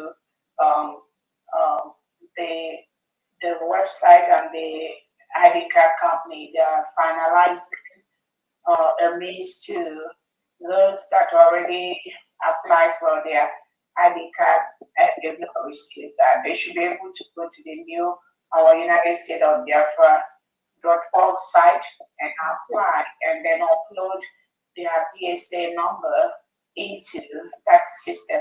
So that way we can practically capture the number, the old number that they used to do their ID card, and they will reprint that ID card with the same number and under the same BSA number. So that is in the final process of once that is ready, I will let you all know because it's going to be on our new website, the United States of Biafra.org website, which is the only website right now that the government is using for all its activities. The United States of Biafra.org, one word, that is the only approved website for Biafrans at this point, at this time, for the Biafra people, for independence, for the government. Any other site is fraudulent, and do not pay any attention to that. So it's going to be one word, United States of Biafra.org. If you go there, you will get a lot of information, a lot of improvement, a lot of department. We have all the cabinet members for the United States of Biafra government. That is the only website that can give you all the information. The donations are done there. And again, we thank all the Biafrans that are already using that site to make their donations and get all the information they have. Because of the mischievous nature of some Biafrans, we keep emphasizing that whoever you are, whether you're a Biafran, you're a friend of Biafran, you must continue to communicate with the right people so that you don't fall into the hand of these crooks and criminals parading themselves everywhere that are propagating for Biafra. Many of them are paid agents of the Nigerian state. Many of them are the paid agent of the delegitimized governors. But when you see them, they'll pretend as if they are for Biafra. No, they are not. Your Excellency, sorry to interject quickly. The date for the capturing should be on the 19th, yeah? Next Monday, not this Monday, next month. Yes. Okay, so 19th January, so that if I'm going to write on the X account of Interior and Homeland, so that I'll have the right date. Yeah, and then those that are already applied, we made it every Monday. Our capture week is only on Mondays. So it could be every Monday or every other Monday. For now, we're putting it like every Monday, starting from that not this Monday, the upper Monday. We already got a couple of appointments. People were already blocked, so we want to make sure that before that Monday, we should be able to resolve those ones that are already pending on how they can still go into the website and input their information. So that is what we have on that angle. Again, I know that somebody in the other previous meetings I've had with some of their friends for the new year, I've addressed some informations like those the ones that were brought up by the individual called Owazurike. I know I've already addressed that in my previous meeting with some of their friends.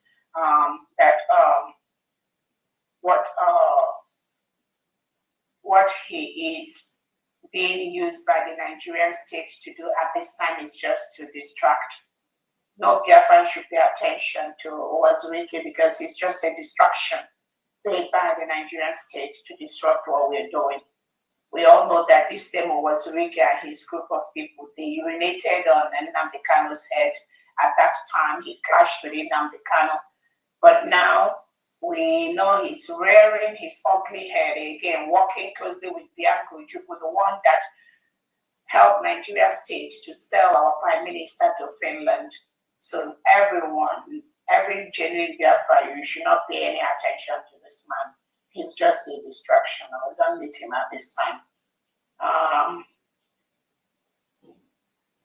I listened to him the other day when he would say the policy he was using when he was propagating for Biafra was non-exit. So you ask yourself, what's non-exit? You want to be inside the Nigeria and then be doing Biafra. That is just some sheer foolishness that's not going to be allowed at this time. Nobody even listened to him. I don't know if anybody does. Our DPM. Emma, a lot of people are managing the history of what weekend. Emma program with the young, even of fish, and when on the reactor, no problem. How do I come to all these things? My way that my senior brother wore Ella Hannah Wizuna secretary. My brother's wife, my mother, all of them, money. So, my stepmother, Adra Habiria, but I never liked them. I want to after that burial. So, Ian Choga or Otim Shabagana, USB and the Chineke and Openever, Macho with a chota. I couldn't, Abraham was written, that program, and when a lot of reactions to people from some manager had line about it. My experience. I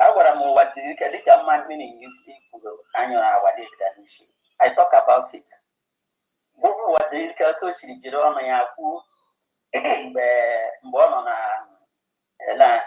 detention. Otendo Tia Mbaga Petra here. You will be saying the line I always is commanders again. Hanila the lack compromise. You know, we are the compromised. Our was weaker than the Nino charge and bear lawyer. Oh, I'm from Imo State, whether Namad. No charge and bear lawyer was access needing when I'm Nigeria. And why lawyer better that they go into one access and I get without going. No one then I'm having a one day can you have already eaten your cake and have it back. You can't have it back. My game and I agree really Biafra. So then so gonna one day can you go. I know what but I want to make a movie one of the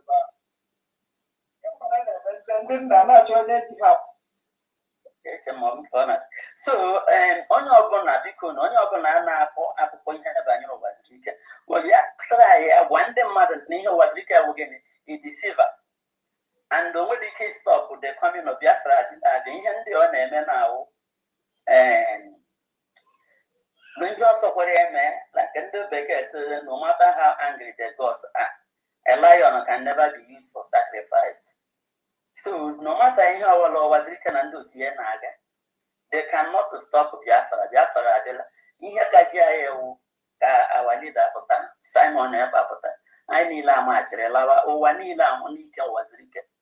Was Rika, when Hannah boy and Elihana, I think a certificate of memorandum. I saw the memorandum. Never believe I'm was Rika or denying this our struggle. Again, when you guys sign, I said you will not talk about the Japanese. So, in what was it can move on your mind? Had a mother, in her name, I will pay the agent. I put you work on it, without all the backs up with the zoo. You will not come and say what he is talking about. But with the prime minister on 18. So, all of them, they are in collaboration. Yeah, with the zoo. So guy in and I said to the rest of the straight because on your banana was written or who's in a match to do to who was written. On your hand, I was have open. Yeah, so on your banana for no money hand is going to USB. My mother was secret, or young and do tea again. Who think so what do you hear again? Thank you. All right, thank you so much for that. Thank you so much for that highlight. And again, I think their friends already know him. He cannot deceive anyone. What I'm just saying is just to piggyback what most of you already know. Somebody that has betrayed his struggle, all of a sudden, is coming out to now say he's talking about their friend who was saying 100 years ago. This is the stupidity of some of our Igbo people who thinks that Igbo just so yet, but that they'll be doing their own nonsense, not this time around. So again, anything anyone had to do in respect to this freedom and restoration must be done under the United States of Biafra government. When we were in liberation, it was done different ways. But now we are a nation, we have declared. And our Prime Minister said the essence of our declaration is to help us get those legal documents we need to get our recognition and build our nation. So we've moved to a different level. That is why the leadership must be followed. Must be followed. It's no longer any time some people think, oh, they are doing it this way, they are doing this one in the background, anything they can do, and they make difference. Not anymore. It must be done under the United States of Biafra government, under the cabinet. Anything outside that, you are on your own.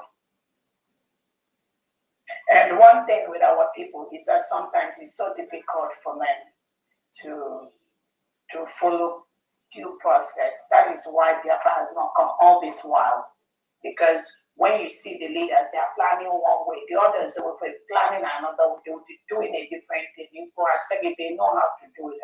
So sometimes our intelligence is used to the detriment of what we are planning, but not this time around. No matter what you know, no matter how much, how long you have done that, no matter how fast your brain is working, you must do it under the United States of Biafra leadership.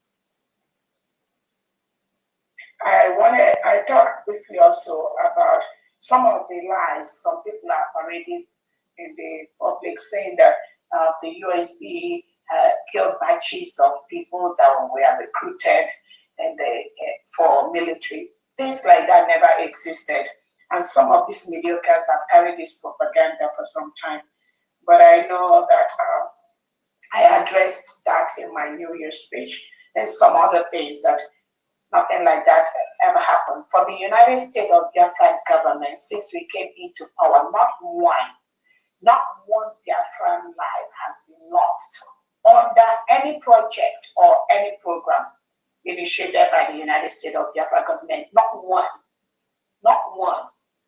life has been lost under the United States of Biafra government or any project of the United States of Biafra. Nothing like that.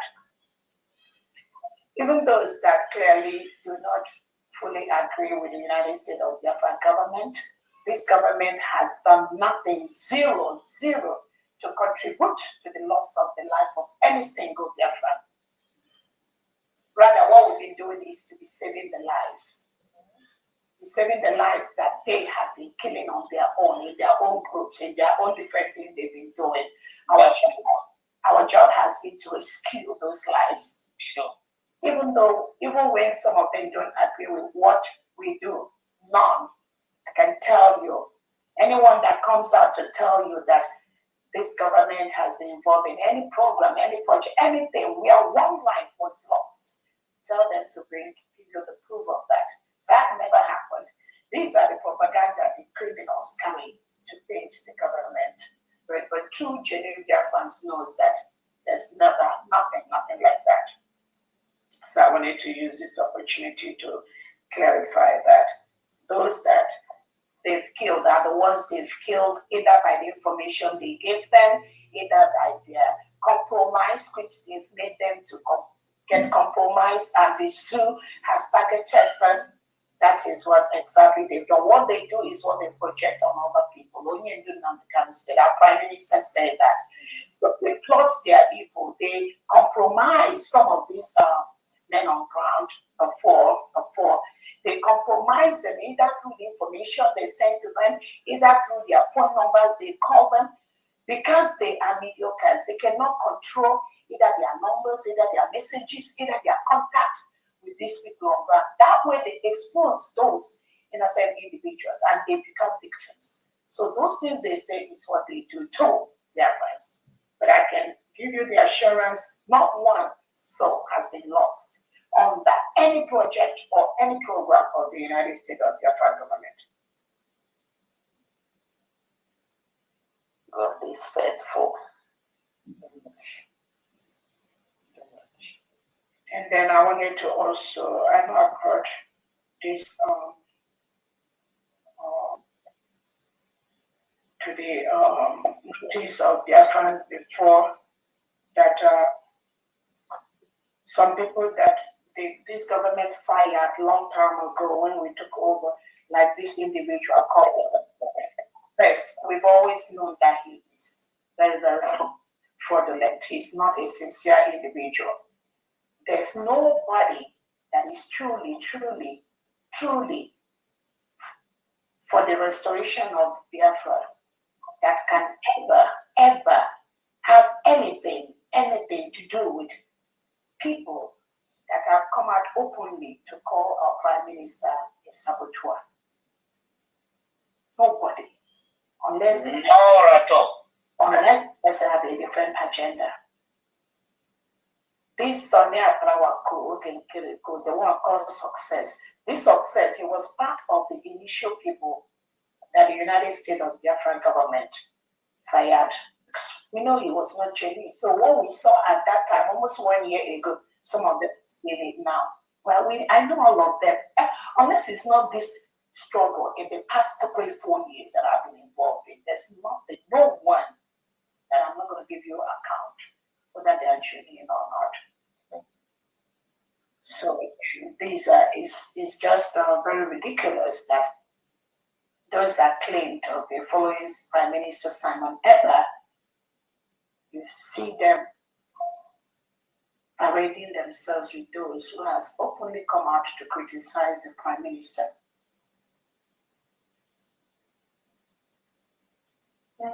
It is very, very, that shows you that what we are doing is right. All of them that have been swept away, they are evil in one form or the other. They have their own agenda. That agenda never tallies with the true restoration of the freedom of Biafra. That is why God keeps exposing them and they keep falling out. And it will continue like that. Amen.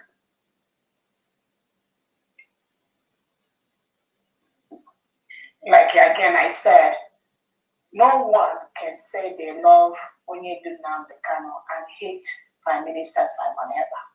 Yes, so. Yes, indeed. Yes. Never.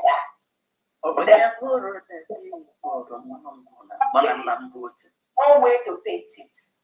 There is two ways. Like you change your Kanu that will come out, oh, I love Nnamdi Kanu. Nnamdi Kanu was fighting for Biafra restoration. But you hate Simon Eber. You want Finland to kill him. You want Nigeria to kill Simon Eber. She is fake.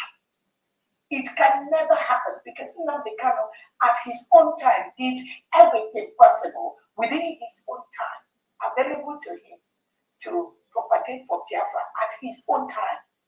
The same thing the Prime Minister did at his own time, everything available for him to continue this same message.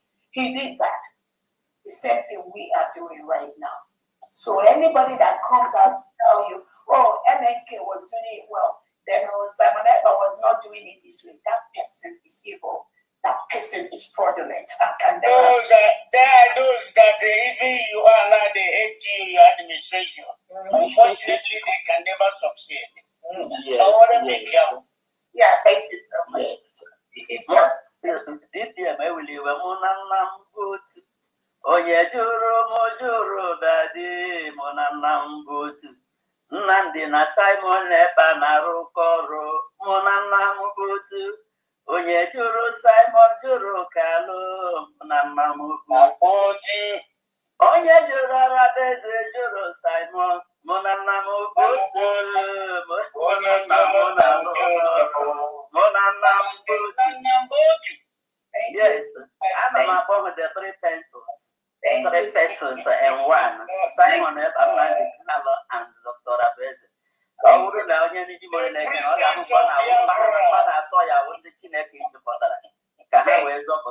thank you. Yes. It's like a triangle. Yes. A triangle. In that same vein, nobody can say they like Nnamdi Kanu, but they hate Simon Ekpa. And then no one will come and say, oh, you love Simon Ekpa, you like Simon Ekpa, but you don't like Dr. Abeze. Like that. Imagine you are fraud. It's a triangle. No one can tamper with that triangle. Yes. It's a continuum in the leadership. There are no two ways about it. So that is what the Afghans have been able to find out. Those criminals parading themselves at the struggle.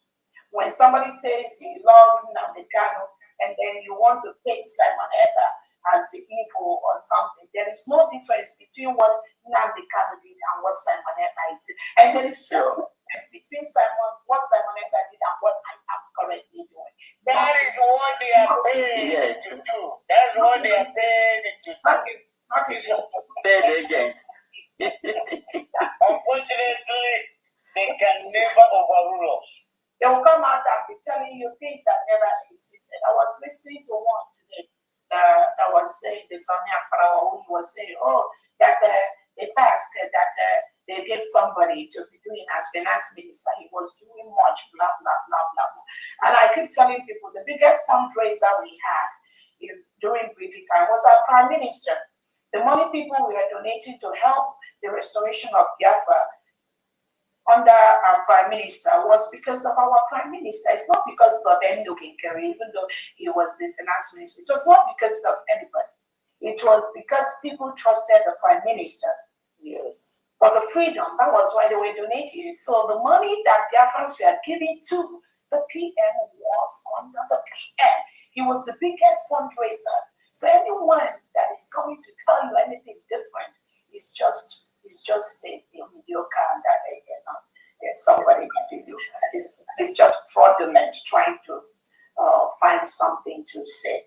Again, there is no way, like I keep telling people, the PM had a laid down structure before Finland took him away.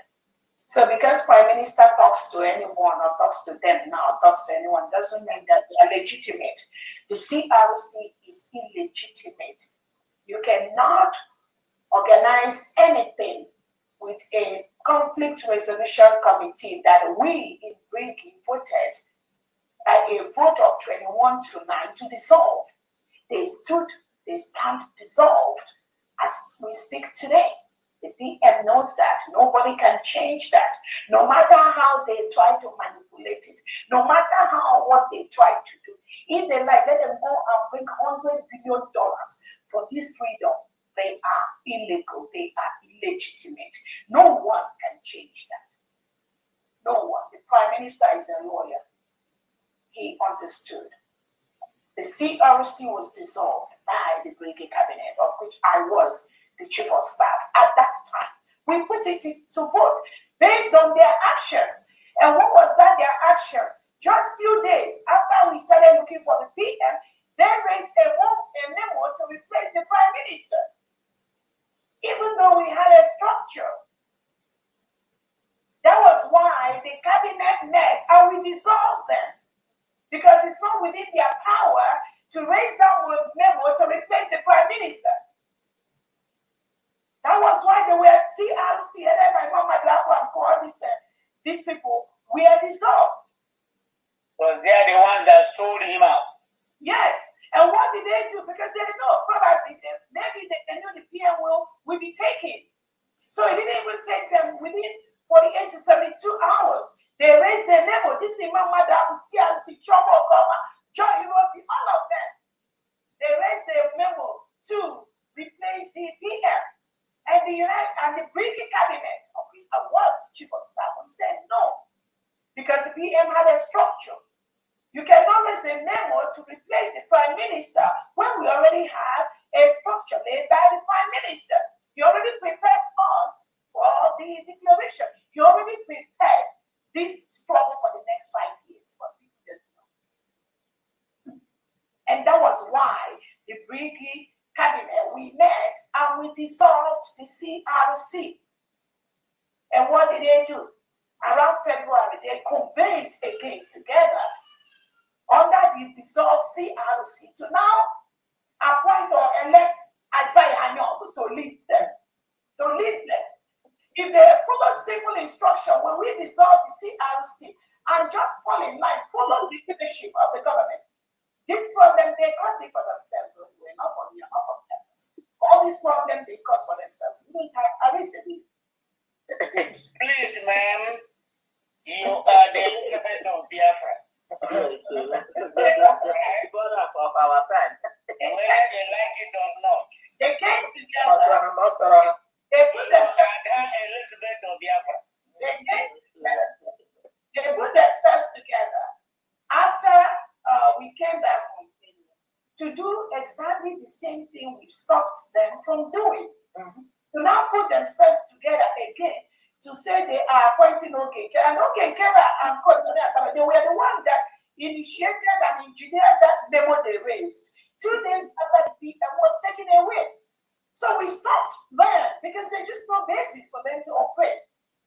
But the people of those all those this is all CRC, they were the ones that were being manipulated by Ogenkere, all of them to make him to take over from the prime minister, which he does not have any power. He's the finance minister, even with his deficiencies. I don't think he got more than a class 5. So he's really unqualified. But we tried to patch him, just to carry him along. Let him be the PM, try to just give him something to make him the finance minister. He doesn't merit it. He doesn't have the qualifications. Somebody that doesn't even have a first degree, how can you be a finance minister for a whole country? These are some of the things the PM do just to help. Again, it's not just about education, but when you have somebody that is uneducated, also very unstable, it becomes difficult. Some of the problem because he was doing some of his work on the PM, Queen. Very big problem. Because of that same problem, which we voted to stop and dissolve the CRC, they now went behind the same Imam Madab, all this Jomo Gomajoy, and constituted themselves into the nuisance. They constituted themselves to say they are appointing Ogenkere to lead them. And they manipulated Maryland document registration. They created another bylaw, which they paid the David or whoever Elias was in behind, championing and manipulating all these people. They had to do bylaw for what? When the PM already approved the Constitution of the United States of Biafra. What is the bylaw for? And they went ahead and put Ogenkere. Is it not them now that are running, that are fighting naked in the public with that same Ogenkere? I mean, the thing they put to lead them now. The man discovered that he doesn't have the qualification to be not fit to live there. They just try to carry him along, maybe to make sure that the robust or the structure of the PM was not carried out, was not established. And they lied, all the lies they lied. Oh, that we have a United States of Biafra, Georgia organization registered. The thing is that because of the illiteracy, they do not even understand why we have to register United States of Biafra, briefly de facto in the state of Georgia. The essence of this registration is for the Department of Justice to monitor what we do, either as a nation, as the government of a foreign country. That is how United States of Biafra is registered with the Department of Justice. The briefing we had, briefing was Please, ma'am, please. Our cause and our DPM. You all know about any explanation anymore. No, and that excuse me, not that I know. At all. Yes, at all. Right on. Because when you try to do it, you look like you're promoting the argument. No. Sometimes our people go forward. Listen, yeah, we're already moving forward. We're already closing. Okay, I think there's a few hands. But all that again, they that before, they know all this. But the reason why every now and then I try to educate those who forgot, our people, they forget so easily. And sometimes even the highest educated, when they reason at a third grade level, that is why now and then you have to remind them of what we have passed through to come to where we are today, and how the criminals have failed in every step of the way, how they are dissipating by the second, how the God of Biafra is punishing them by the second, never to rise again. And some of them keep saying, oh, they have this one, they have. In Homeland, I keep telling them, let them give you just one, mention one person, one defense they have in Homeland. They don't have anything, but they'll come out and be making all this noise, just distracting gullible ones that are following them. My DPM, I'm called a go fee. Oh, well, here, no, education, teach and the culture. So some of those professors, yes, education. When my program, I defined education and education. Education is those who can read, write, and speak Polish English. But whether has sense, I call it a and I define the culture like those who don't even attend the primary school, but they don't even speak English, neither write English. I'm one of them. But when you today, by next year or 3 years to come, get join me and Hawaii. And the culture wonder the can the China and so they can have the can I say I said the kids are again. But I'm a hero novel and he you were as an million waterproof chairman, Nicola War. Mamma, good child is on my day on our leave. I got the school, I got the school of theology, my war. Had the Abu Guraka cannot learn. She got shy about the year for help. How one may not take a pity. Those things we have our body in education. And in education, meet an hour and organization our give work get there and apple. So on the back of money is road. A lot of those people when I education, they reach. And the way I had the event of because your parents have a living as a because of their money and the influence of their parents and your audience. But in here, no animal again, comparison of school. So that is the difference between education and education. So those four back, CRC, all those people.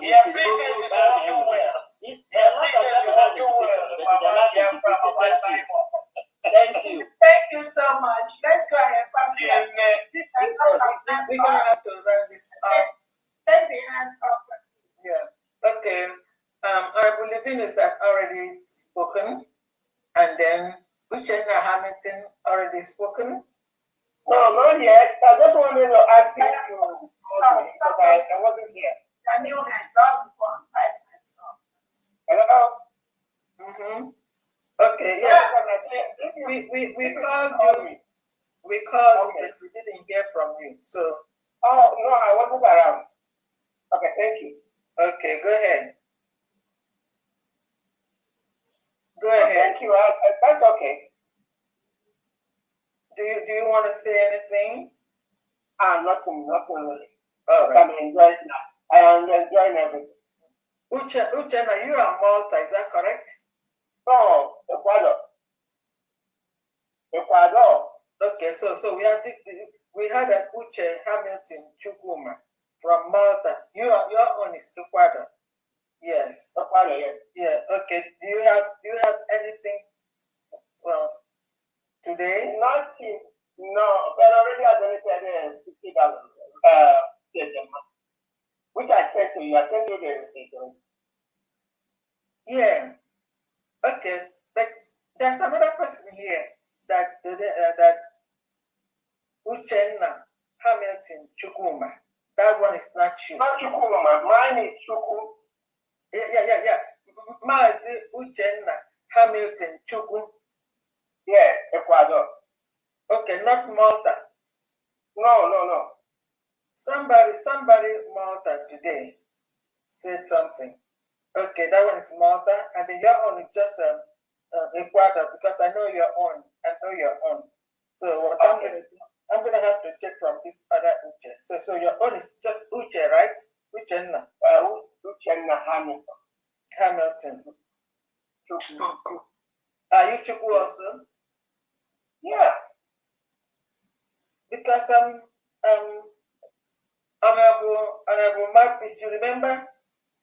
Honorable Secretary of Finance, can you hear me? Yeah. The head of mission in Malta, his name is Honorable Uche Naobi. So I suppose it's Uche Naobi. Okay. Yeah. Okay. From Malta. Thank you. Okay.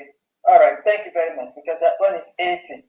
And then this Uchenna, you sent me the receipt for Uchenna Hamilton Chuku for Ecuador for 80, for 50 Gemma. Is that correct?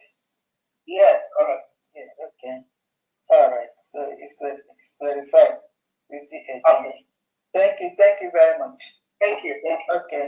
The next is other someone. Are you ready for us? Please come, Ike Jesus. Okay, Ike Jesus. Next week, you are the next person. Please go ahead. Ike Jesus. Ike Jesus. Okay, yeah. Yeah.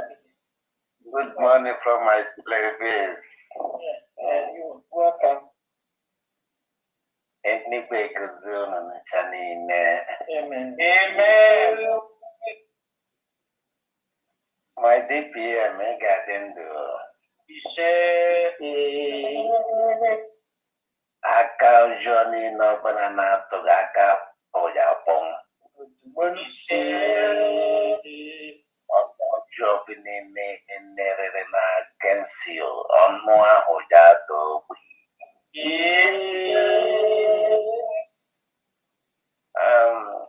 Whatever Jericho, because before for me and Jericho. When this battle shall be over, we are going to Biafra land. On the land the Lord has promised. My sister, you will be there. I will be there. When I will be there, brother. We are going to Biafra land. On the land that filled with blessing. My sister, you will be there. I will be brother, there. I am already there. Sister, I am already there, you and I. Already step in the promised land. Amen. May God bless you.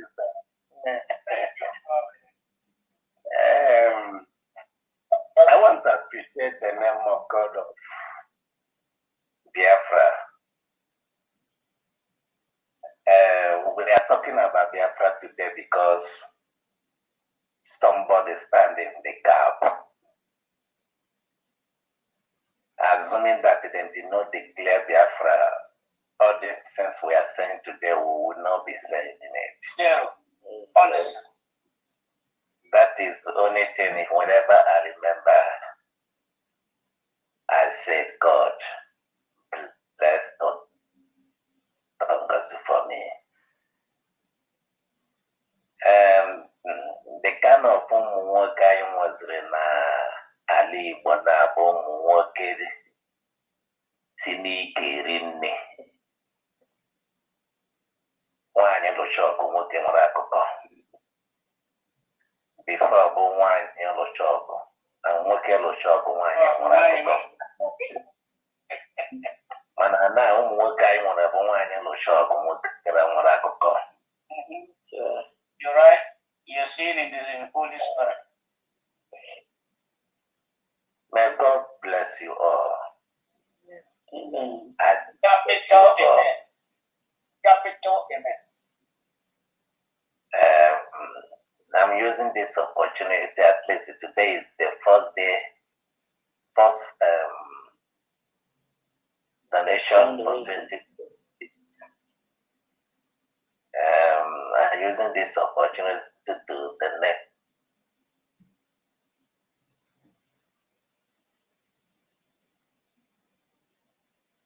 Your network is it's breaking.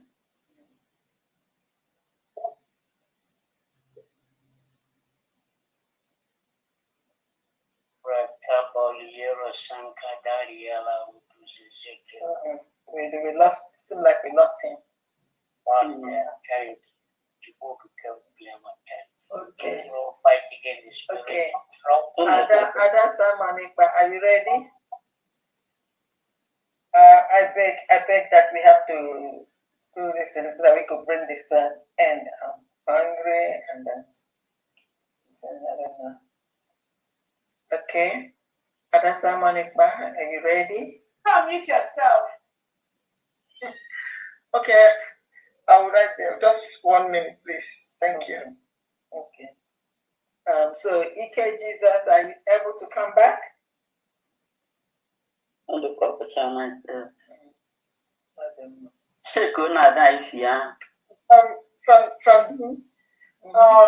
Oh, sorry. I need to greet everybody. More especially our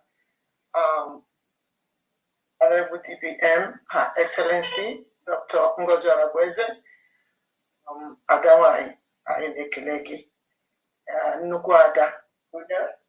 In fact, we cannot thank you enough.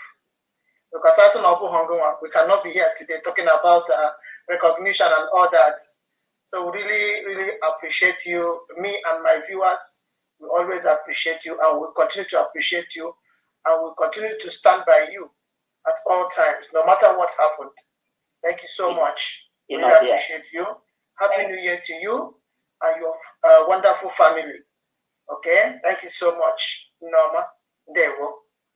And my greetings also go to our from Dian, Wayamarama. We really appreciate you for what you are doing for us, all the calculations and all that. Thank you so much and Happy New Year to you and your wonderful family. Thank you so much from D. My greetings also go to all our cabinet members.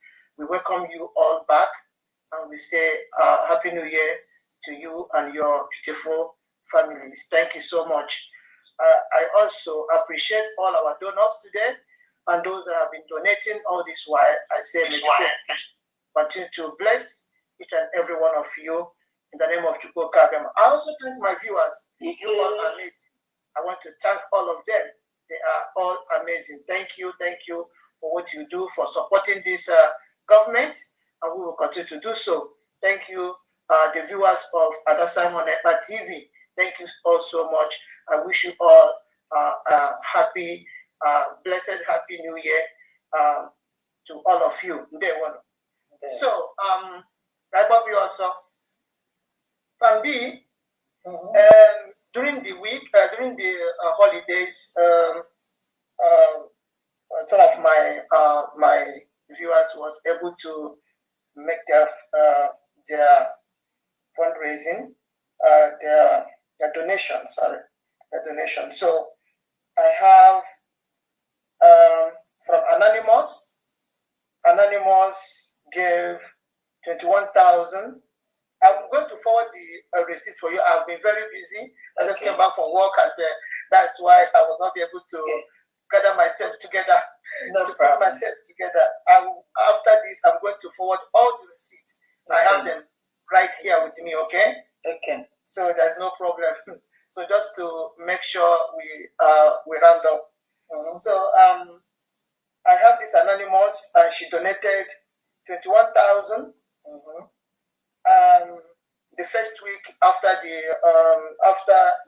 your holidays, that the first week, she donated 21,000, and she said 11,000 should go to the state of Ikemba, and then 10,000 to General. Okay. And then the second week of the holidays, she donated 22,000. She said 12,000 should go to the state of Ikemba, and then 23,000 to General. Then and today's fundraising, she donated 23,000, and she said that 12,000 should go to the state of Ikemba, and then 11,000 to General. Okay. Okay. So we are going to the first person. So if you look at your list, that was the ones I was able to send to you right now, but I was not able to meet up. So let's So for this person, for last month, right? The first week of December, is that correct? 2 donations are the month of December. In December, he made 2 donations. Is that correct? Yes. Yes. 21 and 22. Okay, so 21 and 22, right? And then 21,000 and 22,000. Yeah, for that 21, 11 is Ikemba, 10 is for General. Then for the 22, 12 is for Ikemba, and then 12 is for General. And then for the 23, 12 is for Ikemba, and 11 is for General. Is that correct? Yeah. So this Anonymous. Yes. Anonymous. That's Anonymous. So this person donated 66,000. Is that correct? Yes. From for the 3 donations. Yes. Yes. Yeah. All right. So then we are going to the second person, and this person is Chukwumaduruji. I sent it already in your. Just bring your phone, and you're going to see it there. This is already there. Just bring your phone, and let's do it from there. Okay.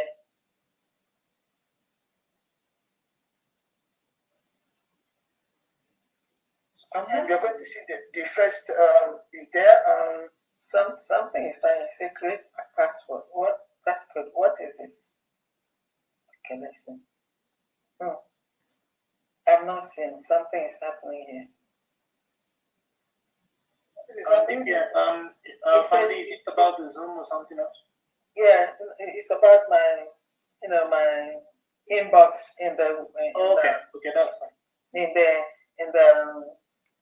X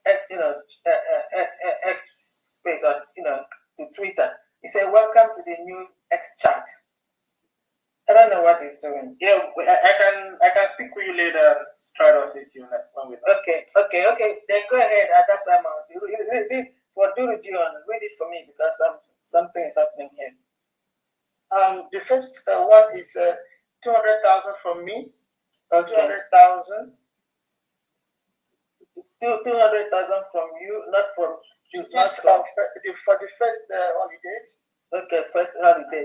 First week of the holidays. First holiday is you.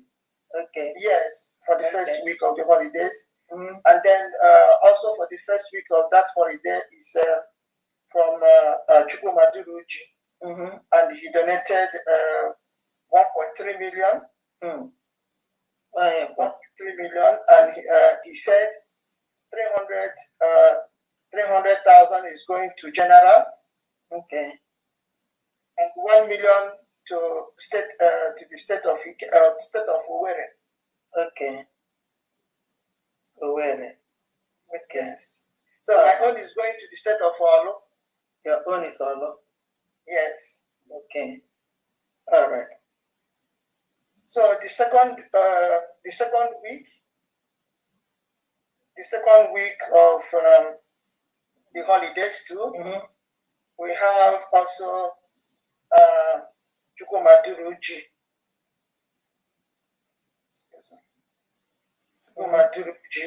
And he said that 300,000.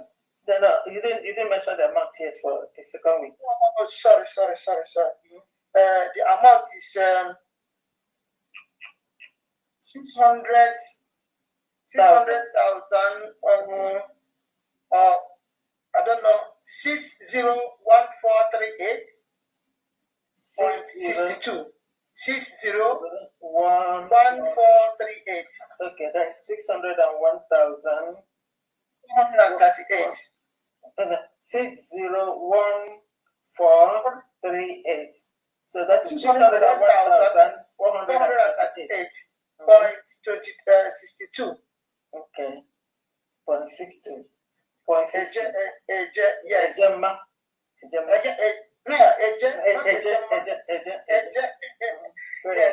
So he said that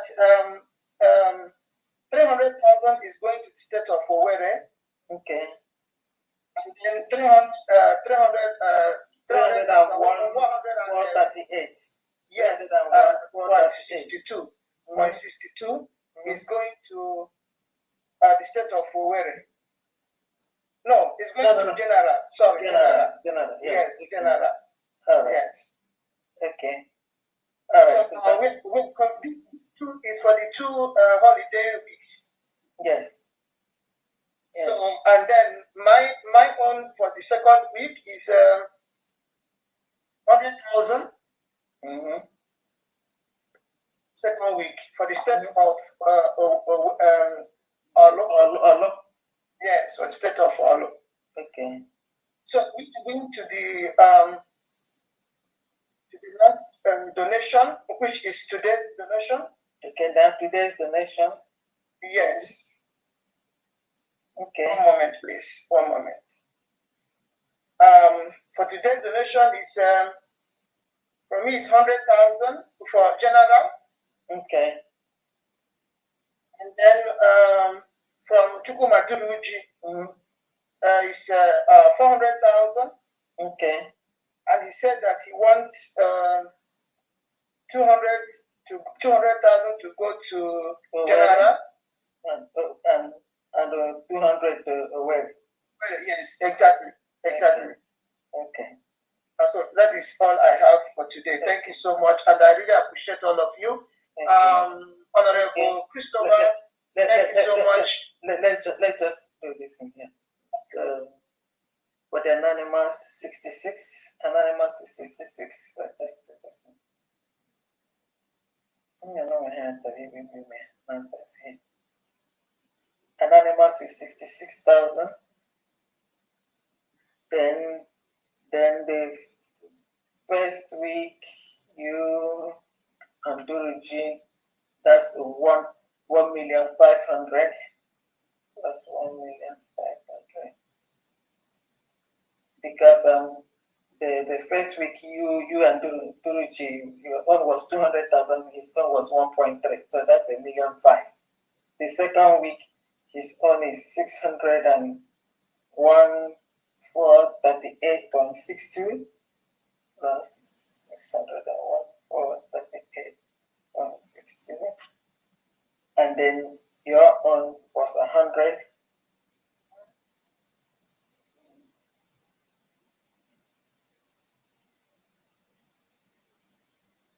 Okay, and today's on your own is 100, and then his own is 400. Okay. So altogether, that's 2,767,438.62. Wow. Please. And I put here. Thank you. For others and followers. To use this opportunity, I want to use the opportunity to thank 2,767,438.62. Wow. So I want to use the opportunity to thank all my viewers for all they do, for supporting my platform and also supporting this wonderful government and also our DPM. I want to appreciate all of them. I say, may you continue to replenish their pocket. They will never lack because givers doesn't lack. No. And I urge other people to also wake up because without our donations, we are going nowhere. And freedom fighting for recognition without money, I think we are going nowhere. So I just urge every Biafran, wherever you are in this new year, please wake up and let us contribute towards this freedom. And you all should remember that we need to recognize ourselves first before we look onto other people to recognize us. Yes. And if you are making your donation, please don't forget your state government. Very, very important. Mm-hmm. Your state government is very, very important because these are the places we are going to secure our borders and our territories from. And without supporting your government in homeland, I think this is not going to be all that easy. Even though the federal government and diaspora will be giving them some things, but what if it finishes? More especially our army commands everywhere in the 40 states of Biafra. At least when all those things, the aids from the federal government finishes, the state government can also replace it for them before another one comes. So I think it is very, very imperative that everyone should rise up and support their state government. If you are making your donations, please don't forget your state government. Please, and please, I always hammer this in my programs all the time. So I really thank Biafrans all over the world that have been donating from day one. I pray that we continue to bless each and every one of you abundantly and bless all your handworks where you're bringing all this money to support our government. Thank you so much, Biafrans and my viewers. I really appreciate you. And I also want to greet Honorable Christopher Okamwa. You're really doing a great job. And all our people on X, I can't thank all of you enough. You all are awesome. You all are awesome.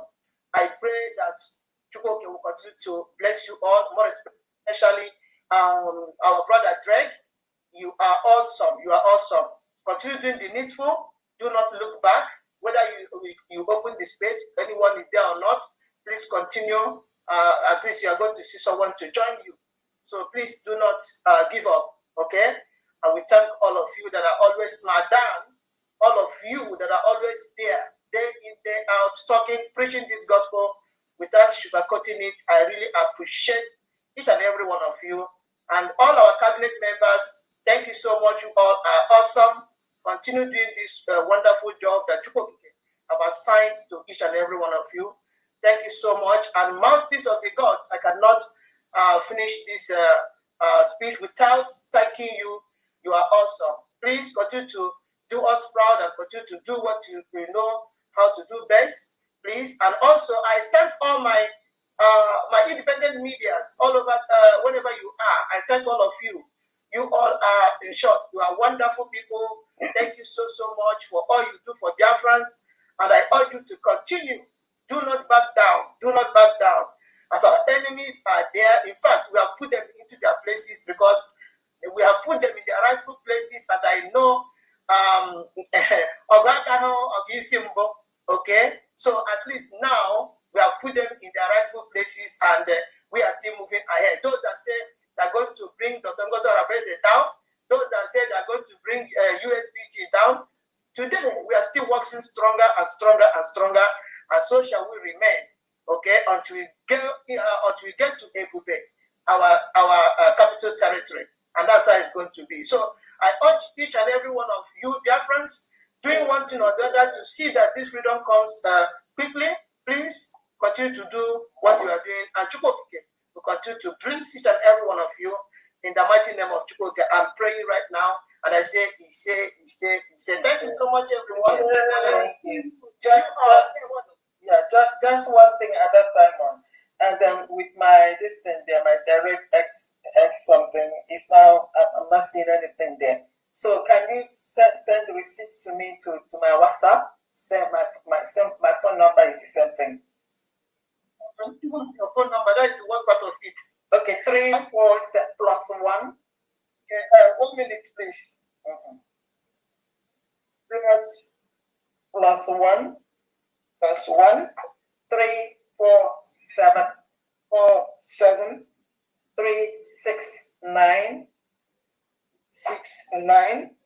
9305. 9305. Okay, plus 1. Okay. Plus 1 347 369 9305. Okay. Thank you for your contribution. Thank you. The pride, it said that the pride of liberty is eternal what? Vigilance. Good. And that so now it's both vigilance, it's both supporting financially, and then it's also supporting with the gift of voice or words that God has given some of us. It is said that in this struggle, one of the important things here, the engine, the oil that fuels the freedom or the cause is finance. That's why it is in Onyago and freedom, because they can just sell out in a twinkle of an eye.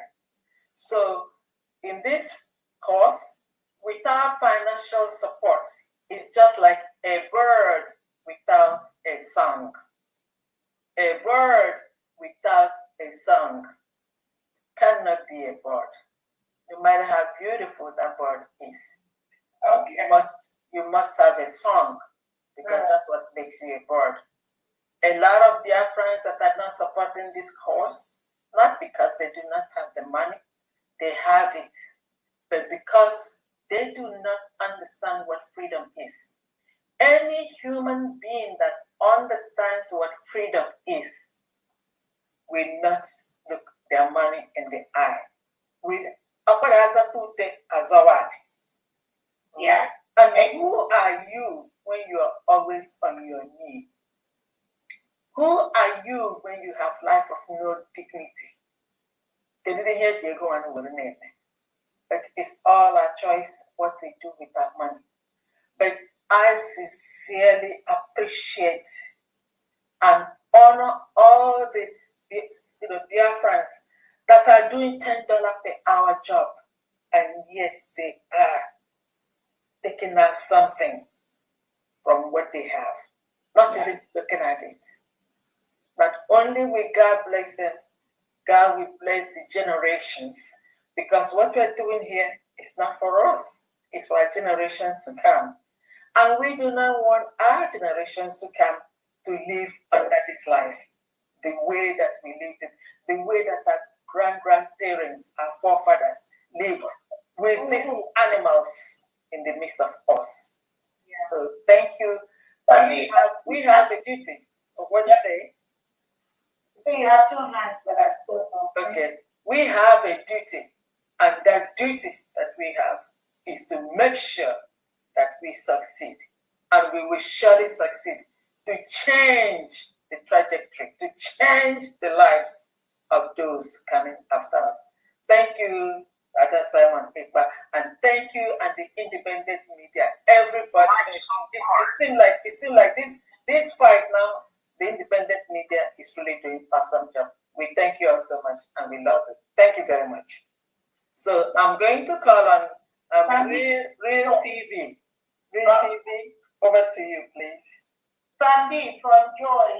Joy is $100. She sent me the receipt. Joy? Yeah. Joy who? Just Joy, I'm sending you the receipt now. Okay. Okay. All right. Thank you so much, Joy. Thank you, Joy. Thank you. Okay, the next hand, we have 2 hands to go. The next one is Real TV. While Real TV is getting ready, EK Jesus, get ready. EK Jesus is going to be the last one, please. Thank you very much. Real TV, over to you. From Diana, good evening good morning from here. Happy New Year. I wish you the best, and I always wish Biafrans happy recognition in advance because it's going to happen very soon. Of course. Amen. Our DPN, the surrogates, the gate is what you can do, you know. I thank you so much for all you do. And Elohim will keep you alive because the mother of Jesus Christ was alive. That is who you are, whether enemy like it or not. Your life has been assured in the hands of Shukabia that you, as the mother, will take us back to homeland. That is our belief, and we are working towards that. Before I further say more, this is DPM Asia Ref has sent you my contact. This is the new mission head of Bahrain. Okay, yeah, the one. Okay, awesome. Yeah. Great. So we don't, so we didn't have somebody there before, right? Yeah. Awesome. Okay. Somebody will have here the 4D chap. Okay, I got you. So you're Chinoso, right? Yes, I am. Awesome. Okay. Thank you so much. Thank you. Okay. So I want to thank you before I give my donation from Bahrain. DPM, I don't know what is strengthening you and but the executive of the current member of the USB. I don't know where you are getting your strength from, honestly. You're getting it from you or you're getting it from the Biafrans. All right. Because I am following the government secretly because I can do an hotel research. The first day I got across of the achievement of the USB, I take 5 minutes to share tears of joy in my life. And I never knew that the government is even using their money to fight for me. I never knew until I come across some documents in Washington, D.C., United Nations, EU, African Organization. I have all of them. And the many countries more that all of you are into digging it out. And when they said the movement of the USB is rapidly being discussed on top of the world, I said, what? That is, the world is, they are rapidly discussing USB movement in the world right now, on top of big countries in the world. I said, may Elohim protect and guide all of you, the cabinet members. Amen. You will never, the enemies will be at sleep and we are going home. I remember your word, Libya, you said that we should go and sleep, that Biafra is coming. And there is one thing about all of you, the cabinet members, silent destroyers. All of you are great terrorists. All of you. So you see it now, right? Continuously keeping this silent destroyer. Nothing moves all of you. Thank you for that. I want to let Biafrans know one thing. That you have adopted 2026 world law about having a new country from government in exile. They said that the government should not use armed struggle by sending Biafra military on the street for them to go and do not be we them.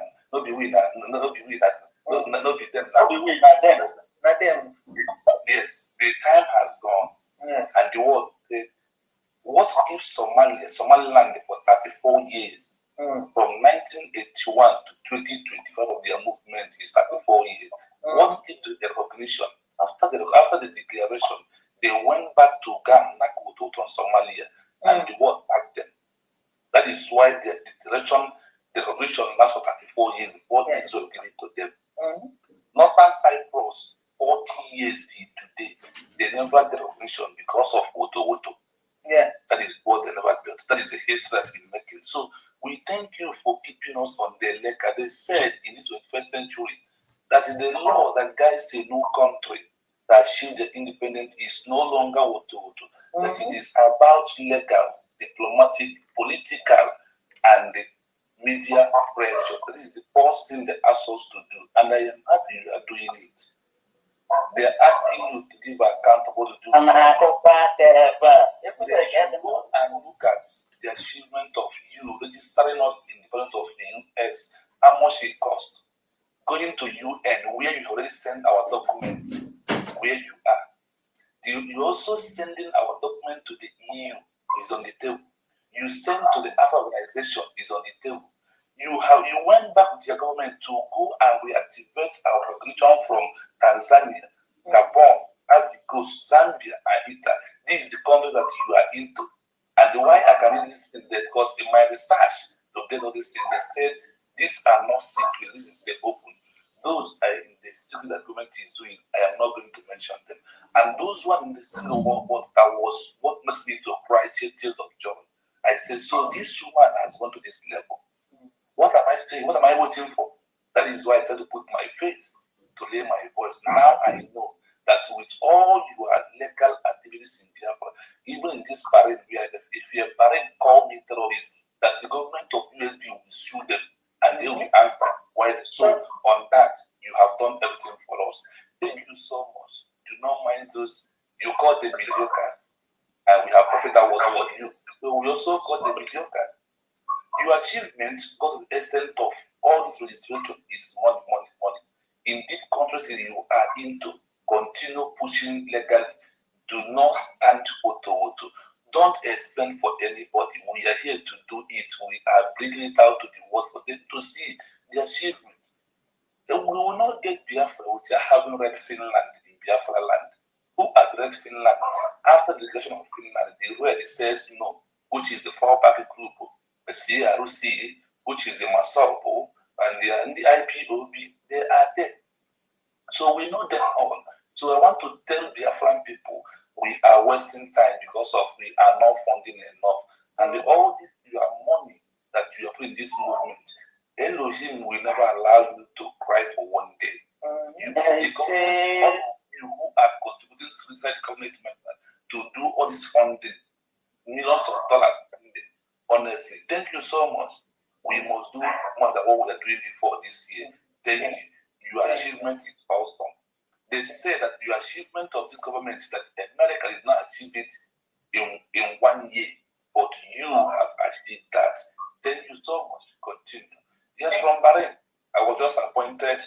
From Bahrain here, we managed, we are only 2 people for now. We can be able to get to Asia. That's 10,000 Asia.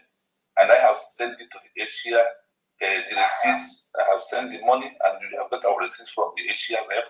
So we are moving forward. Going back is not in our mission, but following you is what we do. I am here to bring out the laws and the current new law. They said, even though that Biafra is being declared a one-room hotel and you are going legal, you are what? You are a sovereignty and you are a state actor. De facto government with the military without law are non-state actor. Thank you for making us state actor. I will come out from here. Thank you so much. Thank you. Thank you. Thank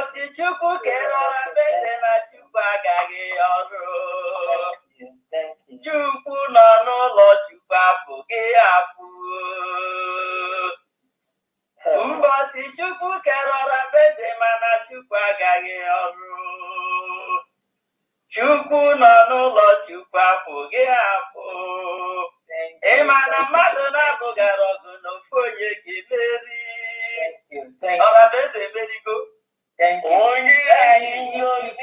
Ike Jesus is next. Please, Ike Jesus is next. Ike Jesus, please pick up the mic. And then after that, if DPM has something to say, she will add. And then, Madam Stella, please, you're going to lead us in a short prayer, just for 1 minute. I'm hungry, I'm tired, I'm sleepy. Please. Yes, Ike Jesus. Please, let's go. Thank you. Okay, I was speaking before network knocked me out. Yes. I don't have much to say. Everybody has said everything. All I The only thing I have to say today, once again, is to tell the saboteurs that na Lily had the gozo. No, it's not a play. From heavenly throne of God, open up. So I'll let our DPM today. People to see a clue. I get query or I get hog or transformer. I'll let you to see a clue. Oh, on your worry way. Yeah, they are one who look there. My DPM. Because they go there. That you over the game. We are enjoying you and enjoying your government and your cabinet. Onya se na ina emetia mutu kuonya. Ana menye with 5,000 eje. Okay. Me send there with some money by orphan anybody by this week. Thank you. God bless you. Thank you.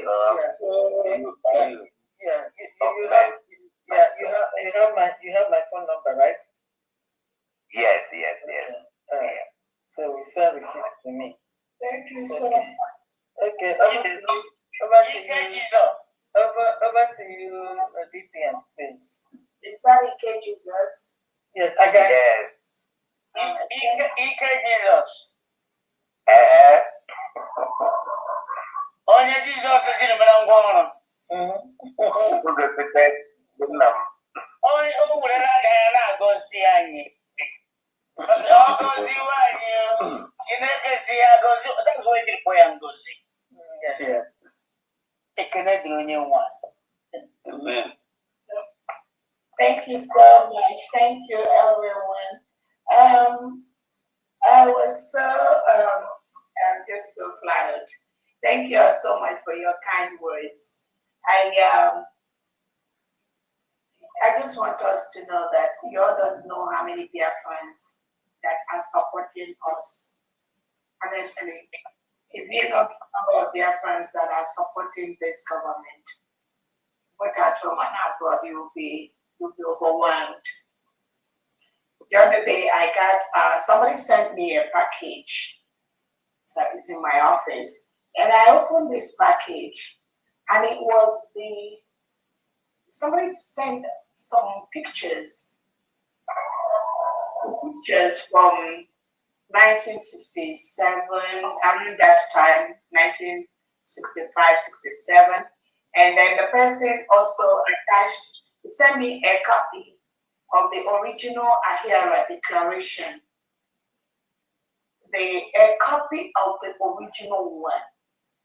And he told me this is from the father, something like that. And I've not even read it. I think I said I'm going to read it, but again,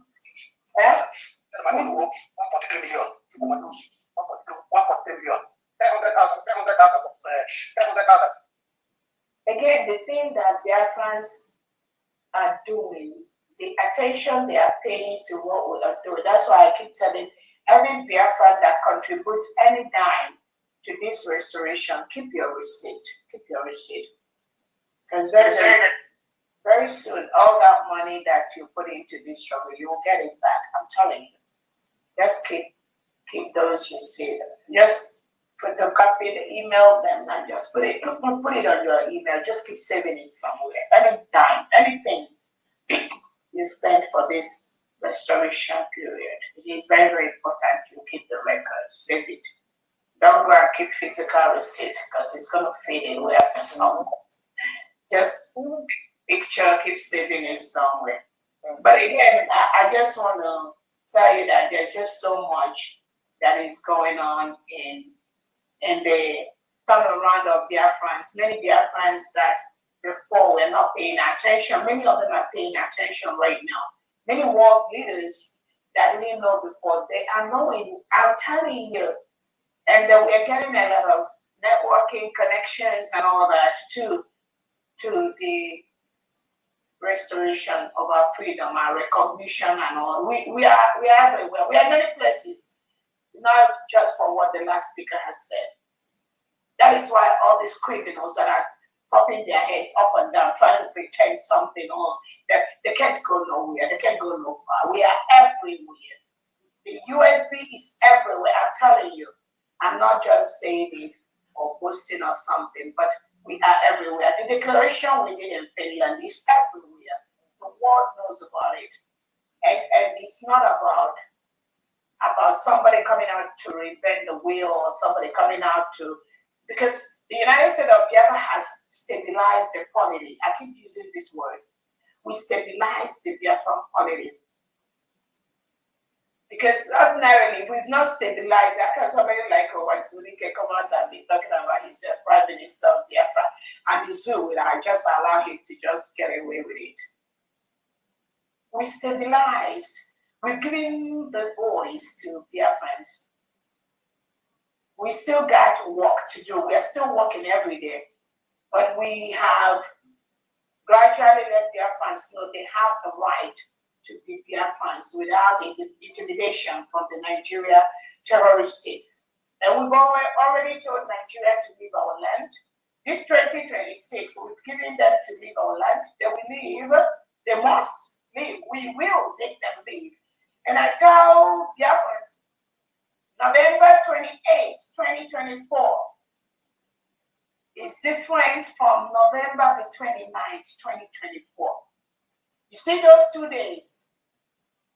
What Nigeria will do, what the zoo does in Biafra land in November 28th, 2024, legally, they won't do it in November 29th, 2024.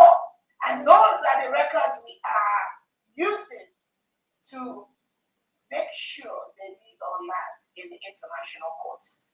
That's 29th of November 2024. What we did that day has made a lot of difference in the life of an average Biafran, whether they agree or not. We have saved the life of thousands of Biafrans on November the 29th, 2024. Tinubu and his cohorts, they understood that. That is why some of the things they did in November 28, 2024, they know that legally, they will be in jail doing the same thing in November 29, 2024. That is why we are using every avenue possible to make sure that we legally restore the freedom of Biafran people. So, again, we just continue to do what we're doing. Everyone, do your own little part. That's all we need to do. Again, we keep repeating certain things to ensure that those that are committing crime, delaying or trying to disturb our freedom doesn't do that. There is nothing like IPOB as an organization in the whole Biafra land. I'll keep repeating that. There is nothing like IPOB. We are indigenous people of Biafra, which is IPOB, as a people, but as a group or as an organization, there is nothing here. It doesn't exist. As a people, we do exist. As an organization, these are people working with Tinubu and Christopher Musa to suppress and stop the freedom of Biafra people. So people must be fully aware that there's nothing like IPOB as a group. Those are the things that Uchechi Okukamo was trying to resurrect with the criminals that she's assembling everywhere, the DOS, to make it look as if there's anything about freedom in the IPOB as an organization. It doesn't exist anywhere. These are the people that they sent to Finland to go and go witness the case of Simon. We are not organization. You cannot like Nnamdi Kanu and find Simon ever. It's never gonna happen. So the IPOB as an organization, the IPOB group, IPOB and the DOS that have been hijacked by the Nigeria DSS does not exist anywhere. Therefore, you see them, you make sure you crumble anything they are doing because they do not exist. So on that note, I thank everyone that donated money today. I think it's time for us to close. Thank you all for your beautiful donations. May God replenish all of you. Continue to donate. Pick up that one shift. Find a way to support us. If you're independent media, use your platform to raise money for us. If you know how to write grant, start writing grant for the United States of Biafra government as a new nation. If they require documents, you reach out to me or to Frank. We will supply you every document you need to make sure those grants go through. Thank you. Until we get our allies that will continue to support us. We are doing excellently well already, and we will continue to do that. For those mediocres and criminals on social media that says or try to deceive people, the USB, they are scamming people, the terrorists taking your money, the terrorists is scamming, the family is doing this. What they do is what they project. These are poor mediocres, these are illiterates, these are cleaners in offices. How can a cleaner say that the boss is taking money? So this is what they do, because that's all they know how to do. You first of all look at the person that is saying that Orobese is scamming people, scamming Biafrans, or taking Biafrans money and all that. You put all that into consideration, and you know that these are just Nigeria propaganda that are pretending to be Biafrans. They have nothing to offer except those things that they are doing. It's just what they think. They think in their little mind, if they continue to do that, it's going to stop us from what they do. Little do they know that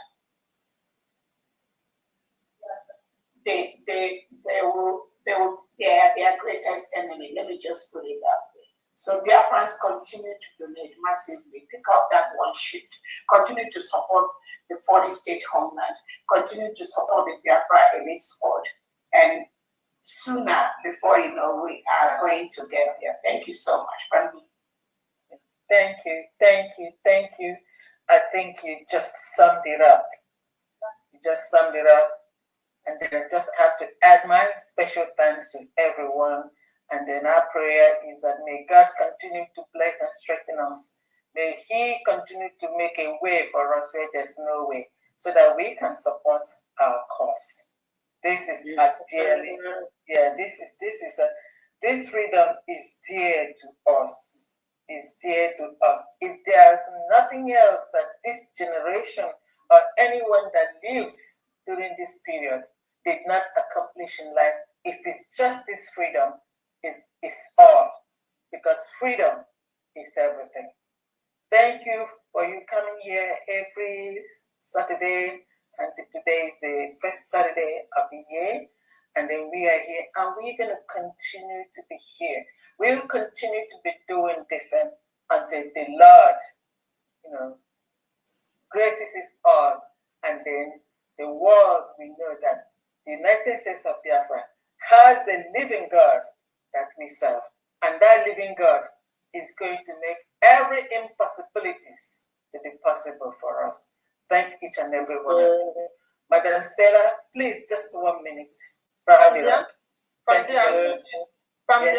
Yes. All the receipt is in your WhatsApp now. All right. Thank you very much. I'll send all of them. Thank you. Thank you. So, okay. Yeah, Madam Stella. Remember me, please, within the next 48 hours. I will, and then I'll give you my phone number. You can also call me 34+1 347. You have it. 369 9305. You have it already. Please remember to announce Bahrain mission head number for them to join me, please, man. Yes, I will.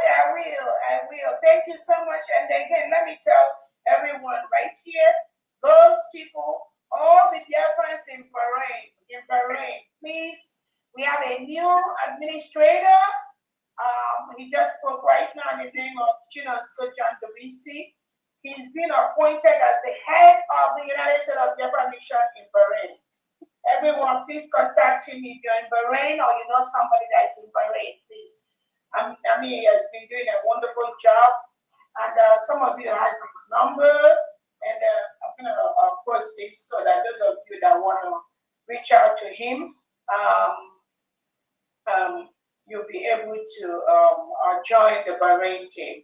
And again, that is exactly what we are doing. We are not going to leave anyone behind. Again, like I said, the government is too big. We need more people, more people. We don't have enough people. Anything you can do in your own little way, please just keep doing it. Thank you so much. Thank you. DPM, please read my message that I sent to you. Okay. Telegram. Yeah. On Telegram. Okay. All right, great. yeah. All right. Thank you. Okay, Madam Stella, are you here? Madam Stella, are you here? Anyone that want to reach out to me more on WhatsApp, please. I access WhatsApp more faster than Telegram again. Yeah. Okay, I will send it there. Yeah, send it to WhatsApp. Everyone here listening. If you want to reach me faster, use WhatsApp, please. Telegram. Don't go to Telegram for like a week. All right, thank you. Okay, Madam Stella, over to you. You don't have to. Your video is open. Madam Stella, are you here? Okay. If Madam Stella is not here, anyone else want to do the prayer? Yes. Madam Stella, unmute yourself. She's talking, but for some reason, did somebody block her from unmuting? I know she's pressing her hand. I'm looking at her, but for some reason, what did she do? Madam Stella, you cannot unmute yourself. Okay. Can you unmute her, DPM? Nobody muted her. Is that Josh that was saying read my message? Yes. Yes. Josh, Yeah, it's me. I didn't see any of your message. No, I'm about to send it after this event. I will send it because I'm using it. Okay, you say you already send it on WhatsApp. No problem. Okay. Yeah, I will do that after this. All right, no problem. Can I go? Yes, go ahead, Madam Stella. What a mighty God we serve. What a mighty God we serve. Heaven and earth adore, even Biafra bow before thee. What a mighty God we serve. What a mighty God. What a mighty God we serve. What a mighty God we serve. Heaven and earth adore, even Biafra bow before thee. What a mighty God we serve. Anyị na-ekele gị n'isi Nnamdi Kanu, onye mere ka ọ dị ndụ n'ala ndị dị ndụ. Anyị na-ekele gị n'isi Simon Ebachukwu. Nna anyị na-ekele gị n'isi Dr. Abeze Agụ Nwanyị. Anyị na-ekele gị n'ihi ihere m anyị.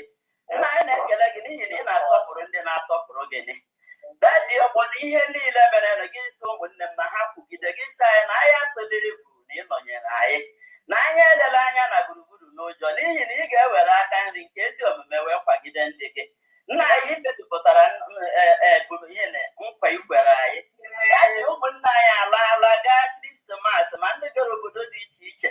Nna anyị kweghị ka anyị nụta akụkọ ọjọọ n'ụbọchị taa. Onye ezi omume onye dịka gị, onye dịka Biafra ntị nke ị na-echere echiche ọma. Dadị asịkwarị na ahụ m na ụmụnne m abụrụ sọsọ ọmụmụ si gị ji nye gị ekele n'ọrụ ọma nke ị na-arụ. Eze ndị eze dara ekele na mbuli elu Chukwu ọma n'isi ụmụnne anyị niile ndị nke bịara taa mekwa ya dịka esi eme. Papa, ana m ayọ gị ebe niile ha siri wepụta ihe eji akwado obodo ọma nke i nyere anyị. Dadị ana m asị gị mejuo aka mpụta ha ka ọ dị ka isi ya ahụ nke na-adịghị ata ata, ka ọ ga-ahụ nwoke apụta ya ekuru nwaanyị apụta ya ekuru. Onye ezi omume nye ha ndụ n'elu ndụ, Chineke onye pụrụ ime ihe niile. Dịka m kwuru na m agabeghị ụlọ ọgwụ, aṅụbeghị m ọgwụ kemgbe 3 years. Asị gị ihe anyị mere n'ime ndụ m mezuo onye n'ime ndụ ụmụnne m n'aha Chukwu okike abịa ma nke pụrụ ime ihe niile. Anyị na-apụ ọwụghị ịpụ n'iru gị. Anyị na-ayọkwa gị onye ezi omume nye anyị ndụ na ahụ isi ike ka ọ ga-awụ oge akara aka by this time next week anyị niile esokpọkwa ebe a wee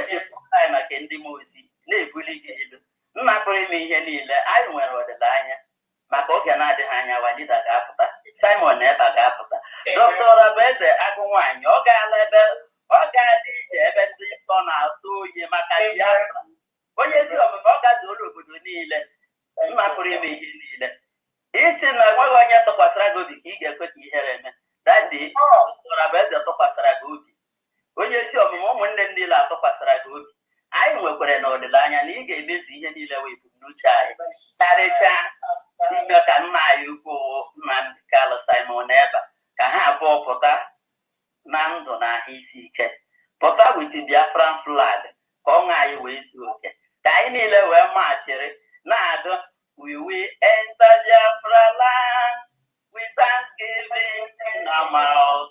We will enter Biafra land with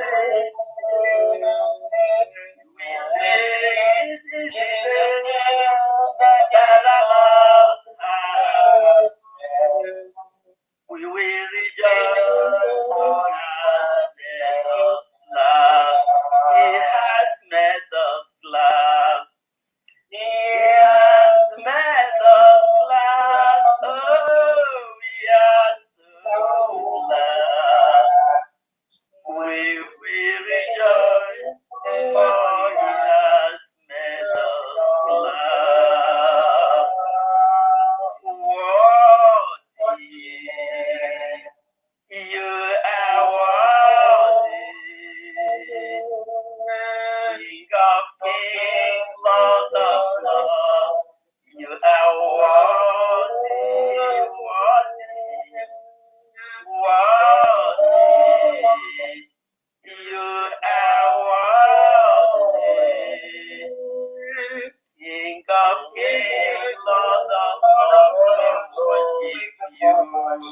Onye isi omume Biafra sị na worship gị n'ime mmụọ na ezi anyị werele nsogbu anyị niile ihe niile asụkwarị na anyị kelewe gị anyị apụchaghị ikele gị kama na isi tupu anyị emebe ọnụ na ịmazuru ihe na-aba anyị nna anyị mba anyị kacha kewa ime na Nnamdi Kanu na Simon Ekpa pụtara n'oge na-adịghị anya ka anyị wee ha duru anyị lara n'obodo nke ikwere anyị na nkwa kwụchigidere anyị agwa ụra bụ eze atụmatụ ọjọọ ọbụla a na-atụ n'isi ya ma ndị na-ahụ ya na vishọn ma ndị na-ahụ ya n'ihe na ọchịchịrị ma ndị a na-ese ndị a na-evoku evoku onye ezi omume anyị na-asị gị agha ọbụla a tụrụ nwaanyị ya Chineke anyị na-asị gị weghachi ya mmaji pụrụ mmaji n'isi ndị na-atụghị ya ọbụladị mmadụ niile karịchaa all our cabinet men and women ma ndị media teams anyị Chineke nna ọtụtụ a na-etretin ha maka inye ha ego ka ha hapụ ihe ha na-ekwukwu ọzọ ruo ori ma onye dịka Chineke ana m asị gị ụmụnne anyị niile a nye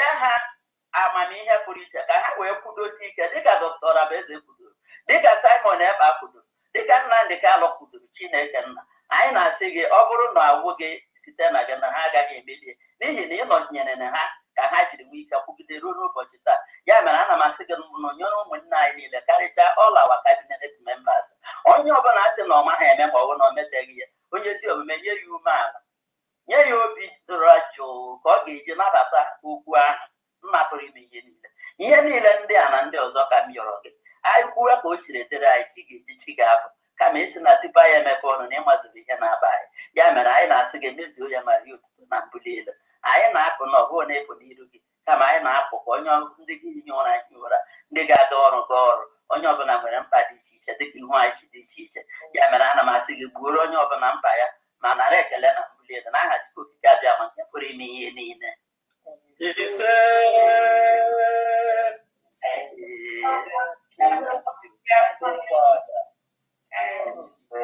See you next week, Saturday. Next weekend. Thank you. Happy New Year once more for everybody.